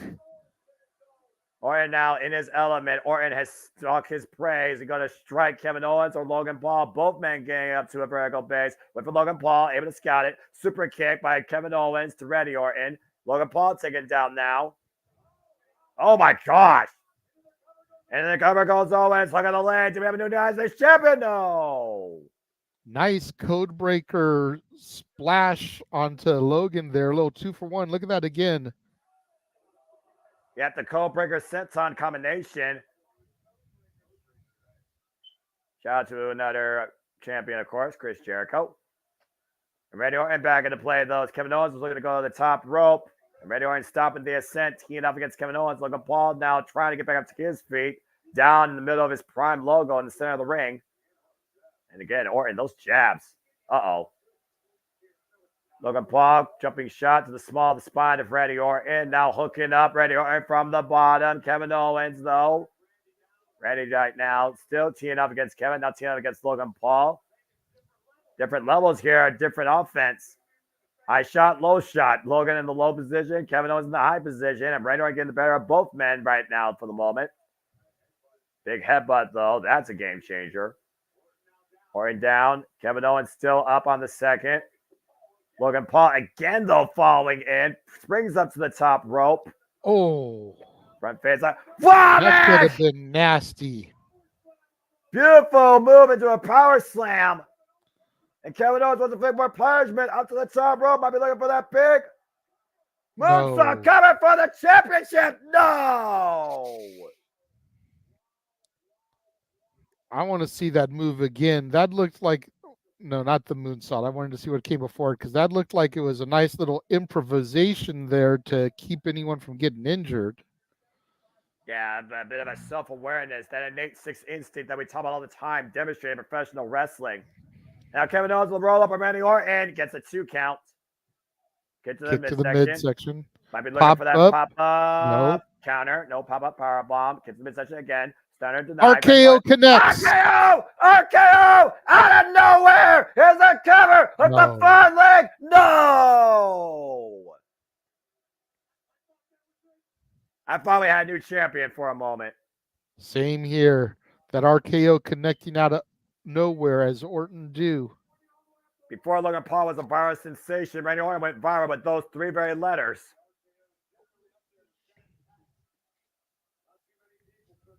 Can't name too many people that's kicked out of an RKO in Randy Orton's career, especially at WrestleMania. Oh, look, Noah. Logan's got no. those knuckle dusters. Oh, no. Going for the one lucky punch. Has it He's locked and loaded. Yep, and Randy Orton needs to be aware. Whoop! Able to duck underneath the side beat Mysterio, get to the midsection, and Randy right now trying to take the knuckles off take the brass off the hand. Logan Paul went to the eyes, though. Oh, my God! Randy Orton out cold, hook on the near leg, and no!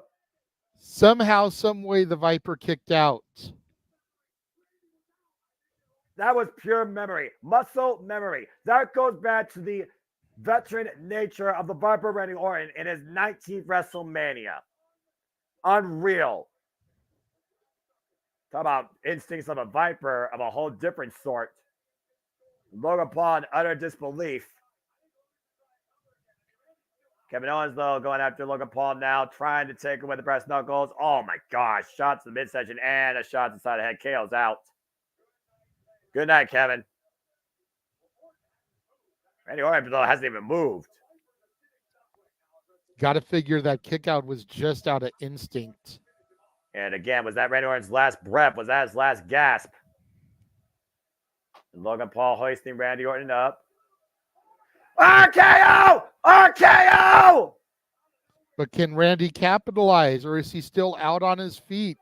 Look, Noah, he can't get to him. He's rolling the opposite direction. Well, to your point, he kicked on instinct. He hit Logan Paul on instinct with an RKO. And Kevin Owens is out on the outside. Paul, the effects of the RKO. Randy Orton, the effects of the brass knuckles. Kevin Owens out cold with the effects of the brass knuckles. Who can capitalize here? And Randy Orton right now, uh-oh.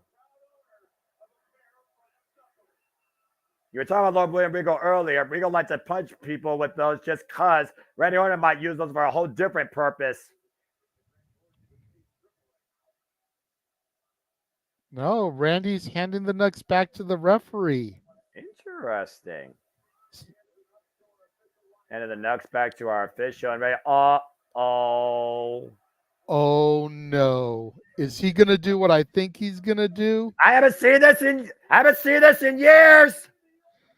He's going to that dark place. And oh my. The prime bottle just saved Logan Paul. Yeah.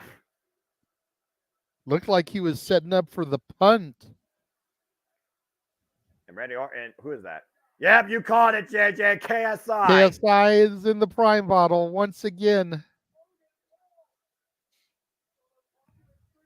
One of the most popular streamers on the internet.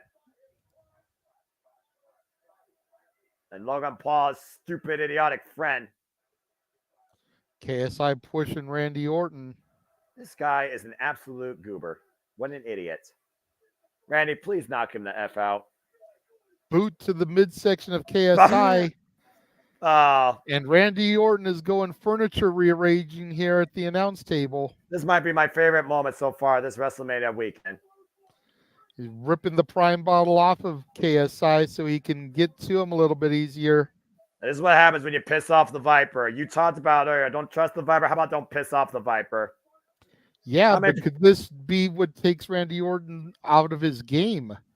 You still got Logan Paul and KO. Randy Orton's paying attention to someone who's not even in the match. But he might have cost in the match earlier. He's going to make sure he's not fatter again.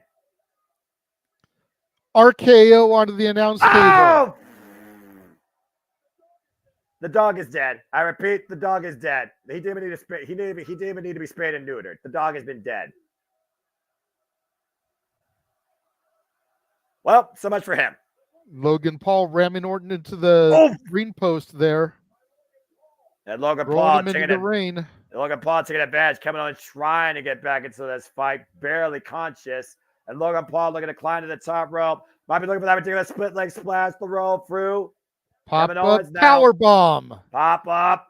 Beautiful pop up, power bomb. Randy Orton gets hit with a stunner. Stunner, my God, the cover. 2. And kick out. Boy. KO finally had his latest championship accolade at his 7th KO Mania. I thought that was it too. No, I thought he was about to go backstage and join his brother in arms, Sami Zayn, both of them with championships.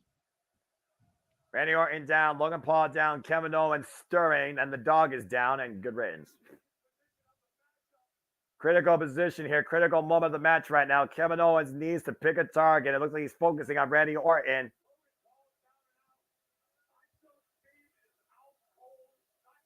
And right now, Kevin Owens trying to hoist up dead weight, dead carcass. Then again, we saw what happened earlier. He could be closing in, though, on his 4th United States Championship. Pop-up. Oh, my God, RKO! Oh, the pop-up powerbomb! And Logan Paul sitting on light reversal. Logan Paul's on the outside. Randy Orton sent shoulder first into the ring post. Now Logan Paul going up to the top rope. Frog and Logan splash. Paul split leg frog splash. That's the Kevin Owens. Cover. Logan Paul flex. Logan Paul retains. Wow. Damn. What a hell of a finish there. That pop-up powerbomb into the RKO. Logan Paul coming in, throwing Orton into the ring post and out of the ring. Huge frog splash connecting for that 1, 2, 3. And despite KSI involvement and brass knuckles, Logan Paul got done in the end with great wrestling awareness. Somehow able to counter the Viper, Randy Orton, take him out of the equation, and hit Kevin Owens with that split leg frog splash to retain his United States Championship and win his 2nd WrestleMania out of 3. Take a look at the replay here as Randy Orton was going to that darkest place in his mind. Haven't seen since WrestleMania 25, looking to punt Logan Paul's head off, and then KSI, the cheapest dog in the fight, literally got involved and paid for it. After the dog was dropped dead without a shotgun, but an RKO through the announce table. And Kevin Owens isolated Randy Orton with a pop-up powerbomb into an RKO out of nowhere. Literally, there's a viral moment by Randy Orton. Logan Paul capitalizing. Randy Orton trying to fight back, though. But Randy Orton sent to the first of the ring post, which allowed Logan Paul to soar once again. The Maverick fly, split leg, frog splash from the highest heights, and still holds on to his United States prize, pinning Kevin Owens. What a fight. Damn. So really quick, Noah, Paul. that's actually ISO speed, not KSI, number 1. I mean, it doesn't matter. It's one of Logan Paul's idiots, so I don't really give a shit either way. But just keep our play-by-play man currently and correctly. The other thing is, Logan Paul, put your finger down. You're not the tribal chief. You're the village idiot. Get the fuck out of the ring. Village idiot. Hey, I acknowledge the Maverick the same way I acknowledge my tribal chief. To both. Yeah. No. All right. Well, that's a vote for me. We got another. No, not you. We got another admission. So once again, I'm going to turn things over to Jeff and JJ as we wait to see what's ahead here. What is this? Great golf cart entrance with Randy and Kevin. That was funny shit. July 2024. Those about to die, a new TV series on Peacock. Who gives a fuck? Oh, okay. Jesus. Be nice, Noah. Jeez. Everything Seriously. can't be a PLE that they announce. Right? They have a partnership with the Peacock. All the synergy, all the synergy, all the synergy, all the corporate synergy. Damn it. That's what I told you. And a tasty prime, too. Again, a little bit too sweet for my take, but the tropical punch is all right. What's the strawberry banana like? This portion of my product part of the show brought to you by Zoa. Soon to come out here. I ain't sponsored by Prime, damn it. All right. Fun entrance for the challengers. You see Randy at the beginning, slow down. And he's like, you're gonna be evolved into a corpse. You drive any faster, KO. Chill out, dude. Oh man, too fun. How's our chat room doing so far, Mr. Williams? How are we doing today? Doing good. We got about 30 people live right now watching us. Cool beans. A couple people a little bit ahead of us, giving away outcomes before we actually see it. So just a friendly reminder to the chat room, please wait till you hear us call the finish of the match before you post about the finish of the match. Yes. Don't want to spoil anything for us. Yes. And to think this night is moving by so fast. We're already on our semi-main event as two former friends now collide for the WWE Women's Championship. It's Bayley in her first ever singles championship WrestleMania match against the Genius of the Sky, Io Sky. And this all came ahead after the betrayal in Damage Control. Dude, I'll say this. If we're getting the championship women's match now, one or two things is going to happen. We're going to have an early out of night 2, or that main event's going to go long. I fear that main event might be the longest match in WrestleMania history. I don't think it'll go longer than Sean Brett, the Iron Man match. I pray to God not. Maybe they're actually just trying to give the women the time they deserve. Could be. You know, there is a lot of story here between Bayley and Io. Yeah, there is. You know, it may not have been the best executed on TV here these last couple of months, but you go back to SummerSlam 2022 when all three of these women reemerged to form Damage Control, all the way up until Bayley winning the Rumble. There is a lot of story to tell. It's valid. I would not want to see this match be a 10-minute fight, a 15-minute No. fight. I want to see this go 30. I want to see Damage Control come in and try to help Io. I want to see Bianca, Naomi, and Jade come out to be reinforcements for Bayley after doing what they did to those three yesterday. Yep. Almost a new 4 horsewomen of sorts. Don't come for me, people that are fans of the original 4 horsewomen of WWE. But, you know, just we talked yesterday in the press conference about, was the horsewoman era dead? Maybe just a little bit revamped. And again, if we see Bayley win, if we see her win, and we see her celebrating at ringside, I want an Izzy moment. Yes. Yes. And if we see it, just remember, I said it first. And remember that, let us see it and call it first before y'all chat the room up about it. Yes, please. See, I know. I'm looking at the chat. I'm just literally have my browser as small as possible. So I don't know nothing. Well, JJ's having to pull double duty because I got family over, so which I appreciate. Yeah, I know I called this Christmas, but I will give people coal in their stocking by throwing the band hammer down if y'all don't listen.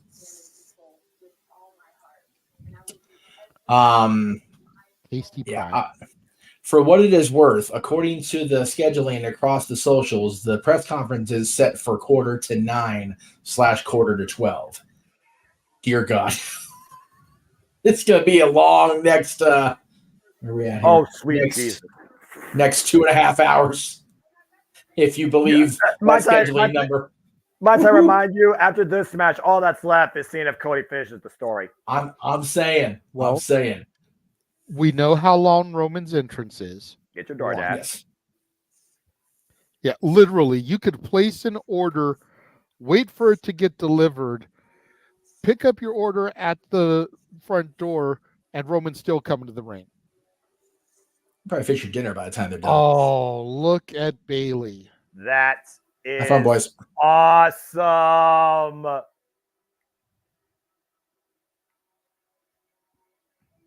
This is Bayley's WrestleMania moment. Enjoy it. Embrace it. Own it. Win it.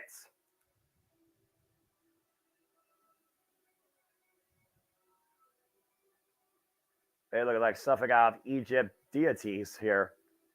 Yep, a goddess. Will a goddess fall or rise tonight to at WrestleMania 40? I know I'm supposed to be unbiased play-by-play guy, but in my heart, I truly want Bayley to win this. The role model, lead by example, rise to the occasion.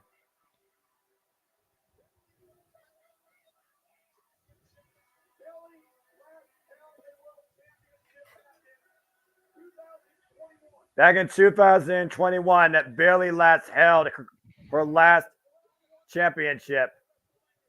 This is her first ever one-on-one match at WrestleMania, as her first chance at the WWE Women's Championship. Bayley, of course, who has been involved in WrestleManias since WrestleMania 33, defending her Women's Championship successfully in an elimination match against Charlotte Flair, Sasha Banks, and Nia Jax. Since then, we've seen her become WWE Women's Tag Team Champion. We've all followed this young role model when she was just a hugger on her journey to the NXT Women's Championship. Former SmackDown Women's Champion, former WWE Women's Champion. But after what she went through with what she fought with her friends after coming back at SummerSlam 2 years ago, everybody wants Bayley to finally have her true WrestleMania moment.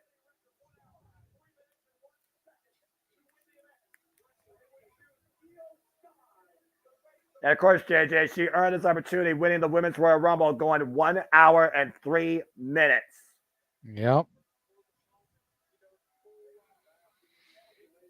Bayley basking right now in the adulation of the WWE Universe, 70,000 plus on hand. Something that she hasn't had in a long time, the WWE Universe's adulation. But Bayley has had continued growth and reinvention, and that's why she still is one of the most consistent WWE superstars we have seen. And here comes the champion. Oh boy. She has a hell of an obstacle to overcome.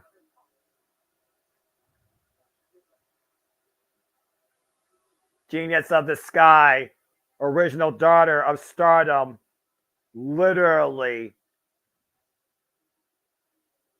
supported and embraced for her strong spirit by the late great Antonio Inoki. Io Sky, one of the greatest to ever come to our stage and be in that ring.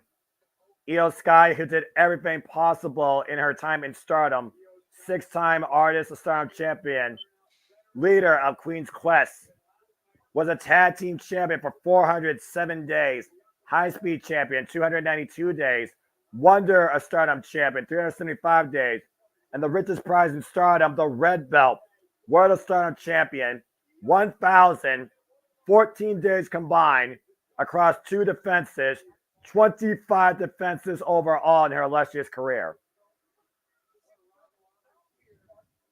Of course, we saw Io Sky come back to WWE alongside Bayley and Dakota Kai 2 years ago at SummerSlam, and Bayley said she wanted to do everything possible for Damage Control to take over and lead the WWE. While Io Sky says that Bayley was just a lost cause and she only was relevant because she had me. Although it was Bayley last year that assisted Io Sky in winning her first singles championship, of course, after cashing in on Charlotte Flair and Bianca Belair. But ever since the return of Pirate Princess Kairi Sane came into the mix and Asuka joined Damage Control, Io Sky's agenda took over and Bayley was excommunicated. It's funny. Io looks very conflicted right now. You know, she looks like she's trying to maintain her badass Damage Control image, but at the same time, she's trying hard not to smile the fact that she's walking into WrestleMania as the champion. There's a little bit of personal and professional conflict with Io. You can see it written on her face. You could consider that also with the influence of Bull Nakano, who was inducted in the WWE Hall of Fame on Friday. As we go down to our induction, here's your challenger, Bayley. Take it in, Bayley. As you should, damn it. The former 2024. Davina Rose. Yeah, thank you, Jeff JJ. and I saw compete at Championship Wrestling from Hollywood. Straight out of San Jose, California. Bayley, of course, 34 years age, 15 years in the game. 2024 Women's Royal Rumble winner. And her opponent. The leader of Damage Control. Genius of the Sky from Tokyo, Japan. The WWE Women's Champion, Io Sky, 33 years of age, 17 years in the game. She has been the WWE Women's Champion now for 246 days, and she is going to her 6th defense. After being the likes of Selena, Asuka, Charlotte Flair, Meacham, and Bianca Belair. Referee holding the prize up in the air. That's what it's all about tonight, JJ. WWE Women's Undisputed Championship. Ref getting the ropes out of the ring. Rings the bell. Let's go, ladies.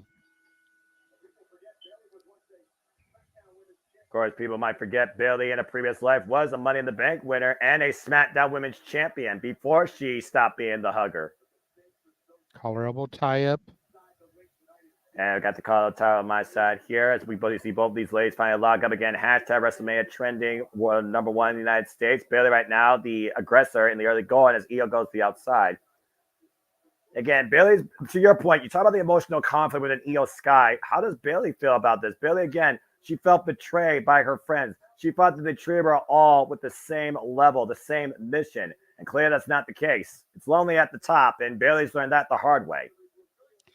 You know, deep down, I feel like Bayley is conflicted too. Like, on the one hand, she feels betrayed by a woman that she brought back as her sister, a woman that she hand-selected for this Damage Control faction. But at the same time, she feels like she's proud to be standing in this ring on this stage, facing off against her in front of all these people. She feels like she accomplished her mission in bringing her back.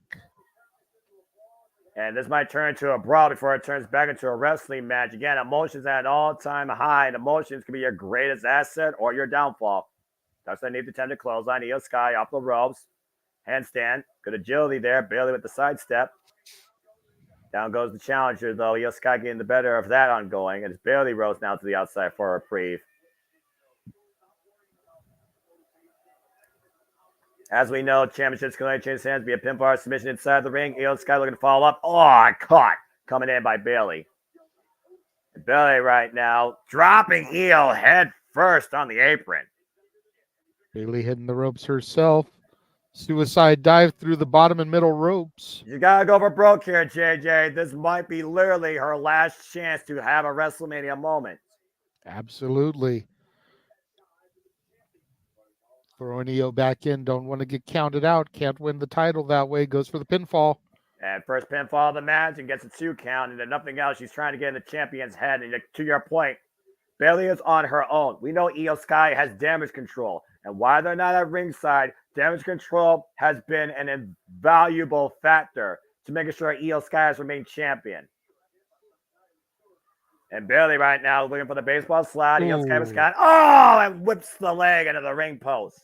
Io had that scouted, was able to prevent the slide and get back on the attack here on that lower extremity, hooking the leg of Bayley.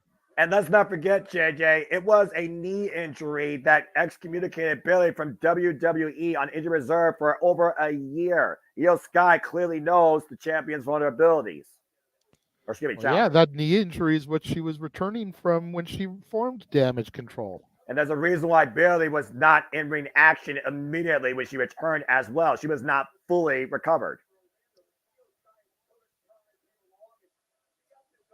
Again, Io Sky, Dakota Kai, Bayley, they all came along together. They all came back together. They ran roughshod over WWE for the better part of a year and a half. And you figure they had their greatest moment when Io Sky became champion last year at SummerSlam. Oh, Jesus. Oh, God, no! Dragon threw on the knee there, Noah. And that move has to suck. Yes, it does. I can tell you from personal experience. Yes, it does.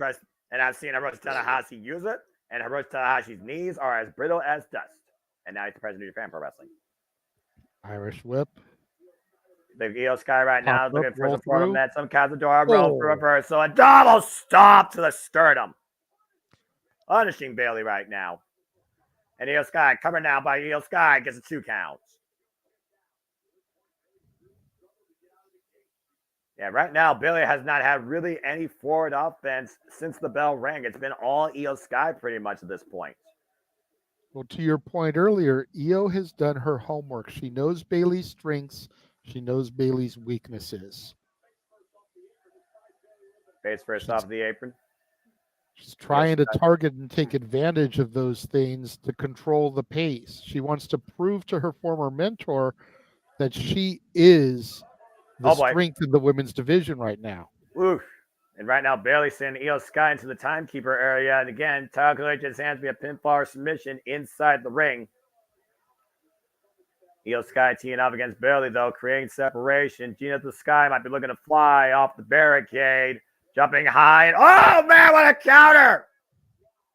Great anticipation there from Bailey. Had it well scouted, able to catch and drop Io. And you see her, they'll try. But did that do damage to her knee, catching that body weight in motion like that? Yeah, check this out again, Noah. Yeah, take a look at the replay here, JJ. To your point, Io Sky flies and almost an impromptu bury the belly on the floor, but driving that knee into the floor in the process. But able to cover both legs, and that 2 counts. And meanwhile, oh, what a knee lift, running knee lift through the head of Io Sky. Bailey looking to fall in now, try to create some offense.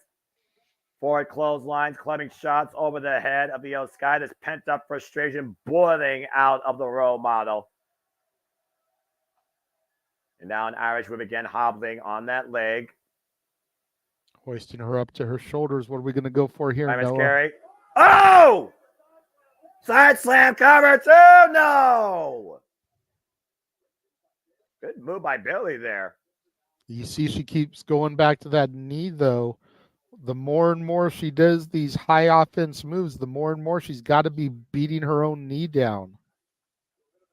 But again, it's also one of those things, how much you're willing to risk for the moment, how much you're willing to sacrifice to get revenge, how much are you willing to maybe never have again to claim a WWE Women's Championship. Shote! Palm but strike. To that point, what good is doing all that and winning the championship if you have to surrender it because you can't defend it? Oh! That right there could have done it to your point. That was a messy drop kick as Io sprung up to the top rope and sidekick Bailey off the top rope to the floor. And now the genius of the sky going to her art, looking to fly here at WrestleMania. Moonsault to the outside. Good grief. Io Sky taking in the absolute anti-adulation,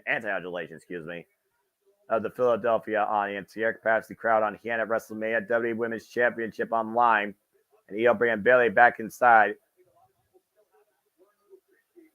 And Io right now, off the top rope, springboard, missile drop kick, rocks Bailey, might be looking for, double knee, as far as she's going for a tiger feint kick. Covered now by Io to retain WrestleMania and a near fall. Oof.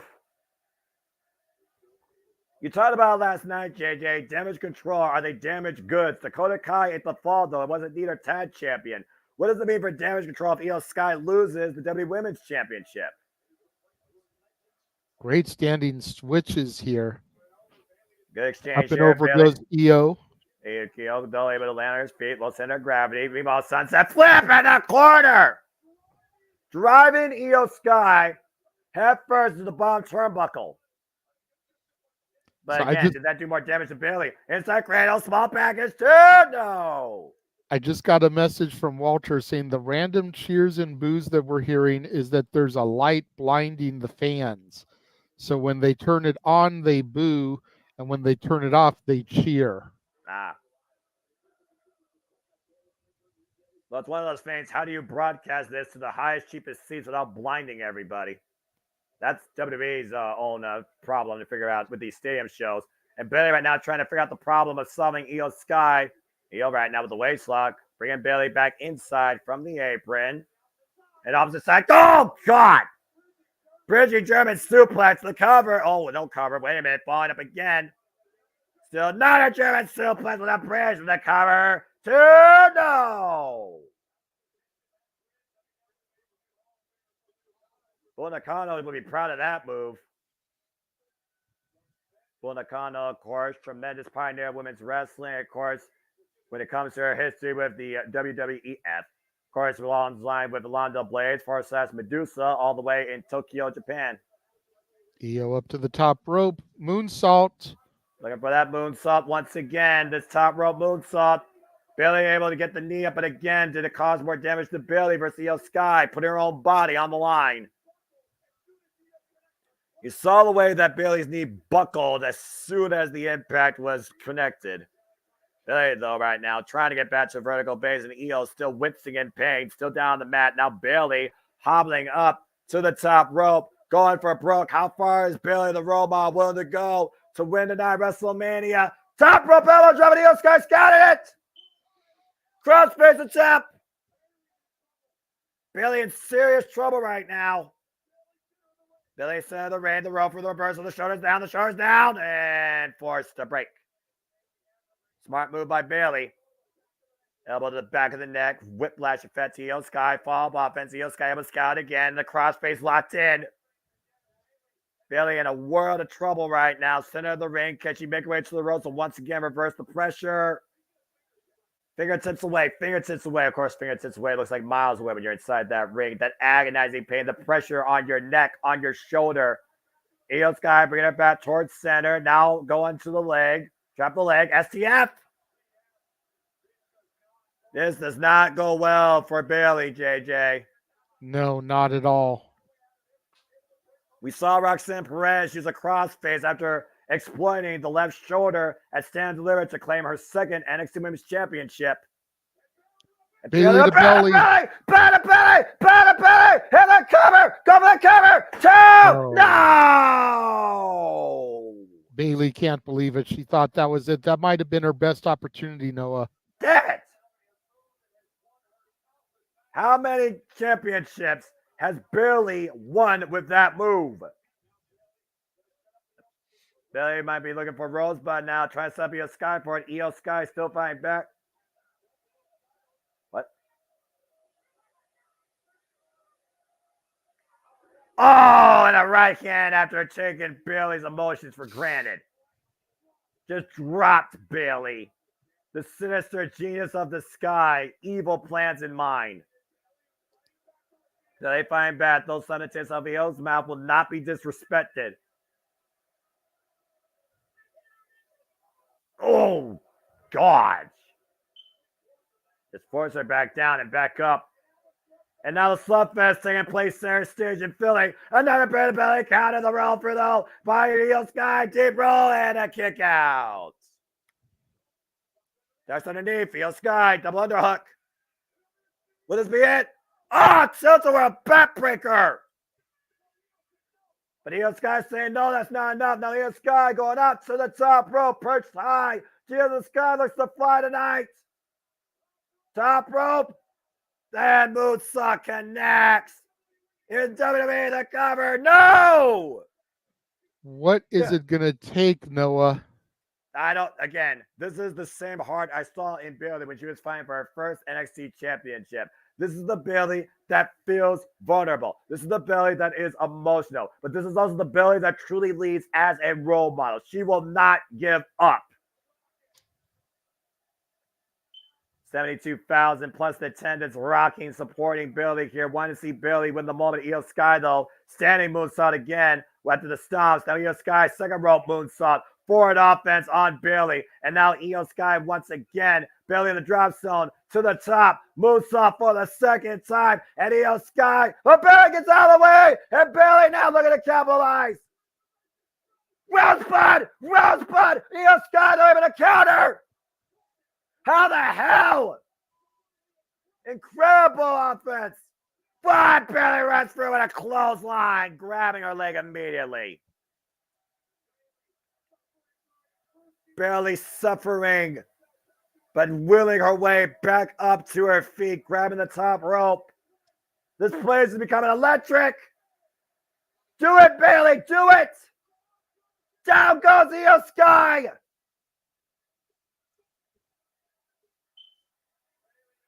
Billy now going to the top rope, looking to get a page out to Macho Man Randy Savage. The elbow drop connects! The elbow drop connects! But still not enough! Can she do it? Rosebud! Cover her! Cover her! 1, 2, Billy has done it! Hell yeah.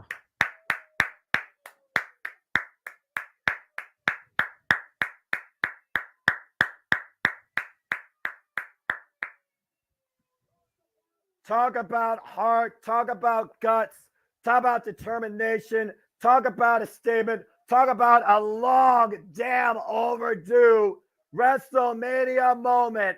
Billy has defeated Io Sky, Damage Control, Damage Beyond Prepare, but Billy finally comes to light. Billy is the new WWE Women's Champion. Congratulations. Oh, how good does it feel? Incredible match, though, JJ. Look at some of the highlights here. Those constant moonsaults. I thought that top rope moonsault was it for Bayley. Very few people have ever kicked out of that.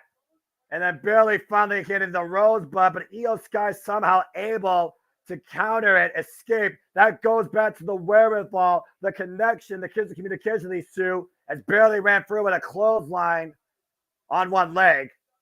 And then you saw that beautiful belly to back suplex, top rope Macho Man S elbow drop. And one last note, the second Rosebud, the Jesus of the Sky, falls down to earth and Bayley rises as the new WWE Women's Champion. Congratulations, Bayley, and you did it all by yourself.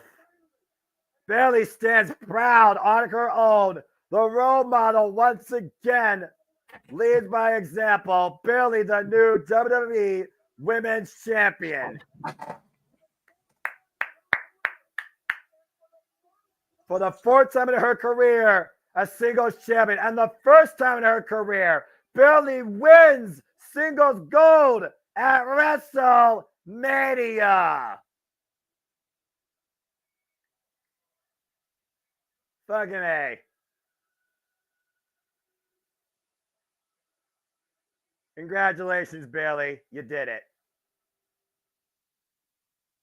That just made my night as we got another intermission. Let's go to JJ and Jeff for a little bit of talk and after-match thoughts.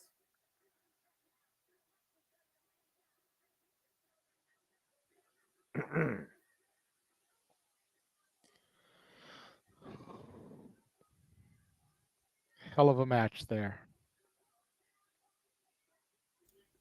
Yes. Oh, yeah. Pretty cool moment. Bummer no Izzy, but you know. Whew. Oh, man. All right, the main event already. Holy crap. Well, you got to figure the next 20 minutes will probably be the entrances. Yeah. Right. What's the hype? You know, yeah, all the things. Well, speaking of hype, as we talk about the JMN live watch along event schedule, we already talked about how we added King and Queen of the Ring in May. But before that, we go across the pond to the romantic capital of the world, where you would see everything but love demonstrated in that ring. As WWE brings us Backlash PLE from France, Lyon d'Assist, France, Saturday, May 4th. So stay tuned for more on that, folks. And may the 4th be with you. Congratulations again, though, to Bayley, the new WWE Women's Champion. Incredible moment. Part of our big Star Wars day, all day long across the multiverse of media. Coming up on May 4th. And of course, you know, they want to end May by killing me on a weekend. So thank you for that, WWE, AEW, and Disney. Much appreciated. The triple threat of doom. Oh, man. Is there an event scheduled? In attendance, Michael Che. I don't know. Here's the War and the Treaty, who performed "God Bless America" the start of the show. Absolutely incredible, by the way, might I add. That was George so damn Kittle cool. from the 49ers. In San Francisco, nonetheless, or in Philadelphia, not a good idea. T-Pain in the house. What the hell? T-Pain? The guy from the Niners was there for Bailey, to be fair. Mr. Auto-Tune himself. I mean, who doesn't want to be at WrestleMania, though? Seriously. Vanessa Hudgens, who was there yesterday, of course, co-star of The Rock from Journey to the Mysterious Island. Lily Singh. YouTube sensation. Everybody's having a great time tonight at WrestleMania 40.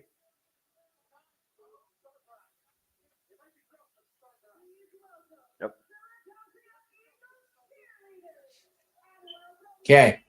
I/Nang, that is the last warning. I'm giving it to you now because your comment popped up before I heard it in my headset, which means I heard it on one of their TVs, which means they hadn't seen it yet. Come on, man. Or girl or whoever you are. Like, please. Don't put a comment up until we call it. Fuck.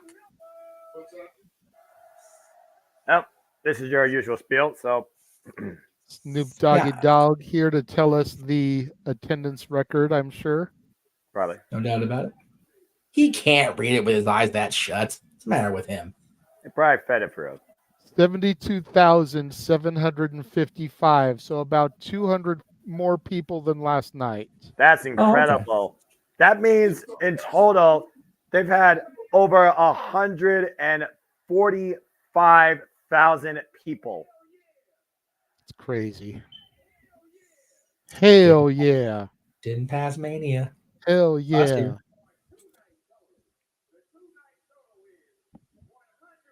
Two-night total. 145,298.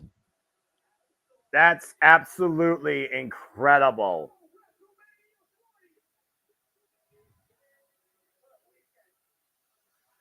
Wow.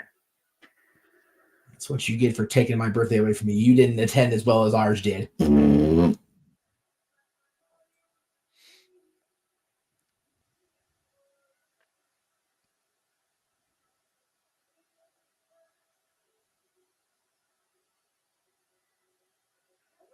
It's cooling down nicely in Philadelphia. 49 degrees right now. Feels like 46. 6-mile-an-hour winds from the southeast. Thank you for that, JJ. And now we'll wait for Jeff Meacham, who will give us sports at the top of the hour. But getting back to our regularly scheduled programming again, what has been a phenomenal night and a 2-day spectacle unlike anything we've seen previously, as a new era is officially underway in the Paul Triple H Levesque era. It all culminates with this. Roman Reigns, the American Nightmare Cody Rhodes, time to finish this story under bloodline rules for the WWE Undisputed Universal Championship. Everybody, man, woman, virtually there, live and here. Jeff, JJ, Natalie, if you hear me, this is fucking it. JJ, if I may, before we get into the hype of this.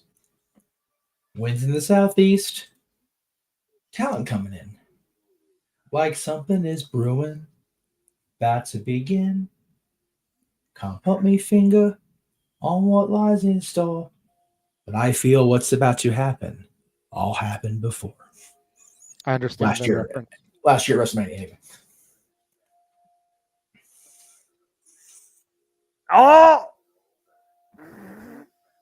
No, you have to call the action for me because I am monitorless right now. I'm waiting for the cue to come back. The video package had a shot that the brothers at AEW again talk about Cody. I mean, it's a video package. It's like, oh, that's interesting. Yeah, and Dustin is there. Yep. Dustin is in the skybox with Ricky Starks. Absolute Ricky Starks. I love that Ricky's there, dude. Like, if any AEW talent besides family should be there, it's Ricky Starks because that guy's a star in the making himself, man. Yes, absolutely. As right now, of course, we're just doing a video package. Again, Jeff, I mean, we don't need to really talk about what's been already highlighted, seen, previewed, discussed. broken down statistically, you know what this means. You know where this stands. You know how important this is for the future. You know how we want the story to end. But will we get the ending finally for the dream in the American Nightmare tonight before the end of this feed? I am telling you, if you believe the scheduling, we've got 2 hours to go before the press conference officially begins. So plenty of time here, as the podcast recappers would say. If they're going to finish the story, they've got a whole book's worth of time to tell it. And I know I changed my prediction officially to Cody. I'm nervous. I'm with Natalie. I'm nervous and scared. It's Bloodline rules, and Sandy, what is Bloodline rules? Paul and came out and said it. It's whatever rules the final boss, the tribal chief, and the wise man dictate to be Bloodline rules. That's what Bloodline rules is. So we addressed that earlier. Well, I'm just reiterating for the chat room because people were asking again, so I wanted to reiterate as the final boss around here, because my name's in the market. I'm ready to go watch this nonsense with my father, the original final boss. I don't know if I can handle this. I don't think I can handle this. Just remember, we are all invested in this on a visceral level, but it is for the oldest active prize in this company, and it is for the fate of the future. Rollins put it best during that promo. Rollins took his eye off the ball, he faltered. Drew took his eye off the ball, and he faltered. Cody refocused his eye on the proper ball in spite of Rocky. Will that refocusing lead to the crowning that is long overdue? We shall see. And to the chat, I don't know if I'm ready either, but I'm gonna go watch.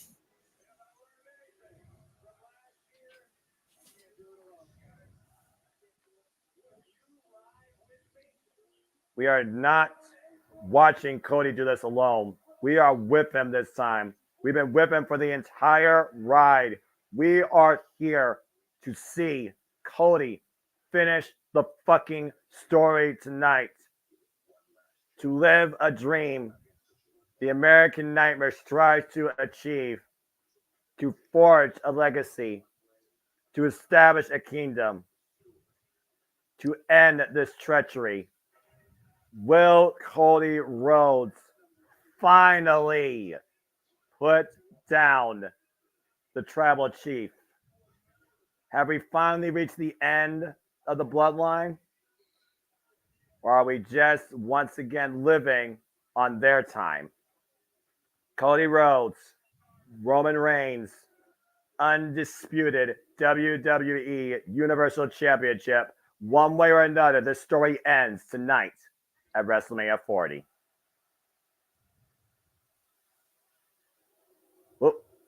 Whoa, everything went black. What's happening? The drones? Uh-oh. Whatever it is, it's for the American Nightmare.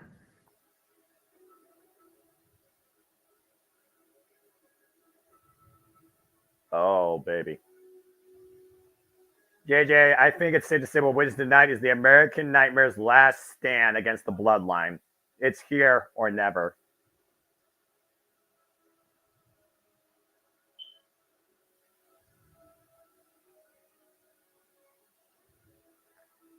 Ooh, look at that mask, Noah. That's incredible.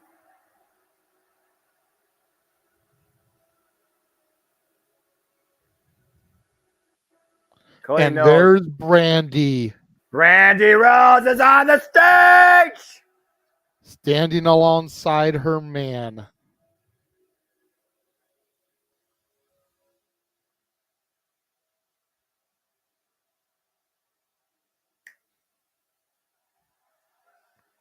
Wrestling has more than one royal family. This is it, folks!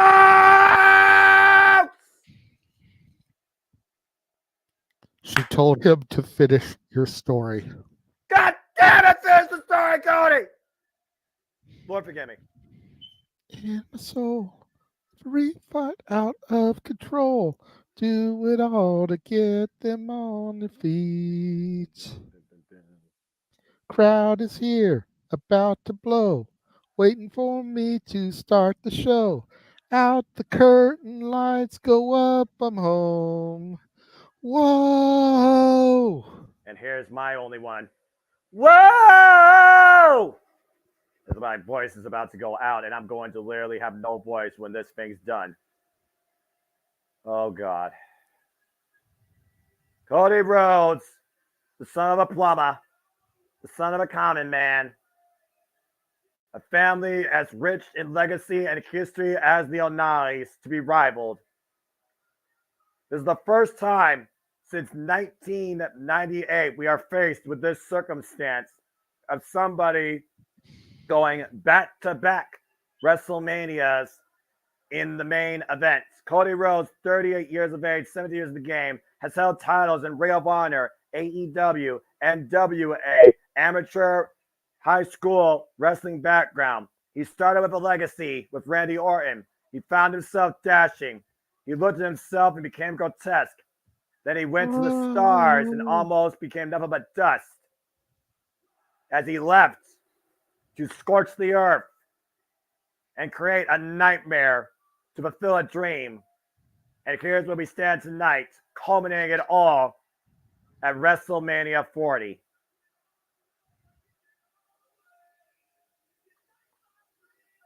From undesirable to undeniable.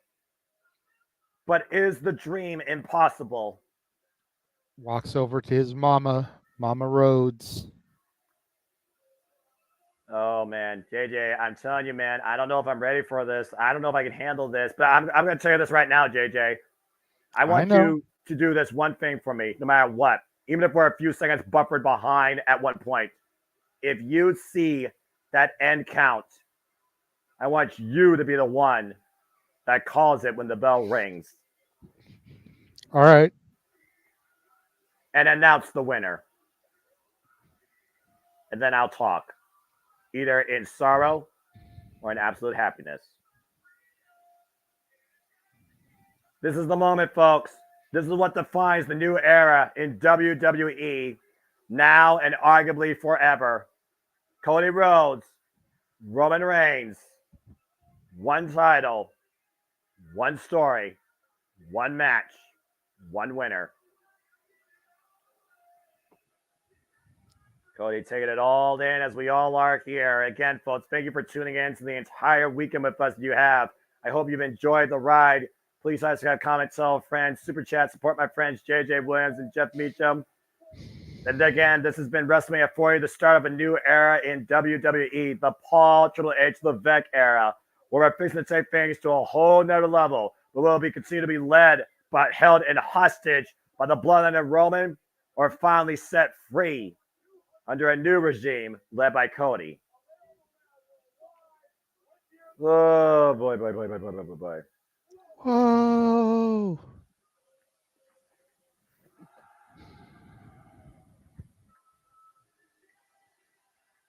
Oh, Jesus.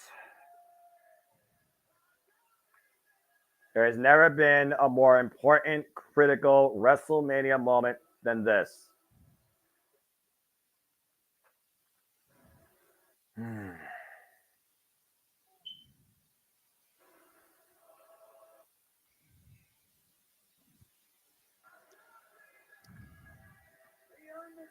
He earned this opportunity, of course, winning the WWE Men's Royal Rumble for the second year in a row earlier this year, 2024, eliminating CM Punk last. Oh, my God. What's happening? So, orchestra, drumline, choir for Roman Reigns. Oh, shit.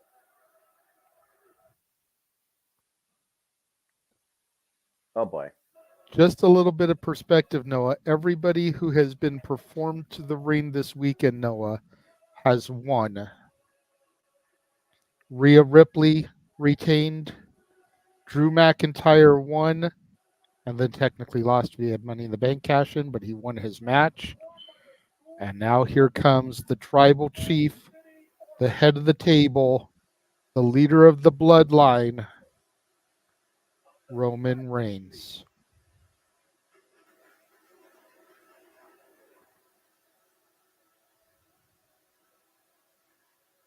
Alone, mind you, with only the wise man by his side. For 1,316 days, Roman Reigns has stood unopposed, undefeated, undisputed, unstoppable as the WWE Undisputed Universal Champion. You think about people that have held titles 4 digits long: Pedro Morales, Bob Backlund, and the only ones that rival Reigns at this point is a handful of immortals: Hulk Hogan, Bruno Sammartino. Roman Reigns has not built his own Mount Rushmore. He has built his own mountain. And let's continue to be the unopposed obstacle tonight at WrestleMania 40. For the 9th time in his illustrious career, Roman Reigns main events of WrestleMania. Breaking the record held by Hulk Hogan. 4th consecutive WrestleMania main event in a row, and one of few men to only go back-to-back years with the same opponent for the 3rd time in WrestleMania history. Ever since Payback 2020, 31 defenses. 4 defenses, though, since last year beating Cody.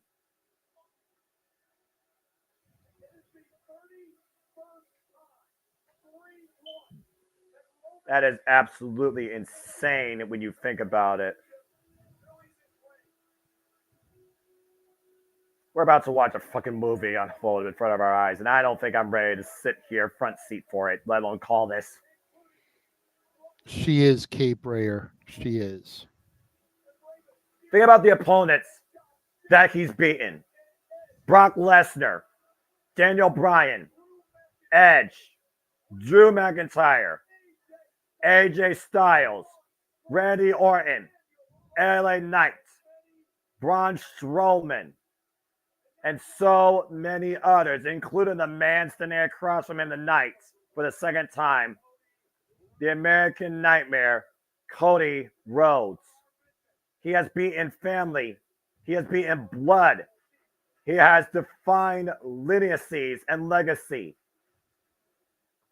He has rode a wave of absolute unopposed supremacy alongside his bloodline and special counsel in the wise man, Paul Heyman.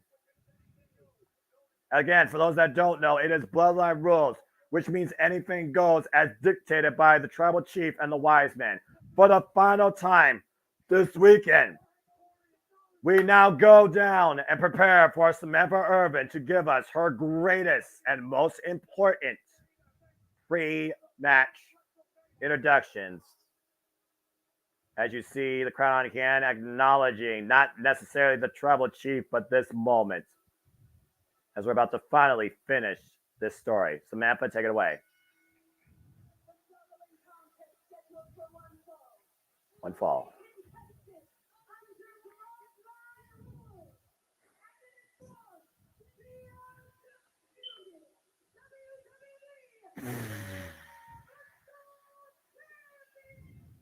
Holy shit.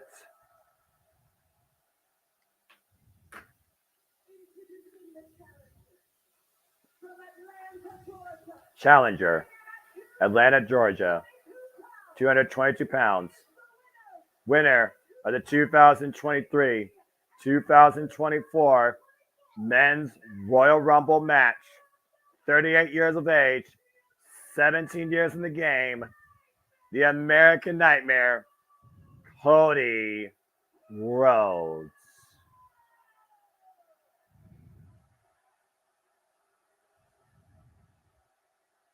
Opposite corner,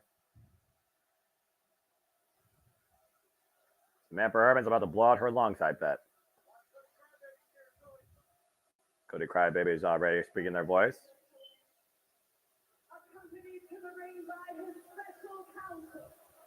Opponent, accompanied by special counsel, WWE Hall of Famer, the Wiseman Paul Heyman. From Pensacola, Florida. He's 265 pounds.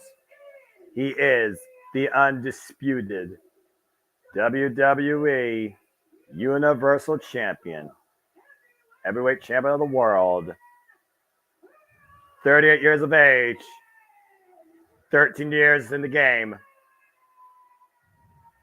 the Tribal Chief, Roman Reigns.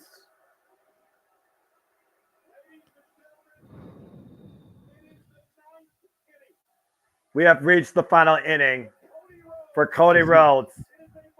It has to be a must-win. There is no tomorrow for Cody Rhodes to have a chance at this championship.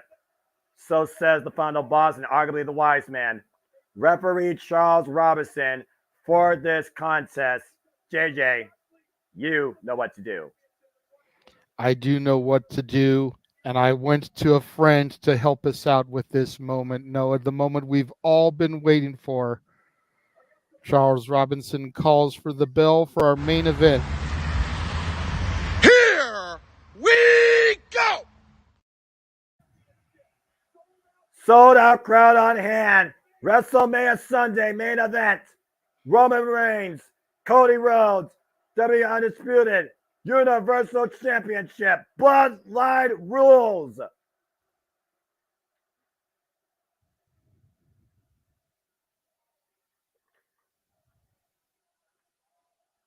Roman taking his time walking over to Cody Rhodes.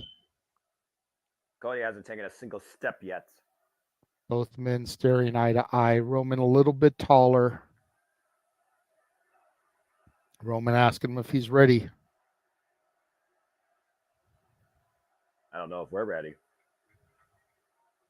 That's fair. This is what it means to be invested in a story. This is what it means to be a professional wrestling fan. Cody didn't flinch. Cody Rhodes is hoping to make everybody proud, especially his father. It is the biggest fight feel in WWE history as Cody Rhodes goes for a single leg. Takes Reigns to the corner. How confident is Roman tonight knowing that his bloodline rules? He can do whatever he wants, JJ. There's no limit. That's fair, but to that point, will bloodline rules be the demise of the bloodline? Because Cody Rhodes can play that game also. If Roman is allowed outside interference, Cody must be allowed outside interference. That headlock right now by Roman Reigns to Cody Rhodes. Cody trying to pick off the Tribal Chief, does so, and Roman takes him down with a shoulder tackle. And Roman just strutting around the ring with his one in the air. See, the thing here is Roman Reigns has already taken Cody Rhodes down once. He knows he can beat the challenger. Cody doesn't know if he can truly put away the Tribal Chief. So he's already got the mind games going over the challenger. But Cody also been making that argument that if it wasn't for Solo Sikoa, he had him beat last year. Collar elbow tie up. Crowd on hand right now will rage like savages, I fear, if Roman Reigns wins. Stiff commentary to your point in the side headlock right now by Cody Rhodes. Cody trying to create some sort of leverage, some sort of game plan before bloodline rules really come into play. Gets to the midsection. Big right hand. Cody right now in the gear. Sending Roman. Shoulder first to the ring post to the outside. Cody strikes first so far in the early going.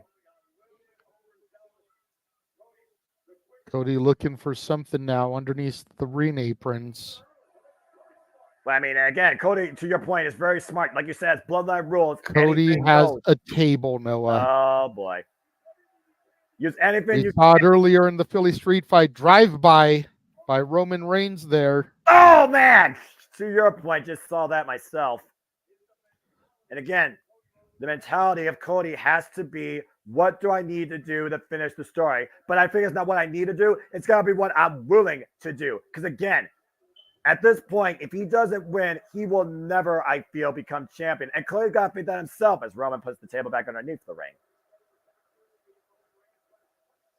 Roman Reigns trying to once again take the crowd out of the match, dictate the pace, and shape the environment.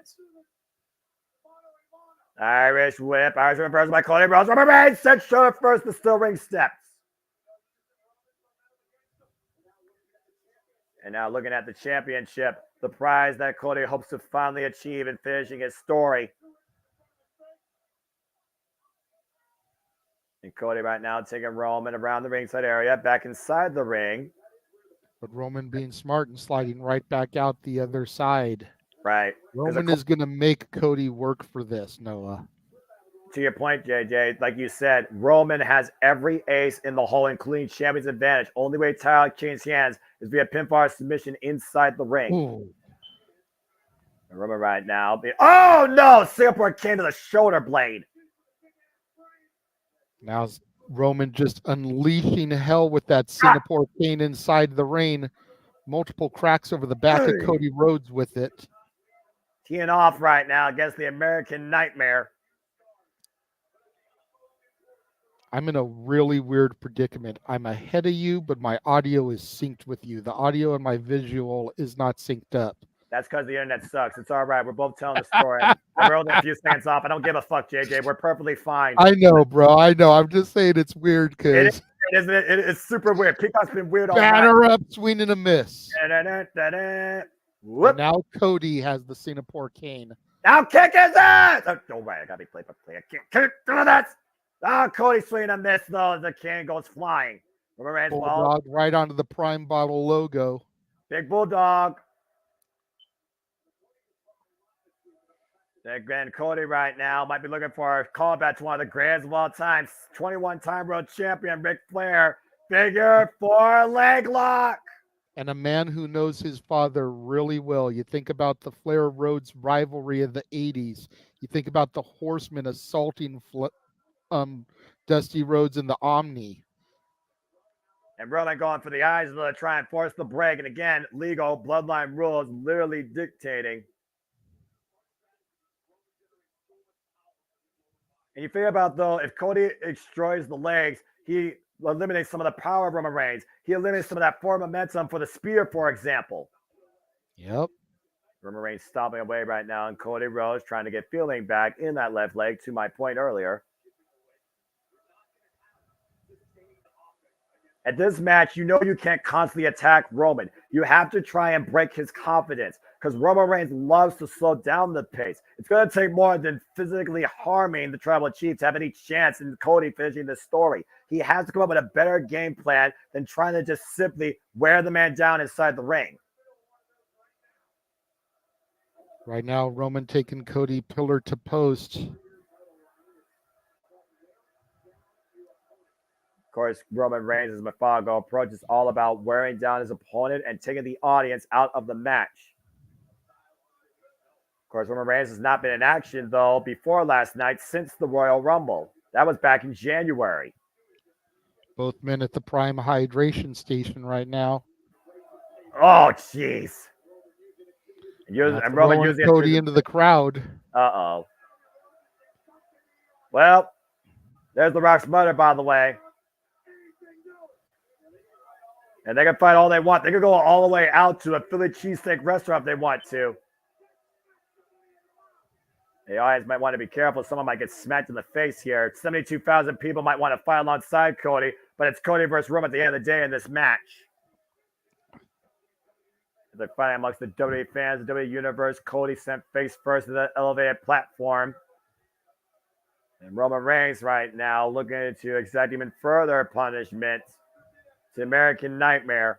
Point of no return might very well be here if Cody doesn't come up with something quick. Roman has evil intentions here on this little cable walkway, whatever this is that they're on. Yeah, it's just some sort of standing platform, I think. Cody Rhodes able to counter the German suplex attempt for the moment right now, trying to create leverage, and Roman Reigns with the body shots. And Roman Reigns again, still unable to hoist Cody. Cody hoists Roman up with a suplex instead. Paul Heyman writhing in pain at his tribal chief taking that move. Yeah, to your point, Paul Heyman felt that all the way at ringside. And Cody realizes right now he has created a moment. He has control. He has an opportunity with that great suplex there. But Looks how like long Cody... will the opportunity last, Noah? Yeah, well, right now Roman Cody's is levels above for a reason. But again, if you don't attack Roman just physically and you try and attack Roman mentally, that might be the key to victory. Cody right now bringing Roman back into the ringside area. They're going to tribal chief around. Back inside the ring again. That's where it has to be settled. That's where it has to end for Cody to finish successfully. Cody went for the disaster kick, but got caught powerbomb by Roman Reigns. Oh, no. Good Lord. And God, that was a high-angle powerbomb, too. But look, Roman collapsed after doing that. He's fallen back. That took a lot out of him, Noah. Look at this again in the replay. Oh, good Lord. Yeah, look at the way he hoisted him up, though, and watch the way Cody bounced. Bam! And look at the way he stumbled back and collapsed. And that goes back to the damage done by Cody Rhodes when Roman Reigns was locked in the figure 4 leg lock. But again, also talk about damage. Let's not forget, a few hours ago, these two men went to war in a tag team main event. Yes, sir. It was just about 24 hours ago. Snap vertical suplex from Roman. Floating in for a cover here. One. Oof. Not enough. Not even a 2 count from Charles Robinson. I'm not even going to count covers this early. Are you kidding me? This match right now is literally like we're attacking each other and eliminating 1% of our health bar here. If this is truly being dictated as a video game, neither of these men have even eliminated 10% of damage on each other yet. With how far Cody is willing to go to finish the story and how far Roman Reigns is willing to go to continue to be where he stands as the head of the table. I don't know if I completely agree with you on that one, just because that vertical suplex from Cody to Roman on that elevated platform probably did a lot more damage than you would imagine. That might be part of why Roman collapsed after that power bomb. It might be a fair point. Meanwhile, Cody Rhodes trying to take control again from Reigns in control. Oh, God. Whoa.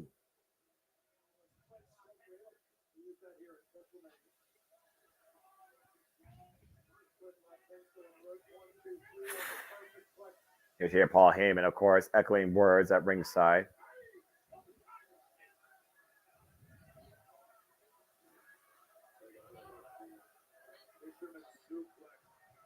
Again, both of these men right now just jockeying for some offense, jockeying for control, JJ, and Roman Reigns pulled off a fisherman suplex.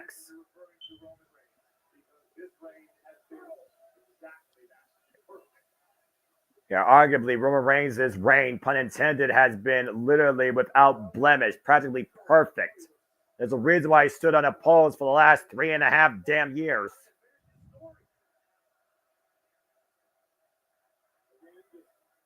Again, Roman Reigns right now just teeing up against Cody Rhodes, taking the crowd out of the match.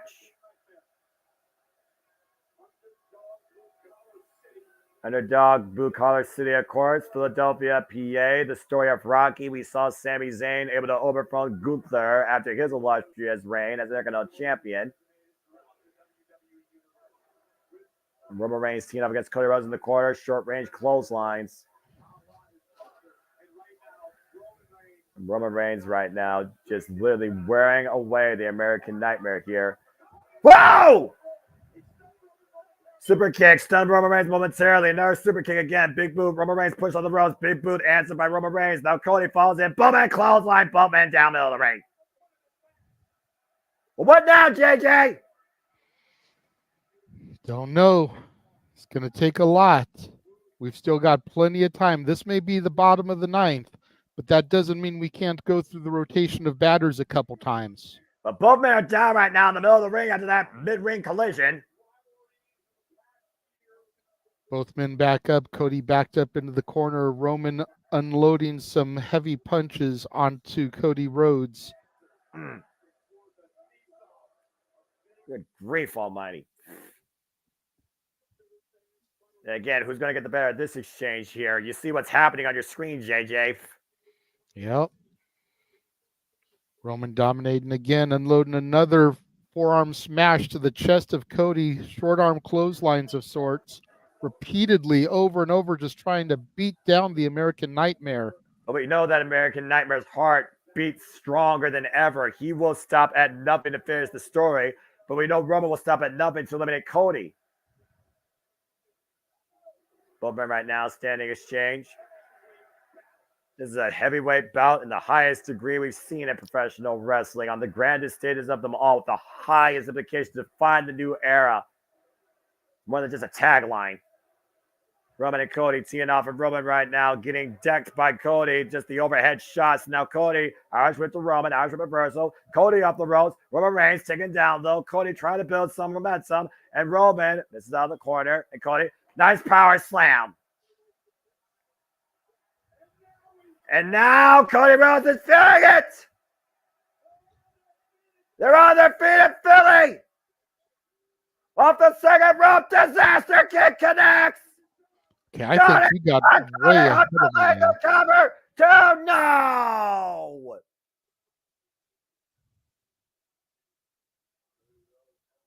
Boy.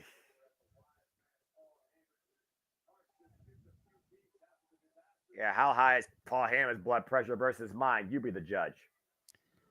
Somehow I got like way behind you. I Where just you hit at? the go live button and had the disaster kick. Okay, perfect. Then you just tell me when you see the kick out.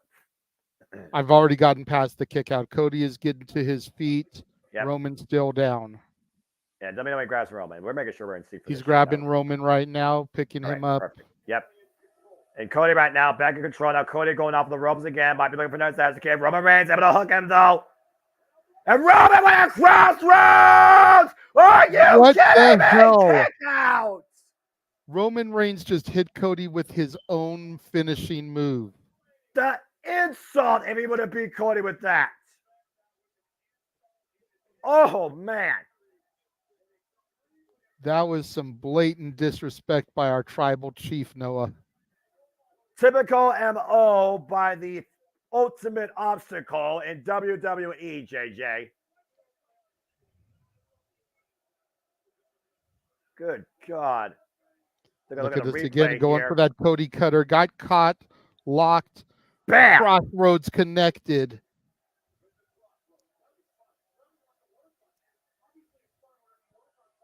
Yeah, Roman Reigns back in the driver's seat, though. Roman displaying that cocky arrogance that the tribal chief does so well, clenching his fist. Oh, no. Could he be locked and loaded, getting ready Oh, for that boy. Superman punch? And Cody right now may not know that's coming, but he might feel it. Meanwhile, counter. Cody Rhodes able to scout it, though, going for the jabs, teeing off against Roman. And Roman right now getting shot to the jaw. And Cody Rhodes just teeing off, looking at that flip, bomb, and fly. Might be looking for that.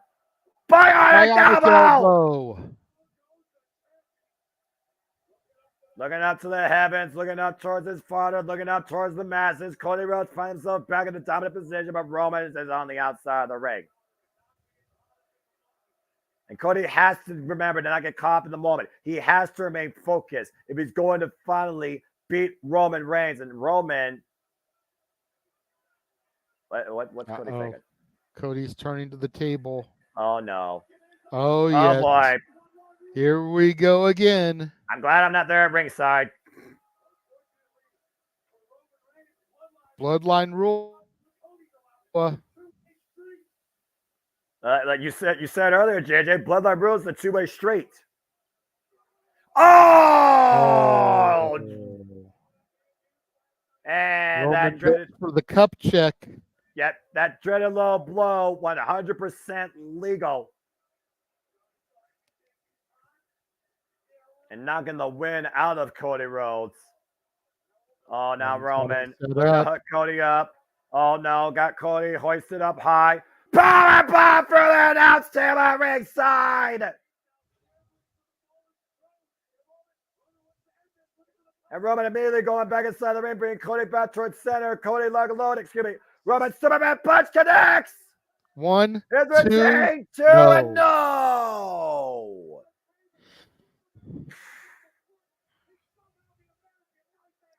Gosh.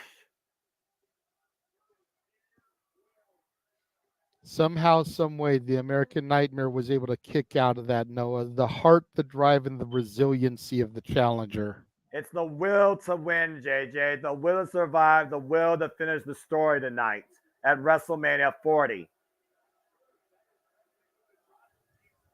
At this point, again, is Roman Reigns' confidence rattled? Are we finally within Roman Reigns' head? You see Roman Reigns right now trying to regather composure, trying to calm down the audience. Well, yeah, he's dominant. He wants the crowd to realize that he has this. Yeah, but at this point, Roman Roman probably... Cody. The war cry, ooh, Oh boy, and he's going for it. And up kick, denies the spear. Cody Rhodes once again going off the second rope. Cody! Capitalize Cody, go on the cover. Shoot the half, hook the leg. 2, no!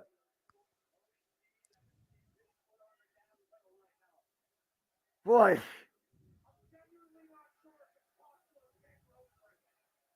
Take a look at the replay here, JJ. Yep, the springboard, grab of the head and neck, and drops him with that Cody cutter. It's still not enough to put down Roman Reigns. Cody stalking Roman. Oh, wait a minute. Might be looking for Crossroads himself, and Roman Reigns trying to fight back, though, and able to with a knee to the top of the head. Sloppy, but he was able to get free. Roman has him hooked. Got hooked. Go! What? Good counter. Oh. Good counter by him. And meanwhile, Dustin hit the clothesline. Cody up the ropes. The spear! The spear! Cody just been Roman cover! 2! No!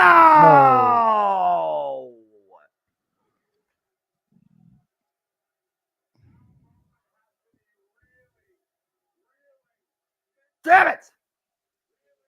Both men have now hit each other with their respective finishers, Noah. And Cody grabbing Roman by the hair, sets him up. He's got him hooked. Crossroads connects. But is he going to go for one or is he going to go for another? Remember, he usually goes for a hat trick. He knows Oh, there's Jimmy Uso. God bless it, Jimmy Uso. But just remember, bloodline rules. Whatever is good for Roman is good for Cody. Jimmy's gotten involved. Of course, lost to his twin brother last night, but shows up to preserve his tribal chief's title. Not the crowd first time. chanting for Yeet. Superman punch connects.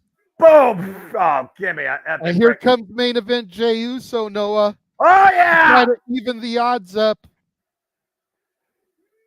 Yeet! Get to some, Jay! Jimmy runs up the entrance route to meet his brother head on. Brother continuing. Jey Uso taking out Jimmy Uso all the way up the WrestleMania entranceway. What? Super kick. Jimmy Uso route. Jey Uso following up. And only half spear off the ramp. Roman's in disbelief. Roll up 1, 2. Oh my no. gosh. And wait a minute, Cody Rhodes the roll up 2. I don't know what the fuck's happening. I don't give a fuck. Spear from Roman. Spear, spear, 2, spear, my no. God. Cover 2. No. Cody's still in it.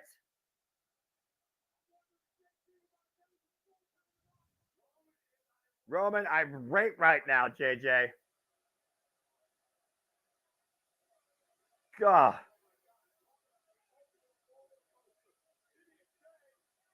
And right now, referee Charles Robertson being admonished by the tribal chief Roman Reigns. And Roman Reigns taking his eyes off of Cody Rhodes. And massive spear broke Cody in half, but not enough to put down American Nightmare tonight. Uh-oh. Guillotine attempt. Cody knows that danger. Pushes Roman Reigns towards the corner. Cody still continuing to fight back, though. And once again, trying to do everything he can to break the grip of Roman Reigns. Roman's still holding on the guillotine. Oh, man! Both men tumbled to the outside there. That was a nasty fall. I'm not sure who got the worst of that. But if nothing else, Cody has forced Roman to let go of the guillotine. A bit of a restart point here, JJ. Right now trying to get the air in his lungs. And Cody Spear through the barricade. And now Cody spear Roman Reigns through the barricade. Take that, Tribal Chief. Shades of last night to Seth freaking Rollins. Cody has a huge chance here. Cody with the best opportunity yet in this match. Got to get Roman back in the ring, though. Can't win the belt on the outside. And right now, Roman Reigns. Chucks Roman in the ring. And the audience saying, this is awesome. I completely agree. Roman's dragged inside. Cody Rhodes finally back inside as well. Cody stalking Roman Reigns. Whoa. And Cody right now. Cody with the biggest chance in his life. Cody the biggest chance in this match. Crossroads connects again. The hook up Roman He Reigns. still has him hooked. Crossroads connects. Hangs on. Crossroads number 2. He still has him hooked. Crossroads again. Cody going for the trifecta. And here's Solo here. Sikoa, Samoan Spike. Come on, Cody. Finish this. Finish this. Fuck you, Peacock, you streaming bitch. Oh, Solo Sikoa! Damn it! Not again! 39 all over again! Fucking problem solver! Again, Noah. What's good for the goose is good for the gander. Solo Dragon Roman on top of Cody. 1, 2. Bullshit! No, Cody Bullshit! kicks out. Tricked out, Dad. No, not like this. 2 kick outs. Folks, Peacock is what it is. It's a fucking poor service. It's not the WWE Network, but thank you for tuning into JMN Multiverse of Media as me and JJ are in delayed response as we continue to give you our coverage of Cody finishing story. Thank you. What the fuck is this point is it going to take? Don't know, but Solo is beside himself. He's going back after Cody. And Cody right now, again, Solo Sikoa literally fall by the scenes. Remember, Cody Rhodes said, Solo Sikoa, you think you're ready, you're not ready. And to your point, Solo Sikoa assaulting the American Nightmare. Again, bloodline rules, anything goes is dictated by the tribal chief and Paul Heyman. Solo telling Roman to finish him.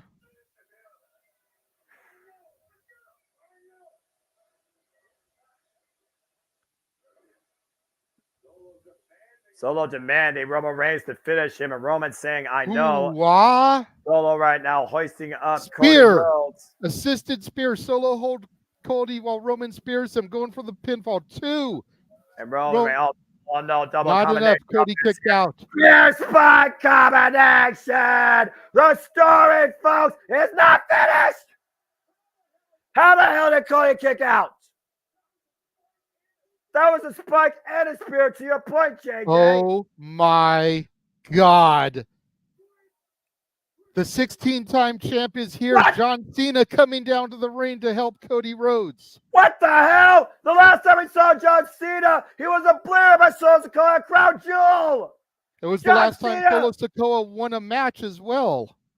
That was the last match Solo won. And John Cena. Roman Reigns up on the shoulders of Cena. Attitude adjustment.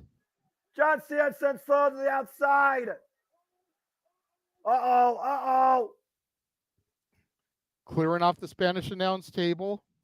He's got Solo Sikoa up again. You said what's good for the goose, good for the gander on both sides here. Attitude adjustment through the Spanish announce table. Good riddance, that fucking idiot. Well, now what, though? This, oh, the final boss has arrived. Oh, fuck. The electricity is pulsating throughout the stadium, and here comes The Rock. And remember the last time The Rock faced John Cena. John Cena beat him at WrestleMania 29 for the WWE Championship. The ghost of Cena's past as The Rock rocks down to the ring. Oh, this is going to end badly. The Rock and Cena face to face at WrestleMania 40, folks. I kid you not. This is a WrestleMania moment. Oh, shit. Oh, shit is right, Noah. It's very much the expression on John Cena's face. Is John Cena taking his shirt off. Is John Cena going to tee up against The Rock? Is this actually going to happen? It looks like it. This is a moment in time. Both men mere inches away from each other. Can't see me, they can't see me. The Rock, Both men John looking Cena, though. Rock bottom! Rock bottom! A decade later, Cena and Rock renew WrestleMania hostilities. Uh-oh. There's the rock bottom. Wait a minute! What? What the hell? No way. The Shield? What? What? Shield. Where? Where is he? Well, Rod's waiting for somebody to come out. I don't know where he's at. And right now, That's the point, is you're not supposed to know where they're at. And Seth Rollins with a chair. What the hell just happened? Superman punch to Seth Rollins as he tried to come from the other side. And Seth Rollins in the old Shield gear.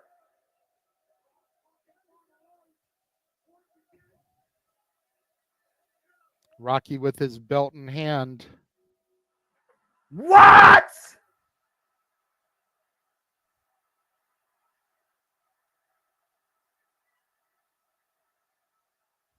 No.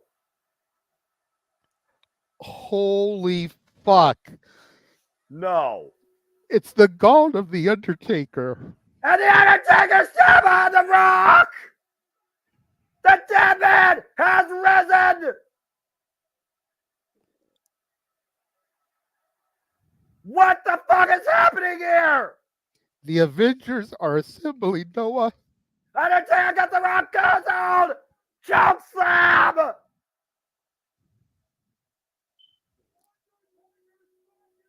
Going up, coming down.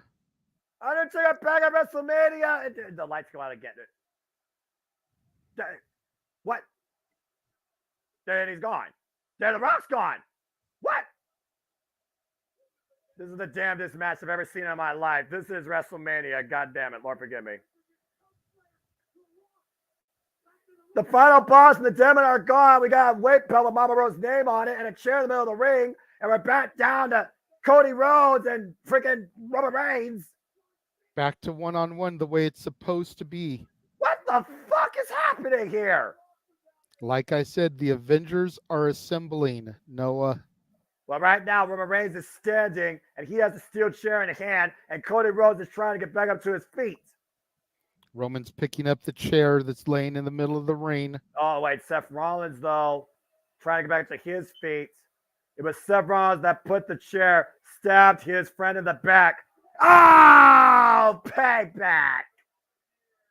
All those years ago, finally come back to haunt Seth freaking Rollins. Ooh. And Roman Reigns right now looking for the spear. Cody with the up kick of the knee. And Cody Rhodes hugging out Roman Reigns. The war cry. Crossroads. Connect. Cody Crossroads. Crossroads. Second one. Can he do it? Can he do it? Number two. Story. Come on, Cody. Cross connects. Cover. Cover. Cover. Cover. Cover. Cover. Count it, JJ. I haven't got there yet, Noah. 1, 2, 3.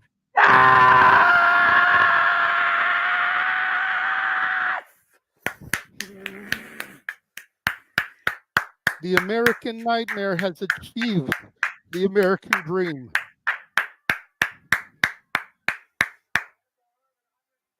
From undesirable to undeniable to fucking finally undisputed.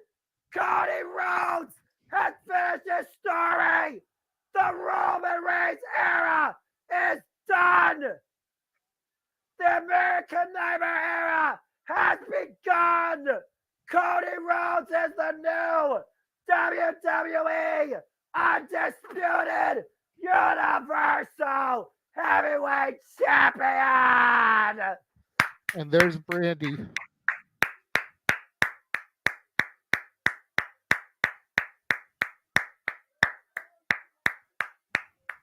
for the first time in Cody Rhodes' career, a Rhodes can call himself WWE Champion.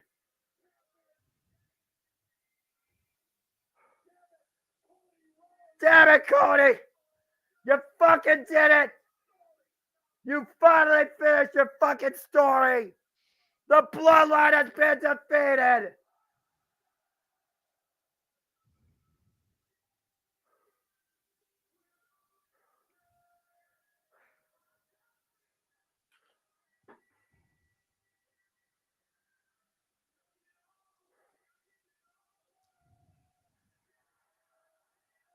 Three and a half years of treachery, of holding the WWE hostage, of its richest prize, of the longest legacy, have finally been overcome.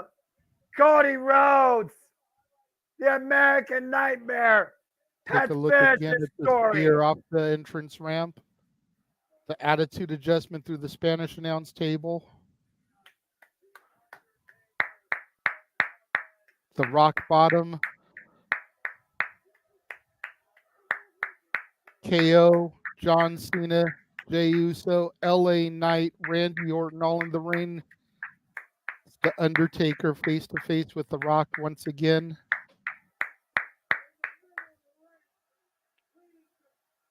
Which led, of course, to JJ. 3 crossroads and the greatest 3 count ever in WrestleMania history. Acknowledge what it means now for WWE. Now that Roman Reigns has been defeated. Cody Rhodes ushers in a new era. The Paul Triple H Levesque era as the new WWE champion. And in a scene reminiscent of the end of WrestleMania 10 at the Garden, Cody Rhodes being hoisted up on the shoulders of the babyfaces, raising the championship proudly in the air. You can say what you want about numbers. You can say what you want about stats. You can say what you want about this versus them. Who gives a fuck? Who gives a damn? We finally are starting with a brand new beginning as Cody Rhodes finishes his story. A warm embrace from Randy Orton to Cody Rhodes, his former mentor in the legacy, the man he had his first main roster match against. From starting a legacy to becoming dashing to heading up in the CM Punk star. is in the ring now. Oh my God. The American Dream, Dusty Rhodes, gotta be fucking proud of this. CM Punk, Mama Rhodes, Brandy Rhodes, John Cena, Sami Zayn, Kevin Owens, Jey Uso, Charles Robinson. It's the greatest celebration in WrestleMania history as we finally have seen the end of the bloodline. Cody's father-in-law handed that very title to his mother. Mama Rose, be goddamn fucking proud of your son. Cody did it.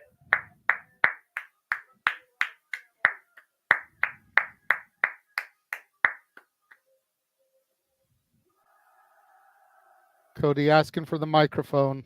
Fucking A. Fucking A. Fucking A. Fucking A.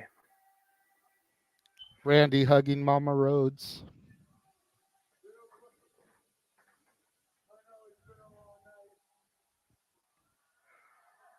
Let's put it mildly, Cody.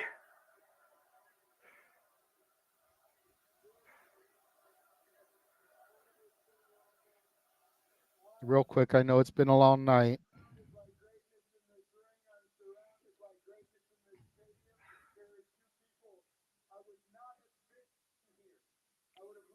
Someone's pointing out Brody Lee Jr.'s in the ring. Is that true?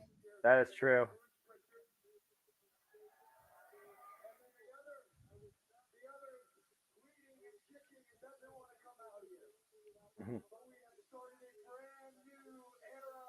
Two men he wouldn't have made it back to the WWE without.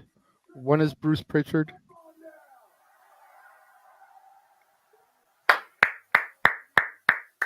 and the other is Triple H.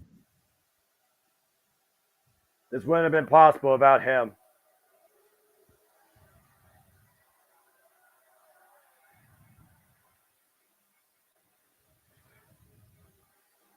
Here comes Pritchard. And there's the game himself.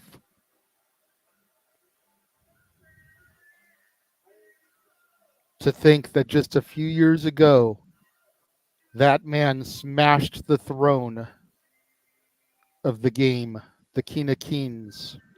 And now he is the champion in the company, the face of the new era.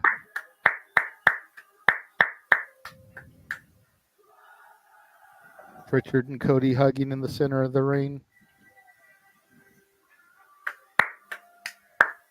And with that being said, JJ, he also has officially built a kingdom.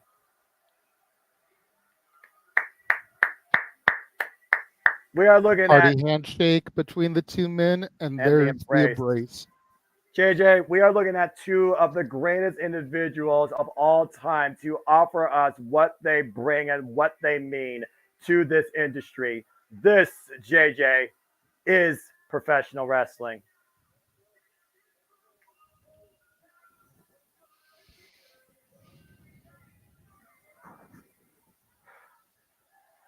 Congratulations to the American Nightmare, Cody Rhodes, the new undisputed WWE Universal Heavyweight Champion, as a new era has officially begun. Thy kingdom come. Cody Rhodes has won.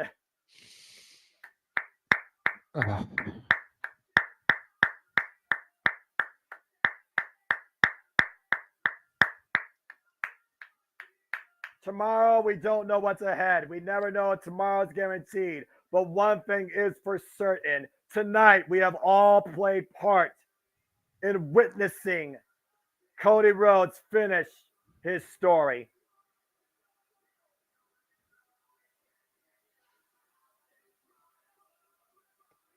From the hardest of times to the brightest of lights,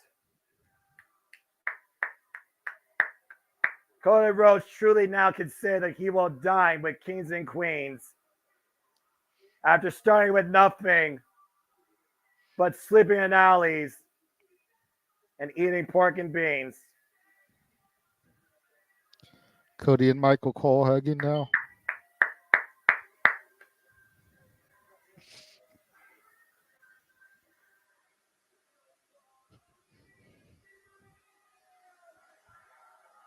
$72,000 plus on hand in that stadium witnessed the end of an era and the start of a new one. And we all here tonight virtually are also a part of that ride. As one story ends, a new one begins. And we will find out how we start the epilogue tomorrow night, the Raw after Mania. But that is then, this is now, and forever we will realize Cody Rhodes has finally,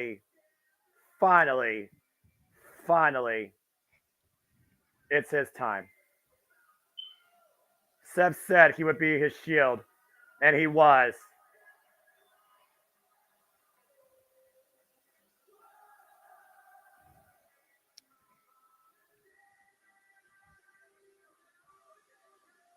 Get those side plates off that belt, Cody. It's time for you to start a brand new story.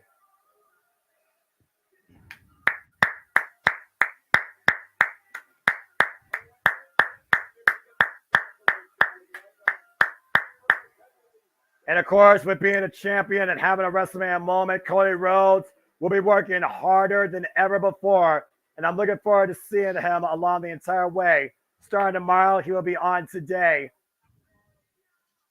as we usher in a new era and come finally to the end of this story tonight.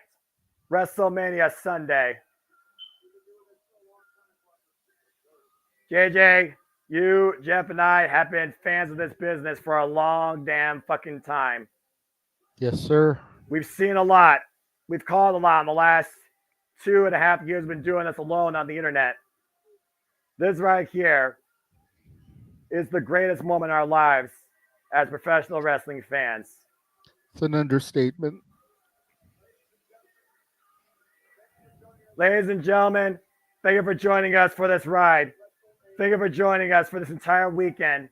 Thank you for joining us here tonight at the Jeff Meacham Network live watch long event schedule and the Jeff Meacham Network Multiverse of Media. Nick Khan. We're not done here by a long shot with the festivities. We'll see if JJ and Jeff and I can pull ourselves together, and the fact I still have a voice. We were able tonight to witness and call the finish to one story as we usher in a new era and finally come to the end of WrestleMania 40. For the renegade of wrestling, JJ Williams, I am, goddammit, the fucking Superman that got to tell you the finish of the story. My name is Noah Foster, forever good at professional wrestling. We will see you shortly here with the after show as the new era has officially begun and Cody Rhodes have won. Thank you for tuning into our coverage of WrestleMania 40. This has been professional wrestling. God damn it. I do want to take a moment before we wind down this portion of the show to acknowledge my dad for sending the $20 super chat. Thank you, sir.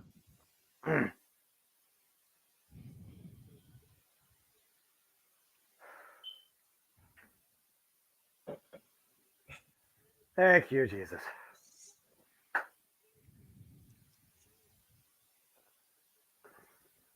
Do you have anything you want to say before we wind this broadcast down, Jeff, or do you want to wait till we come back on the air at the top of the hour?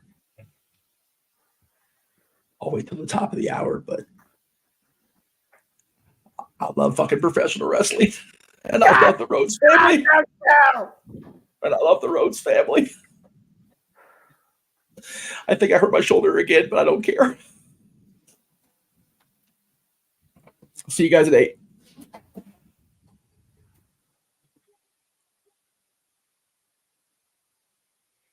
We will see you guys at the top of the hour for our post show. It's about all I have to say about that right now. Good night. Have a good night, folks.